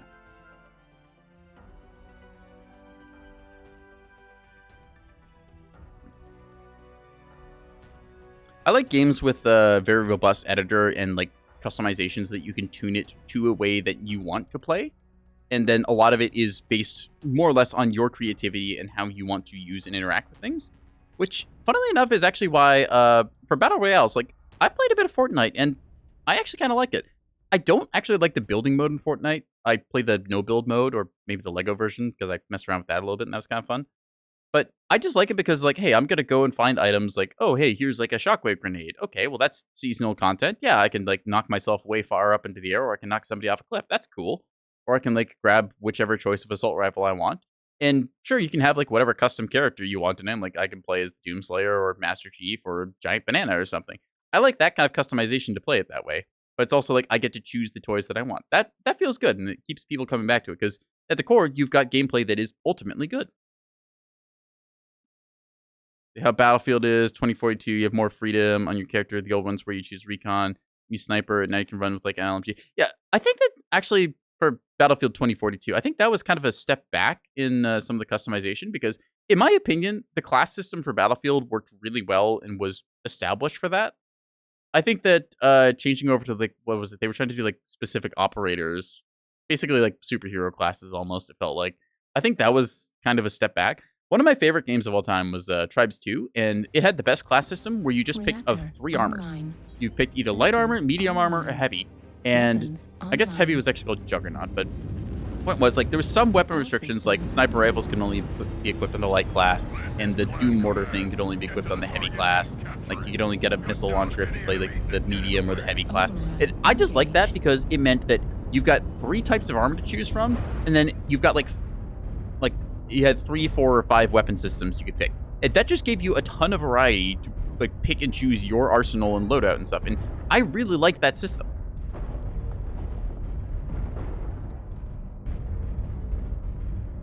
Weird because Battlefield knows Milsim. Is Battlefield really Milsim, though? I don't know. Battlefield and COD both kind of fall into the same, like, sort of deathmatch shooter.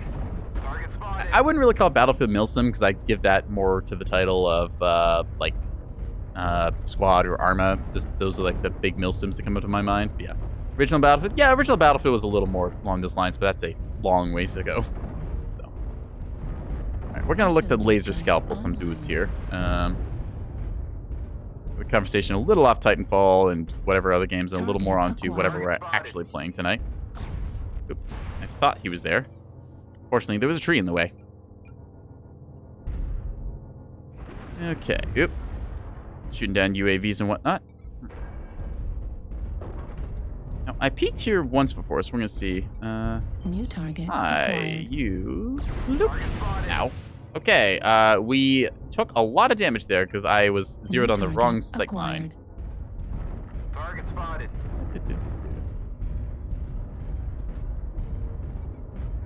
New target spotted. acquired.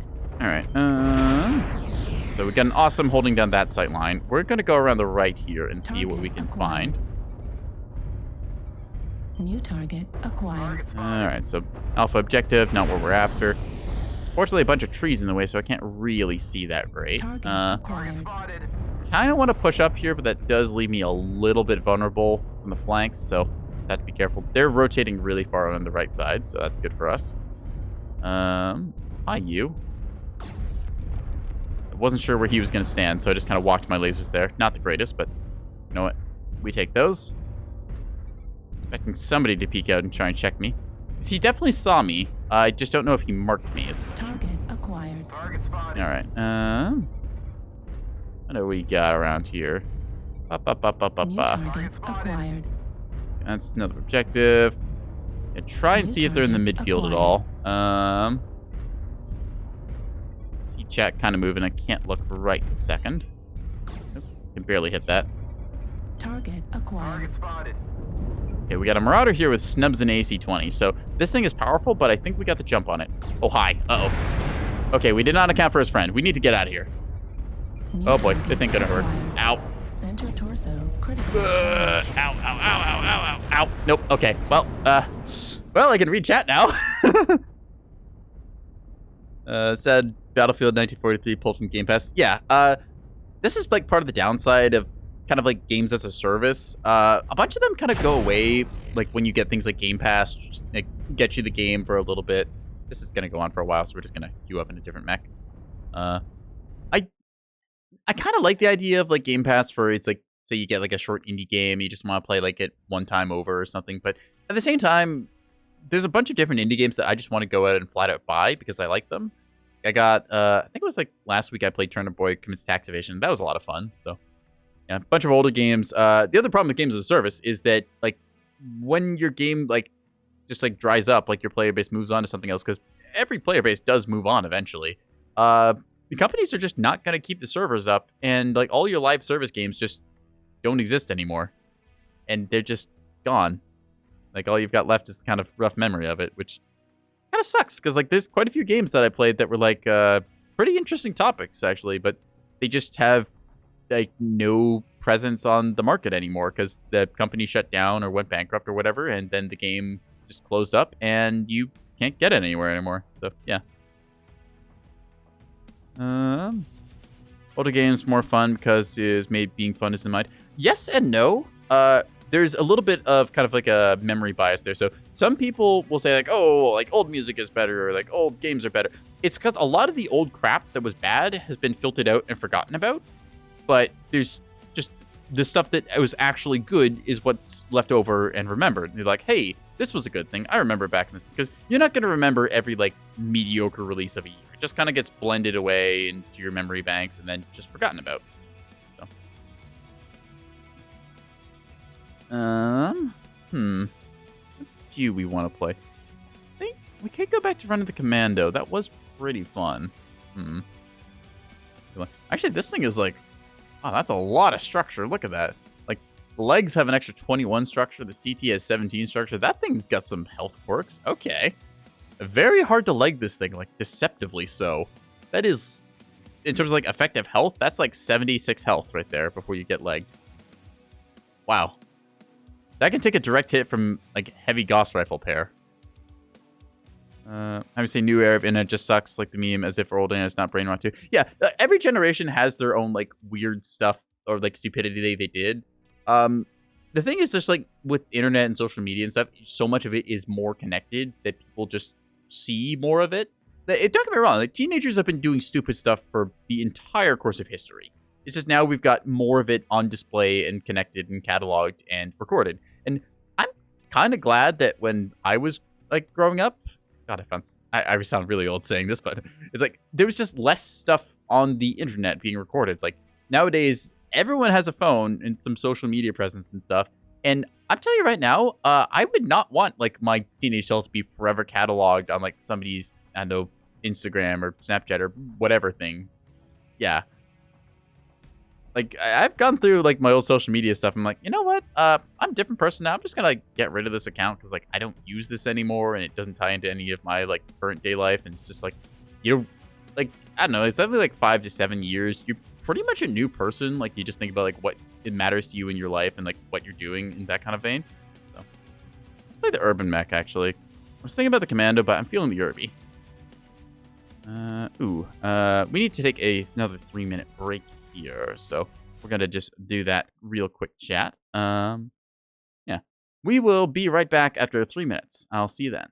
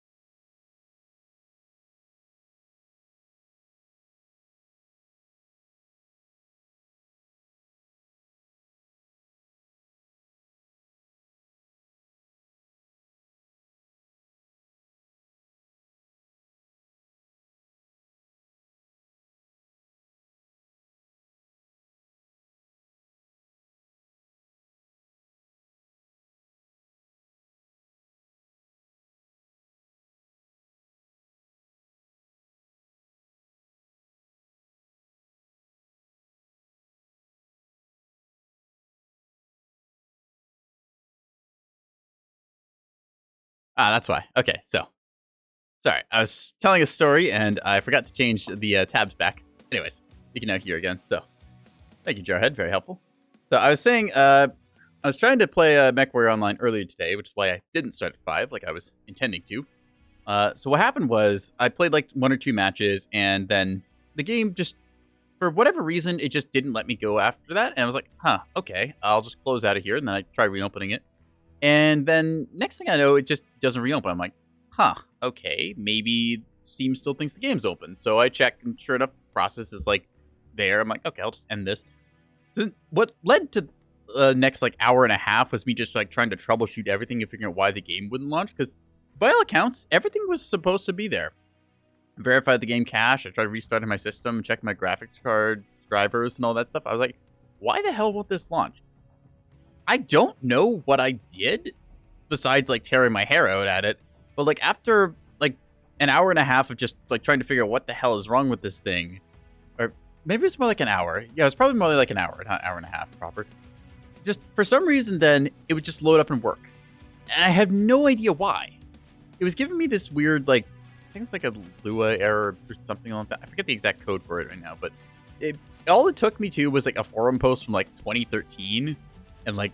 I am not getting an answer out of there because it was pretty much just like open end of like, hey, I encountered this bug. That's weird. We'll take a look into that. I'm like, well, that's wonderful. It's not going to help me at all. Yeah, so that's why our stream got delayed until nowish. Well, I guess we started 6:30 and then we're 4 hours later now, so still going on it. Yeah. Oh, anyone who says I can't break things in new and interesting ways has not met me.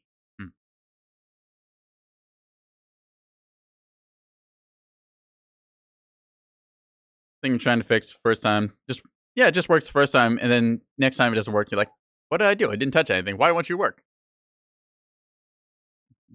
Oh, we got a 4-man pre-made from 42 here, so I think that means the enemy team has a slight advantage. Okay, they've got a duo. I think they've either got like a slight advantage in tonnage or their skill rating leaning, because a 4-man does mean that they're expecting you to be more coordinated or just better effectively utilize your stuff. So that's why we've got, looks like the 6 LG pair and a TNWT pair. So pair of 2s versus a full 4-stack. Let's see. Reactor online. Also, me when it doesn't work. Why are you the way you are? Sensors Jeez, you sound like my parents. Weapons. Everyone who online. else has ever met me.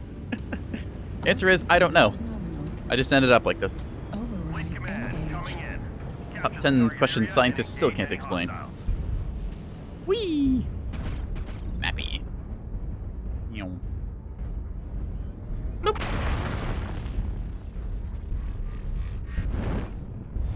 Look at the...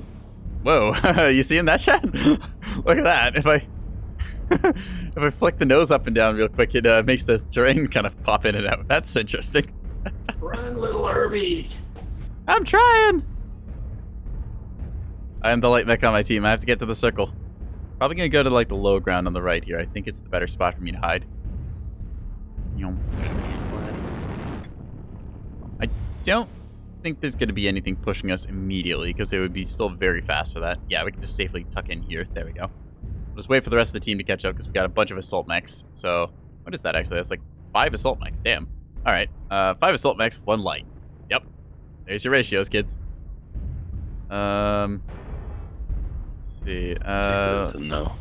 More see like video on Avatar. It's like Navi field bait and characters same as.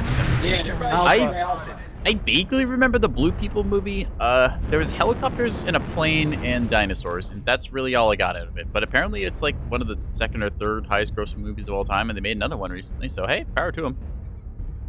Target spotted. Target. Now, I will say this: if my ponytail had a USB stick in it that could like interact with anything in the world, I would totally use that. Like that would be so convenient. Target Target acquired. spotted. Oh, you.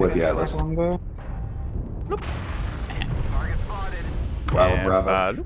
Yeah, y'all see, these guys are pretty aggressive. Look at him. He's so confused. Ow. He couldn't see us. Firepower.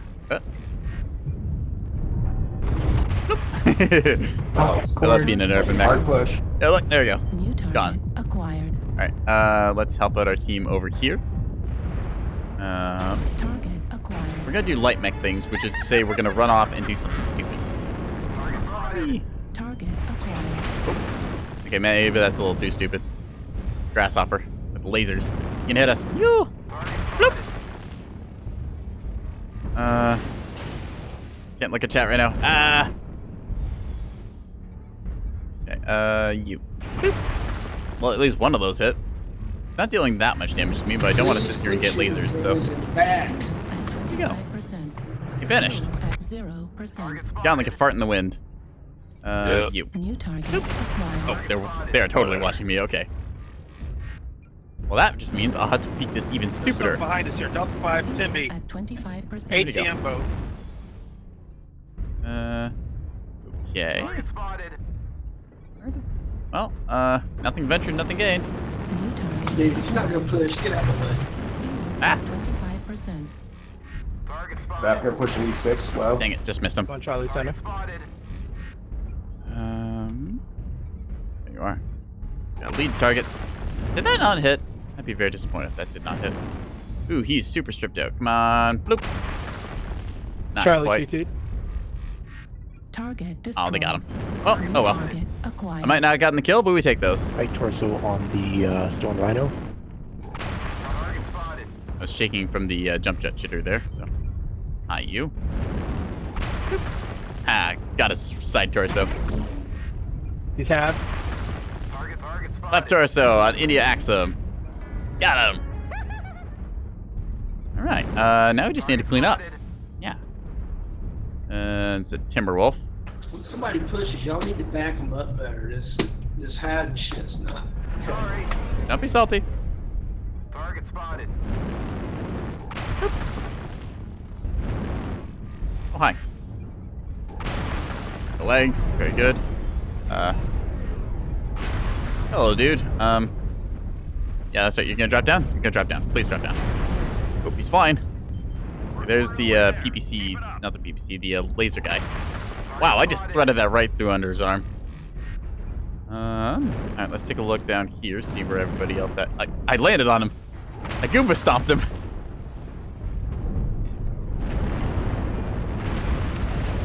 Ah, you fool. You underestimated the urban mech. I'm actually really fresh right now. Like, I'm 83% of my mech left. Target spotted. Okay, that's a hit. AC 20 and medium lasers. Pretty good stuff. Now, this guy up here, the Grasshopper, is the one I'm really worried about. These other ones, like, I can kind of peck away at them decently. Flanking, hit and run. Check. All right. Nope. Didn't mean to pop a cool shot there by accident. Okay, he's running cord, so I can just tank a lot of this. Just gonna drop down, most likely. All right.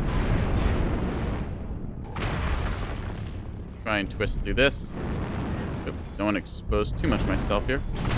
Ah, missed him. All right. Whew.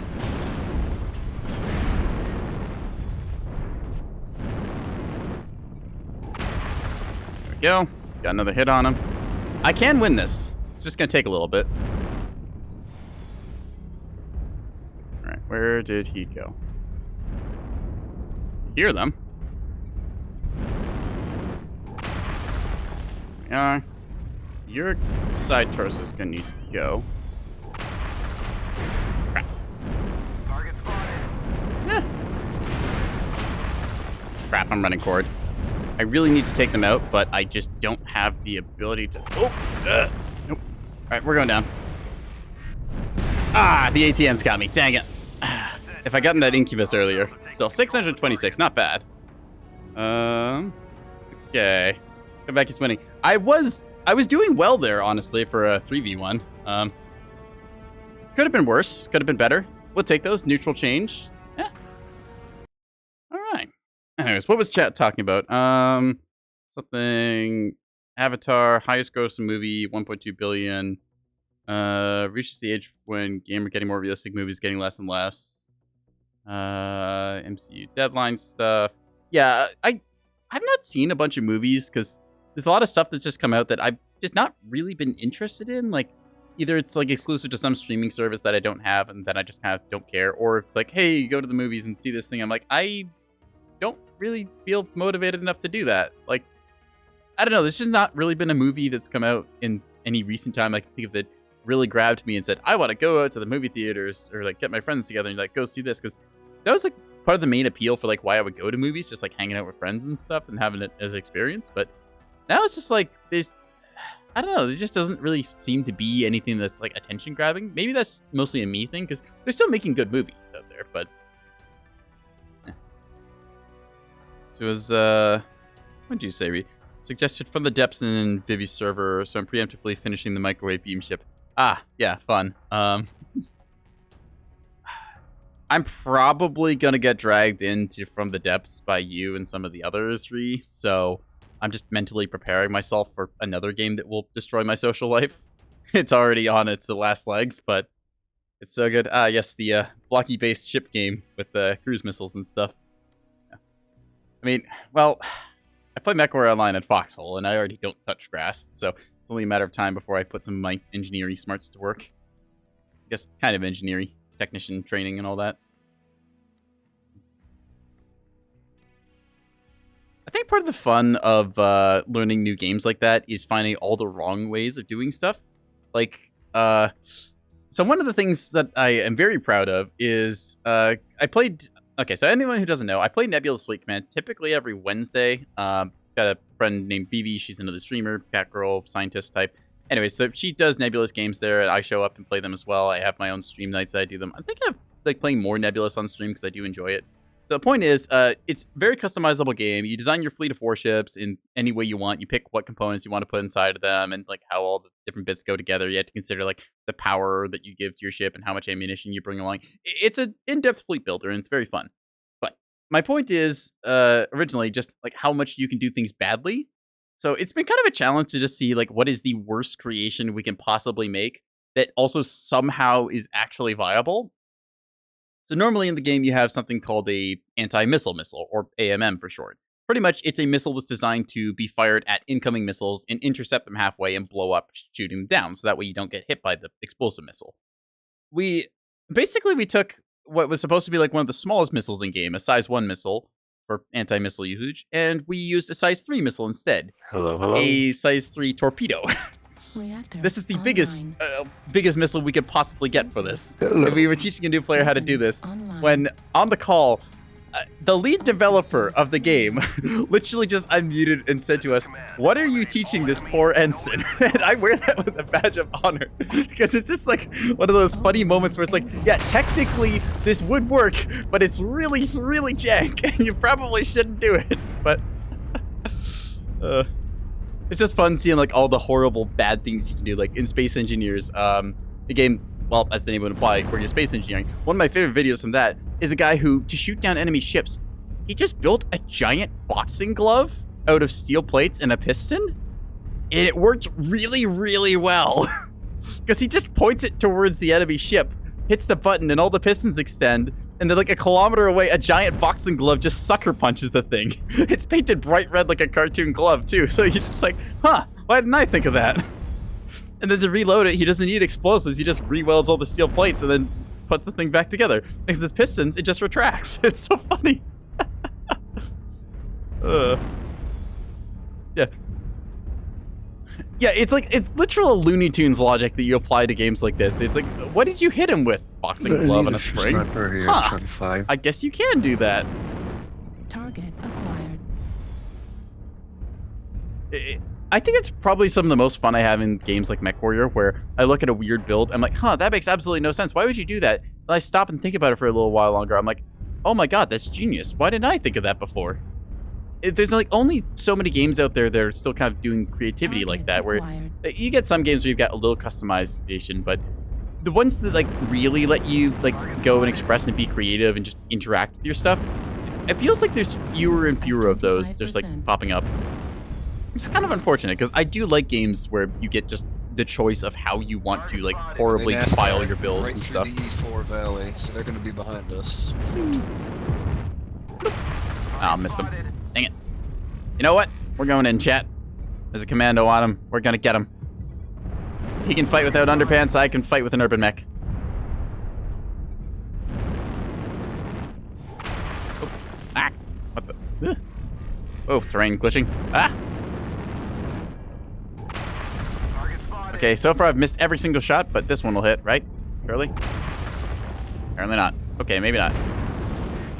This is less than stellar, because they have a lock on me, but they have no armor. Yeah! I think my jump jets are what's screwing me up here, because I keep jump jetting, and you have to stop jump jetting, because otherwise you get aim jitter. Target acquired. And Target you are destroyed. gone. Okay, so that's that problem dealt with. You. Hit him in the legs, yes.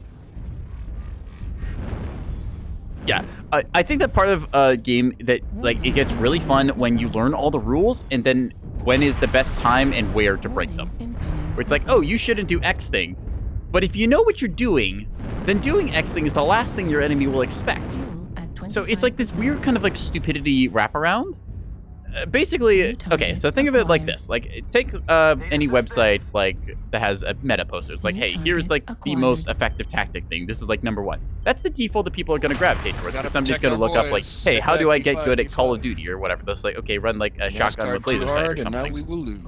New target acquired. And then people will naturally gravitate towards that because like, hey, this is like the default thing to run. Okay. Then you'll get people who are a little smarter who are the ones looking at what counters that thing. And then there's the people who are really smart who are looking at what counters that counter, but usually that dies to like the default thing. So you get this really interesting like kind of rock, paper, scissors circle of balancing New act, target which acquired. sometimes ends up completely going like pie in the face because this is tying back to an early conversation we had on stream, New which I call the target North acquired. American cheese answer. The best StarCraft 2 players, New like some of the target like acquired. tryhard Koreans who are insane at the game, they are still susceptible to good old North American cheese. So I'm getting mad render pop in right now. New This is kind of target insane. Acquired. So, just remember, while they might be able to outsmart you, you can always outstupid them. We can't lose any more soldiers. Let me chat in a second here. I'm trying to figure where that Atlas went. How did I lose an Atlas? 25% Like, of the actually, though, where did enemies he go? are eliminated. Oh, hi. Good New dog. target acquired. Now we get out of here. Activated. We're probably not going to win this one, but we're going to be a nuisance doing it. So, Target spotted. remember, if you can't win, make sure the enemy can't either. Bloop. Check out his tags, and now he's down to just his ATMs. Your advanced tactical missiles doing no damage within minimum range, you fool. Bloop. New target Now, I am getting acquired. slowly bled out by that Atlas, which is unfortunately actually aiming. Critical Ah, crap. I'm going to get cooked here, so we're just going to go for the kill. acquired. Target Got him. destroyed. Oh, we just got to get out of here, Scoob. Ah! Irby down the Friendly, hill. hold up, No. So, we got a kill. We killed a 75-tonner. So, worth it. You make a giant ship arm, manually place the directional shield towards projectiles, counters the one weakness of a shield. Yeah, exactly. You just gotta get a shield that rotates around. It's like putting a shield on your arm. You just put it in the path of projectiles. Stop them. Unfortunately, we do get wiped here. Happens sometimes. Oh well. I'm noticing a bit more render issues here, like mad popping on this map. Like you see like weird green like tiles where the texture just hasn't loaded. Torso critical. I'm also noticing that maybe it is something like different with the game because I had issues like getting it to load initially today, and might be just something they've added in the like the latest patch because they did just put out a patch recently to start some of the new events. Unfortunately, going down a rank there, but still, we had fun and we killed a Timberwolf. So when 30 tons takes to 75 tons, you've done something right.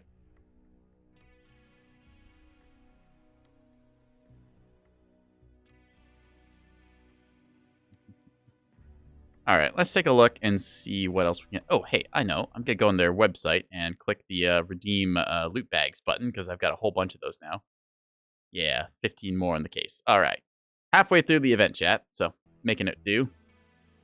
We want to do some big damage. Question is, what does big damage? I do like my snub PPC brawling, but I feel like we've kind of done a lot of that tonight, and we need to mix it up. Could mix it. Ooh, I know what we'll run. Behold. So remember when I said that there's some things that are so stupid they end up being smart? This is the Spooky Atlas. It is a 100-ton Atlas with stealth armor. So stealth armor is an important thing because stealth armor renders you, like, you just don't show up on radar, period. you're completely, like, radar invisible. Your mech is still there, but you don't get the magic red box of targeting around you, so nobody can see you. Unless you get hit by, like, a tag laser or a PPC or something. Yeah, it's a stealth atlas, and not only is it a stealth atlas, it's a spooky atlas. I bought a one-shot camo just for this. So imagine this thing with its glowing eyes and skeleton camo coming around the corner, and you cannot see it on your radar. It just shows up, and it's got a splat build. It has an AC-20 and SRM-6s. It's not the most firepower, but it certainly sends a message, which is the message of, oh my god, how did this 100-tonner get behind me? So we're going to run this thing. Unfortunately, stealth armor does cut off friendly communication, so you can't see where the enemy is, so you have to be very smart about your positioning. But you can always just cycle your stealth armor on and off. So yeah, Spooky Atlas is a lot of fun, simply because they'll see it and be like, why are you doing that? And then you'll just kind of like look at them and go,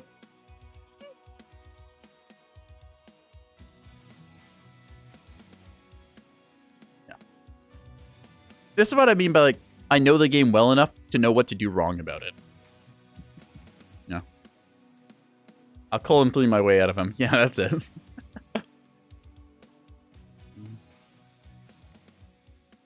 You know, I actually did that once in Apex to bring conversation around. So at one point, we just finished like dropping onto the map, and it was a super hot zone, and there was a huge gunfight going on. Like my team was entirely wiped out. I was just hiding in a corner. I think I had like a charge rifle and like no ammo. And one guy just like walks out a door. He's like looking around. He's shooting at enemies. He just kind of like stops. He's like right in front of me, and I'm just hiding in this corner. He just like stops and turns around and looks at me. I just look up at him, like just wave my cursor back and forth, saying no. He just kind of like looks down at me, and just like he just looked like really sad because he just like kind of lowered his weapon and then just walked off. And both my team was like, I can't believe you got away with that. Me either. And then somebody else shot me in the head and I died. But it's proof that in the right circumstance, I can kill and my way out of a situation. That said, I probably scared the hell out of the other guy because I like dropped on top of him, and then I was activating my like escape jet thing because I was playing Valkyrie. Yeah, it was Valkyrie with the jump jets. And he just looked at me like, "What the fuck? How are you here?"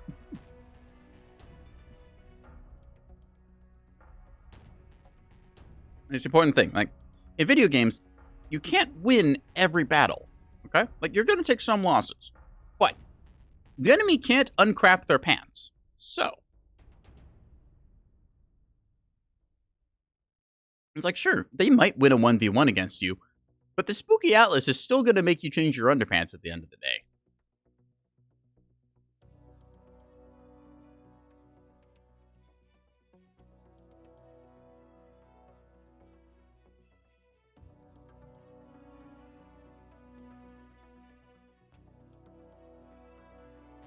If I wiggle my ears, sometimes the game gives me a match. Wiggle!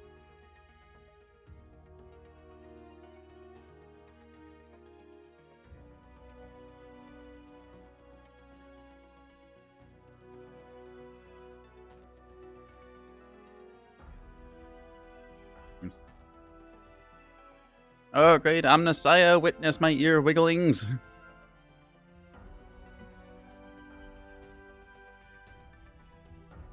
I'm the great tech priest with my tactical cat ears. They're for sensing harmonic disturbances. Yes.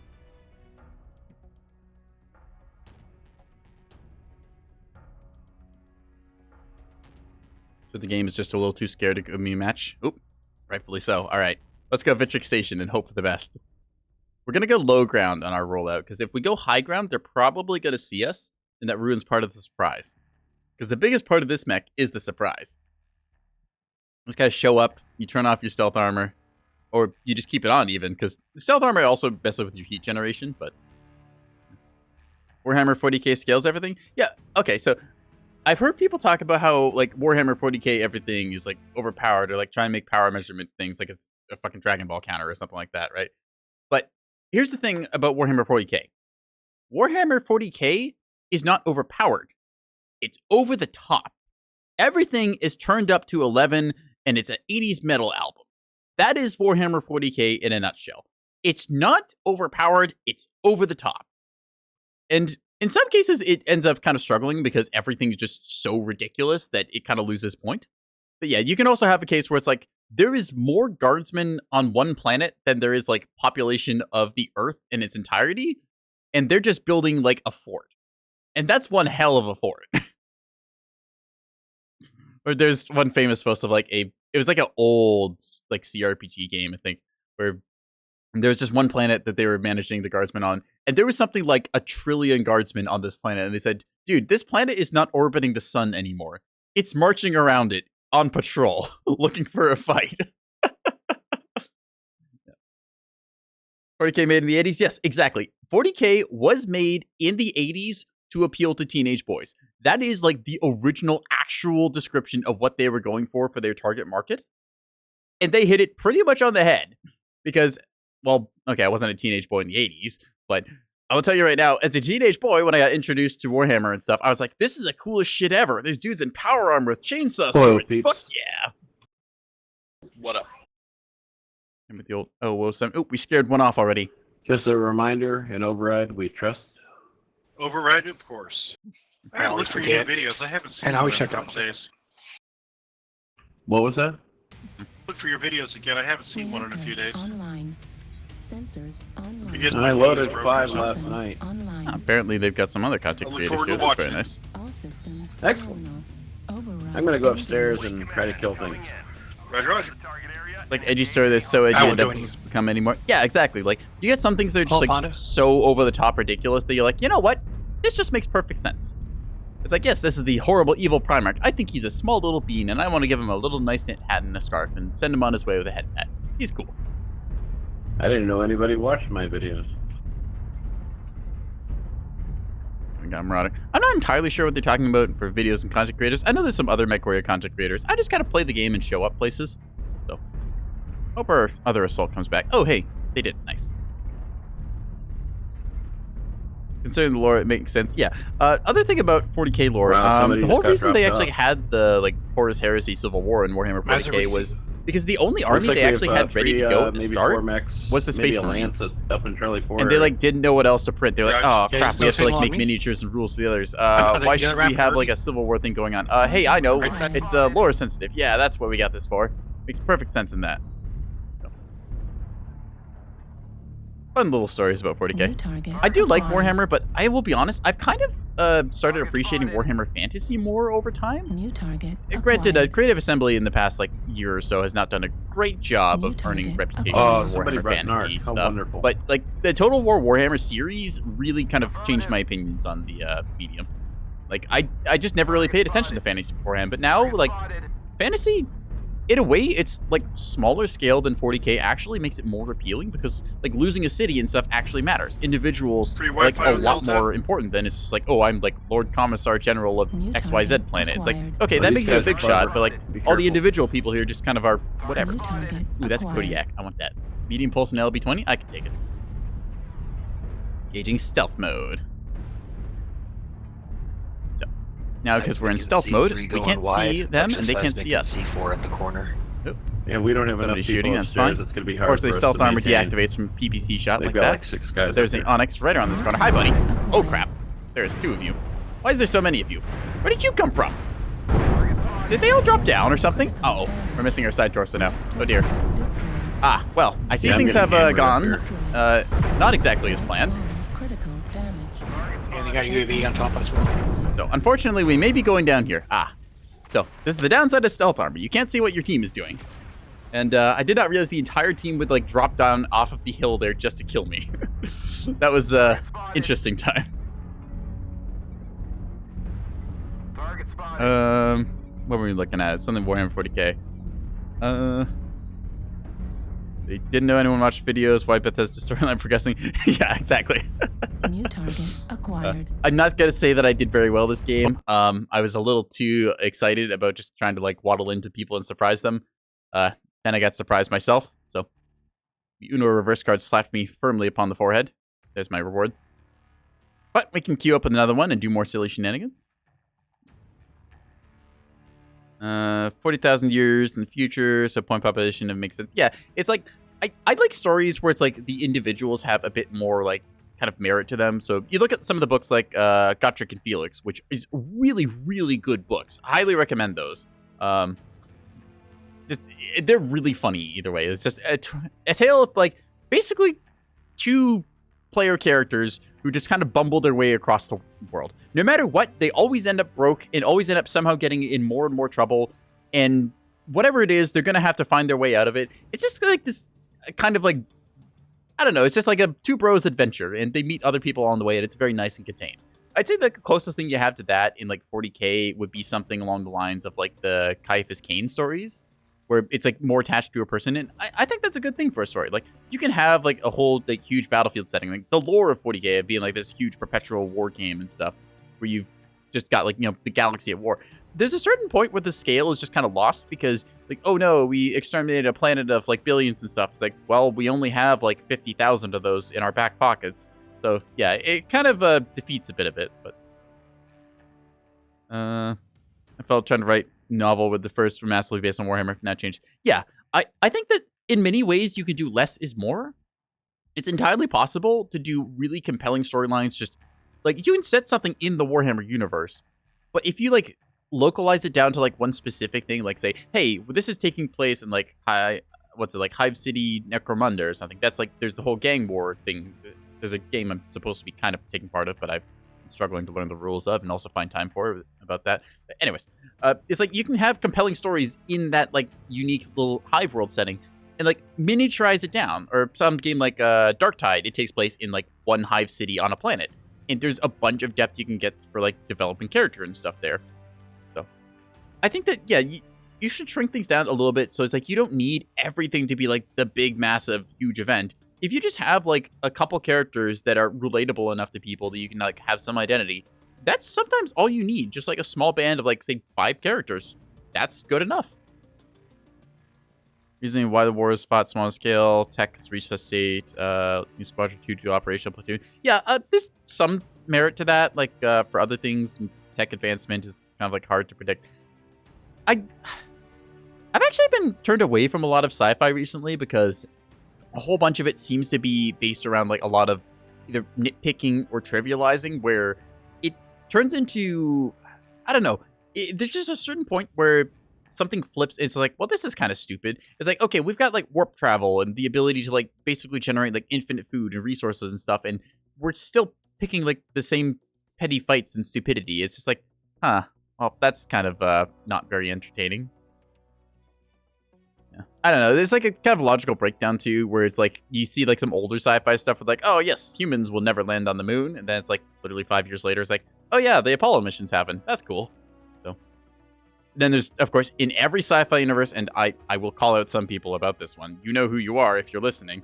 Some people are just like, no, that's not how the science works. I don't like this thing. No, it's horrible. It's bad. It should use this like niche weird concept. It's like, okay, yes, you can get the science perfectly well for your sci-fi setting and all that stuff.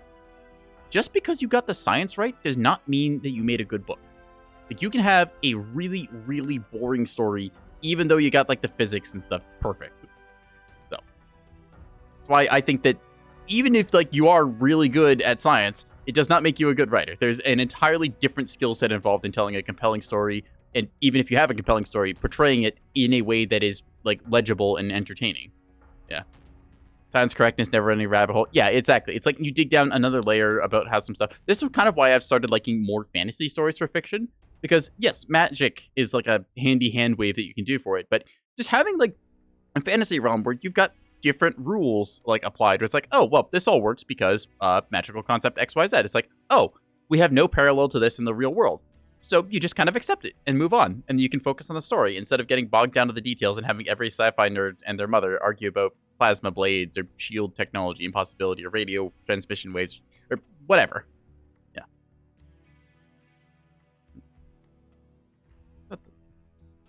Yeah, that's the other thing too. I think that fantasy in some ways is helped out a lot by it being typically set like kind of more in the past. Like you can get things, I guess medieval fantasy is a common trope like you get for Dungeons & Dragons, Pathfinder, Lord of the Rings, that kind of thing.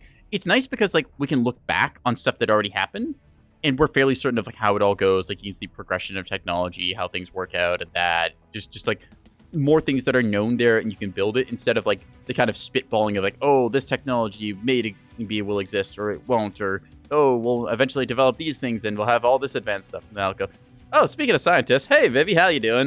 Welcome, Raiders. We're just hanging out here picking new mechs to play. You know what? Because we were talking about Warhammer and other things. Yeah. Off-brand Europe is just overused. I will say that off-brand Europe, part of it is the problem of people just like kind of lump Europe into like a few like small sections. Because like there's a lot of diversity about like different zones of Europe and just how all like the tech progresses there. Like if you go for like say like Roman Empire or something, like depending on different areas, there's huge differences there. Same with like if you look at the French in like, I don't know, like the 800s versus like the 1200s. There's a lot of variety you can have there. I would love there to be like more fantasy stuff set in like different areas. Like I think that something set in like I don't know, like maybe kind of like Japan or like the Southeast Asia area would be a cool setting. But I've not seen as much stuff kind of going along that line. Yeah. Romaine Imperium. Yes. Anyways, here is so Mechwarrior Online had a 40k event at one point. This is styled after the Ultramarines 13th Legion, so I thought, you know, hey, why not? I'll make a Warhammer 40k build. And because I don't want to run this thing with, you know, actually, we're going to run Ultra Autocannons and Autocannon spam stuff at first. And then if I don't like it, I'm going to switch over to running big shotguns because I can. Yeah. Based on Southeast Asia, because it came from there. Hey, yeah, good on ya. Ultramarine Titan. Yeah, that's what we're going for. Exactly.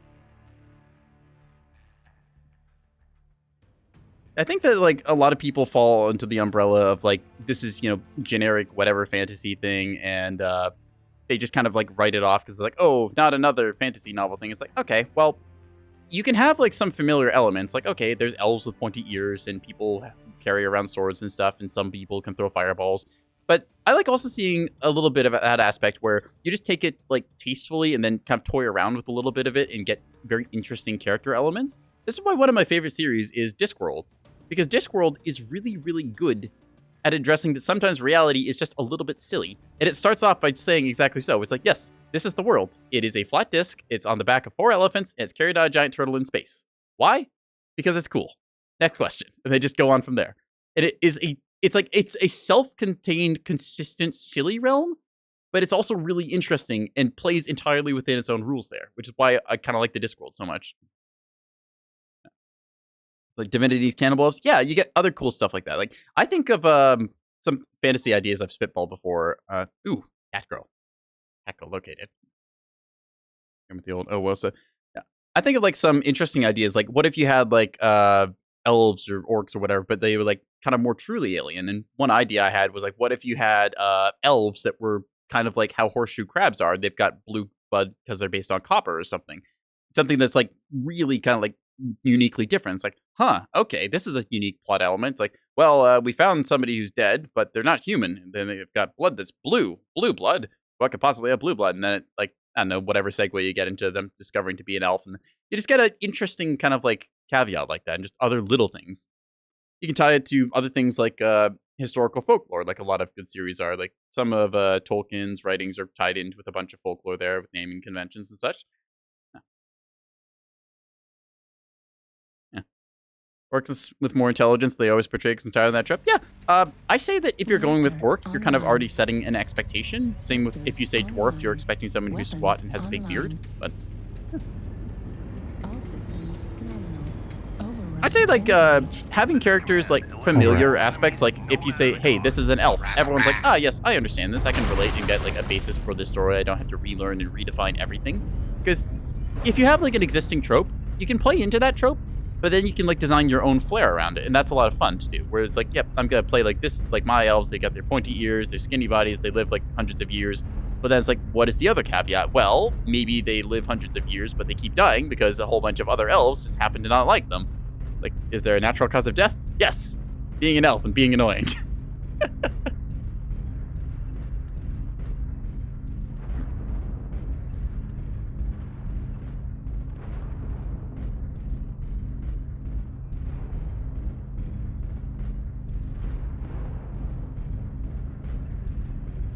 Alright, we're about to command some Neko on Neko violence.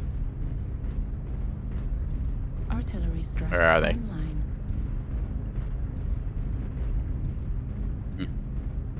Alright, so we're just kind of pushing up here. This is What mode is this? It's skirmish. Okay, so they're going to just be hanging out somewhere, and we're just going to shoot autocannons at them until we don't. Doing some Neko to Neko communication. Meow, meow, meow, meow, meow, meow, meow, meow, meow, meow, meow, meow, meow, meow. Ah, Order Knight. Alright, so I'm expecting them to be over this hill. Thought I saw a ping briefly there. Might have just been the electrical storm. You could also push up that ramp. Oop, there's first ping. That's what I was waiting for. Alright, so we know there's somebody with autocannon spam up top. I can go out to like... If I could...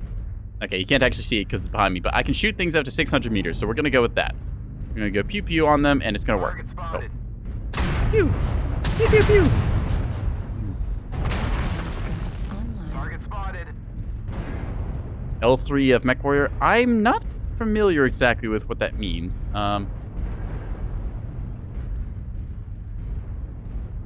Alright, so we're unfortunately kind of stuck here because they're playing the good camping spot and we are playing into it as well. So this is just going to be us. There's Shittical Crit again. AC2s and Large X Pulse. That's a DPS build. Okay. Only War Thunders. I played like War Thunder. I don't remember when actually, but I played it. I thought, this is kind of okay. And then I just kind of stopped playing it and I don't regret that. So I think that's, isn't that like the little vehicle? It's called like a cockroach or something. It's like really small. It's like a little rinky-dink autocannon or something. Smallest tank in the world. Oh, okay. Fair enough. Target acquired. That equivalent to that would probably be like the Locust or the Flea in Mechwarrior. So I think I'm out DPSing him here, but it's kind of a toss-up because, ooh, that's... Well, they just got annihilated. Cool. New target acquired.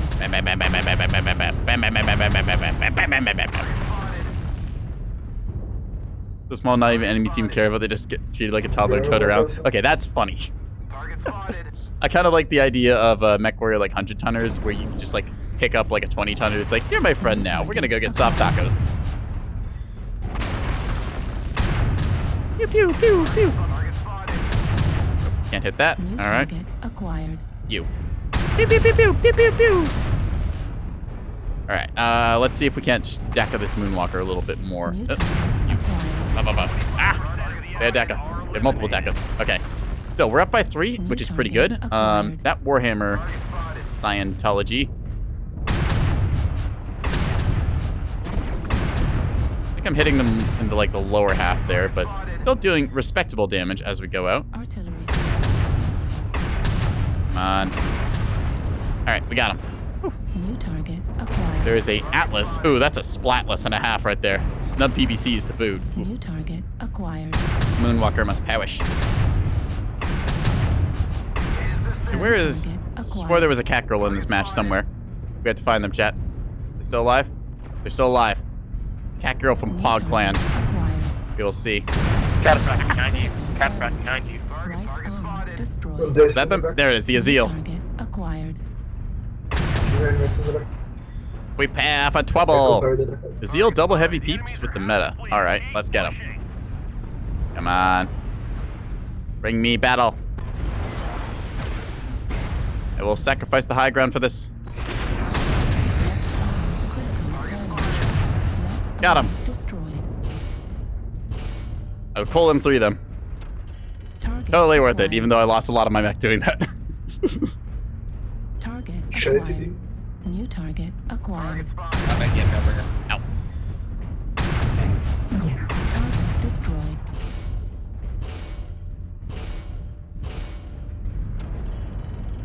Target acquired. Salute the fellow Nekos in the chat. Alright, so now we just got a Highlander and a Atlas. Okay, so the big ones. Let's go. New target acquired. Oop, they're bleeding out slowly.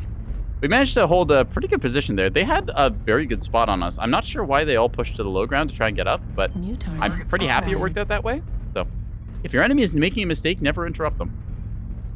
Alright, Juliet Marauder's our target. If I can see it. New target acquired. Okay, we'll just shoot this Atlas a little bit to powder damage, and then go on the Highlander, I guess. Wop wop. And that's the game. We're detecting no more hostiles. Good job. Good work. We'll give them a GG. A little bit salty there, shitical. Can't say that with a straight face. A little salty. Don't be. Be happy.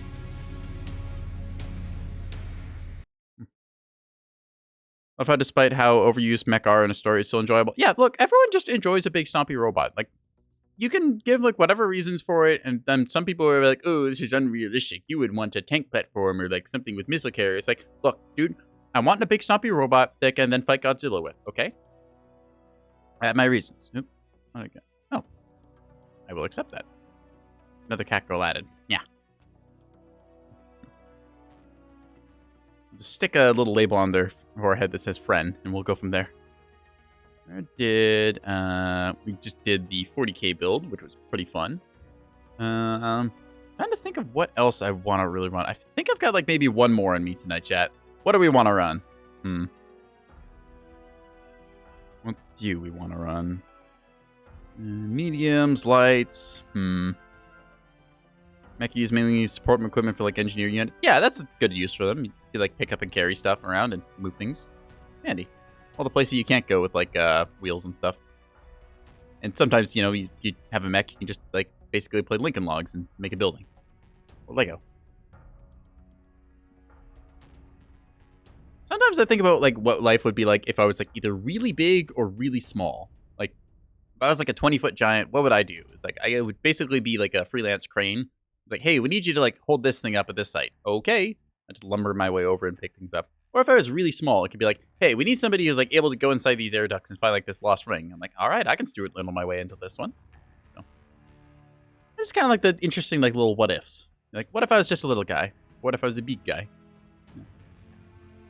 Mech use civilian tool versus military tool, very different. Military one's actually small. Yeah, that kind of checks out. I think it was like the mechs in, was it like Gears of War 4 or something were made like that, where like they had these big staple guns. I remember seeing this trailer like a while ago.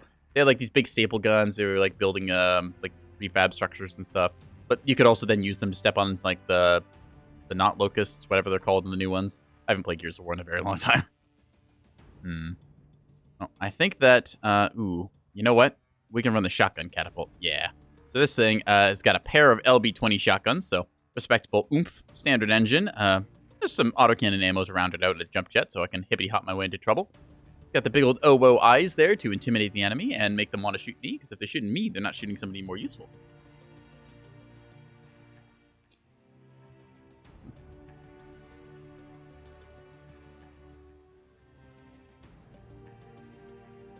Huh.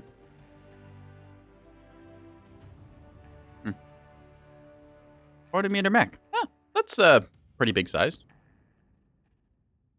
There's the one side of me that like I know the science for like making things really big. You get a huge problem with like what's it? It's like heat rating, because like you've got like only so much surface area to bleed heat versus like the volume. So like you get like the thing would basically just like cook itself depending on like your scaling. So yeah. 40 meters in space, but only 3 meters big when it's fighting in a planet. Huh, interesting, kind of like shrinking tech. Okay.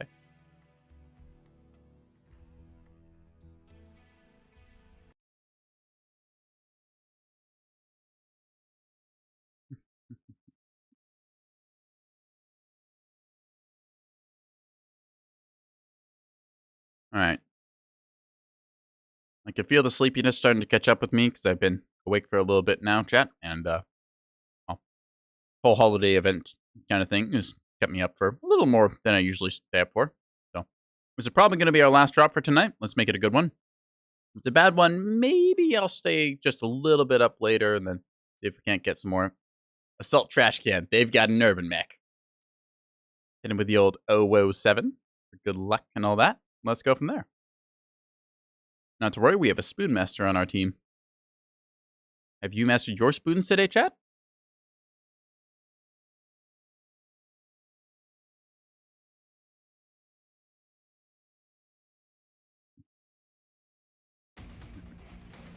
Reactor online. Sensors online. Weapons online. All right. All systems nominal. Override there it engaged. I'll be honest. I forget which one is 12 p.m. and which one is 12 a.m. Like, it flips over. It's like, I think, isn't it like 12 a.m. is like, is that midnight or is that like lunchtime? I honestly don't remember. It is a weird thing. This is kind of why I like the 24-hour clock, because when you say, hey, I'm going to meet you at 6, there's no like questions about when 6 is. So, yeah. Or like when 12 is, it's like, all right, 12. So are we doing like midnight, or are we doing like, you know, noon? Where are we going, my dudes? No. That said, apparently people can't count past 12, so, I mean, I can. I ran out of fingers when I tried to count past 12. I got to 11 by sticking out my tongue, but then I got stuck.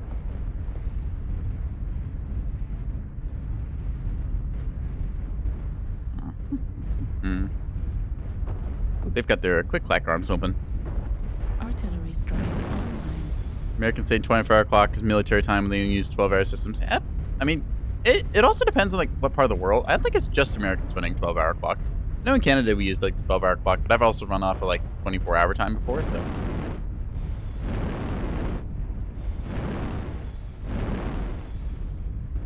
Hi. I drink beans. Bean water is good, chat. Target I like beans. acquired. Beans are also a versatile, are they a vegetable? Actually, wait, hang on. I guess are beans a vegetable? Like, I think they kind of count as, I mean, beans are beans, but.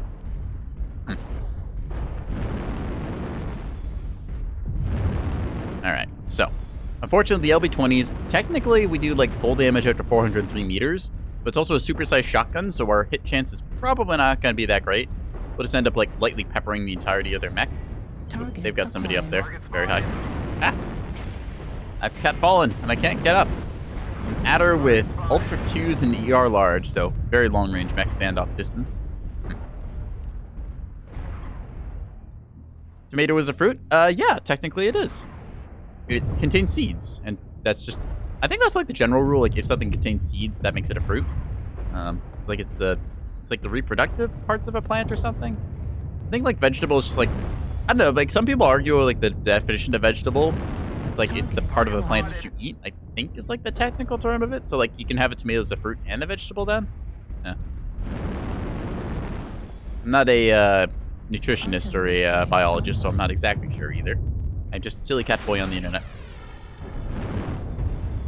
Always put with vegetables because that's how it's popularly used. Yeah, that makes sense. If you put in like the fruit of the vegetable aisle, it's gonna be pretty much the same. Technically, fruit is vegetable. Yeah, that sounds about right. New target. I'm pretty sure, acquired. anyways. Ooh, there's somebody over here. UAV. Hello. New target. Good day, sir. Do you have a time to talk about our Catboy Lord and Savior, me? I noticed your center torso. Peek me, peek me.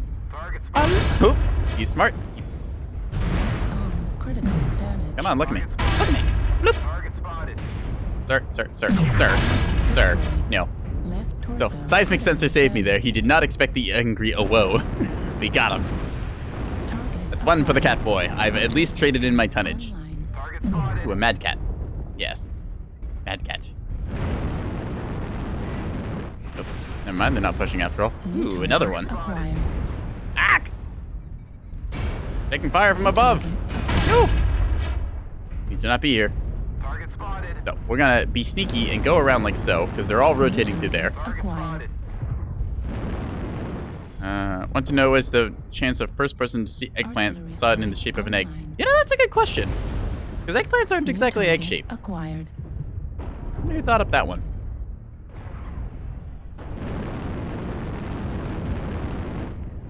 New target acquired. And you are going to bug. Oh, that thing's got like a lot of LB-10 autocannon. Okay. Ow. Yeah, 5 LB-10 autocannon hurts, chat. That's like 50 damage at like 2.2 seconds, I think, give or take. Ow. You know what? I don't think I should be peeking that anymore because he just removed like all of my armor. I plead ouch, oof, ouch, owie. Target acquired. Alright. New target acquired. Okay, there's people around the corner. I might be able to get one. Target. Hi, you. acquired. Ooh, I almost took a leg off him. Okay, we're gonna pop this UAV up so we can see. Yep. New target That dude over there. acquired. Excellent. a dude back there as well, which we don't want to be. Tech truck driver. Eh. Or do we? No, he's hidden there. All right. Yeah. Your Honor, my client pleads oopsie daisy. Yes, I plead oopsie whoopsie.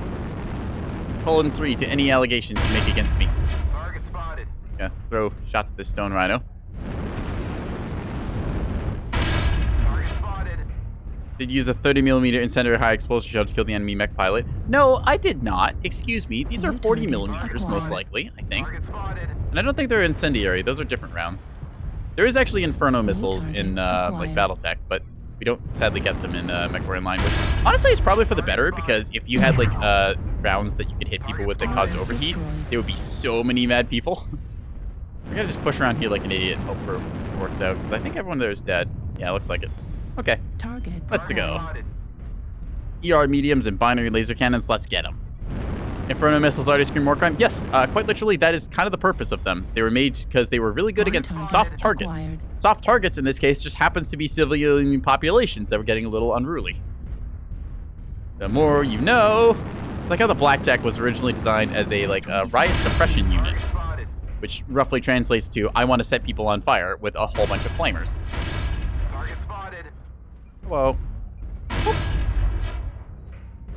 And I am a stick and an angry one. Get already struck. No! Might hit him with the shells. Come on, land. Yeah, I pooped him once. Let's go. All right, I think we'll win this one. Spacecraft have problems with overheating, meaning weapon transfer heat. Yeah. Something I kind of wish like some sci-fis would do is show like radiators on a bunch of ships, because one of the reasons like you have in like something like Star Wars, you've got like the S-foils on X-wing, is because like you got a lot of heat built up from your various weapon systems. I think it'd be really cool if like more sci-fi ships, like not like the super high sci-fi ones, but like just more ships in general had like the big heat radiators, because they have to get rid of a whole bunch of like engine heat and stuff. Yeah, I think that's kind of cool. Pun intended. Funnily, on that detail, there is actually, I'm going to pull up one of the mechs here before we end off for the night, because after 5 hours, my voice is starting to feel a little bit choppy. Let's just find it. Where is it? Select mechs. It'll be one of the clanners. Yeah, here it is, the Night Gear. So, or Night Gear, however you want to say it. It's Night, then GYR, so I call it the Night Gear or whatever. Anyways, this mech is kind of unique because it's designed for space combat stuff, which means it has the unique quirk of... Where is it? I had just seen it. Yeah, here it is. External heat transfer. So, minus 100%. So, the Night Gear is the unique factor in the game where it does not care about what kind of heat there is in the environment. You can literally stand this thing in lava. There's no heat transfer because it's meant for like outside atmosphere operations. So it's literally a space mech. I think that's just like kind of a cool detail they put into the game, because like it's meant to be like in super hot or super cold environments, and it just doesn't care because it's got this whole like space combat thing. It's meant to like jump jet around because it's got where is it? It's got like 4 jump jets built into it. Yeah, that's like what I was thinking about when you mentioned heat sinks and stuff. So. Yes. Right. So I think that's where we're gonna end off for tonight, because I want to end on a high note, and I do feel myself winding down. So let's go ahead and find someone to raid then, shall we, chat? Yeah. All right. Just gotta turn off the desktop audio real quick so I can hop onto Twitch and just see who else is around tonight. Okay. Ooh, hey, Archivist is on. There's somebody who I've interacted with a couple times. He's cool. Yeah, we're gonna go raid them, doing some art stuff. So yeah. Anyways, I've been NekoboyBlue, in this case NekoboyBlue, because doing Mechwarrior Online stuff. I stream whatever, whenever, although I've got a schedule I loosely trying to keep to. You can follow my Twitter to get updates when I go live and that kind of stuff. And yeah, I'll probably be back tomorrow streaming some Nebulous Fleet Command, so you can catch me then around 5-ish. And yeah, it's been fun. You've been great, Chad. Catch you around. Follow, like, subscribe, all that whatever jazz that YouTuber personality types say. Let's go raid Archivist. Have a good one.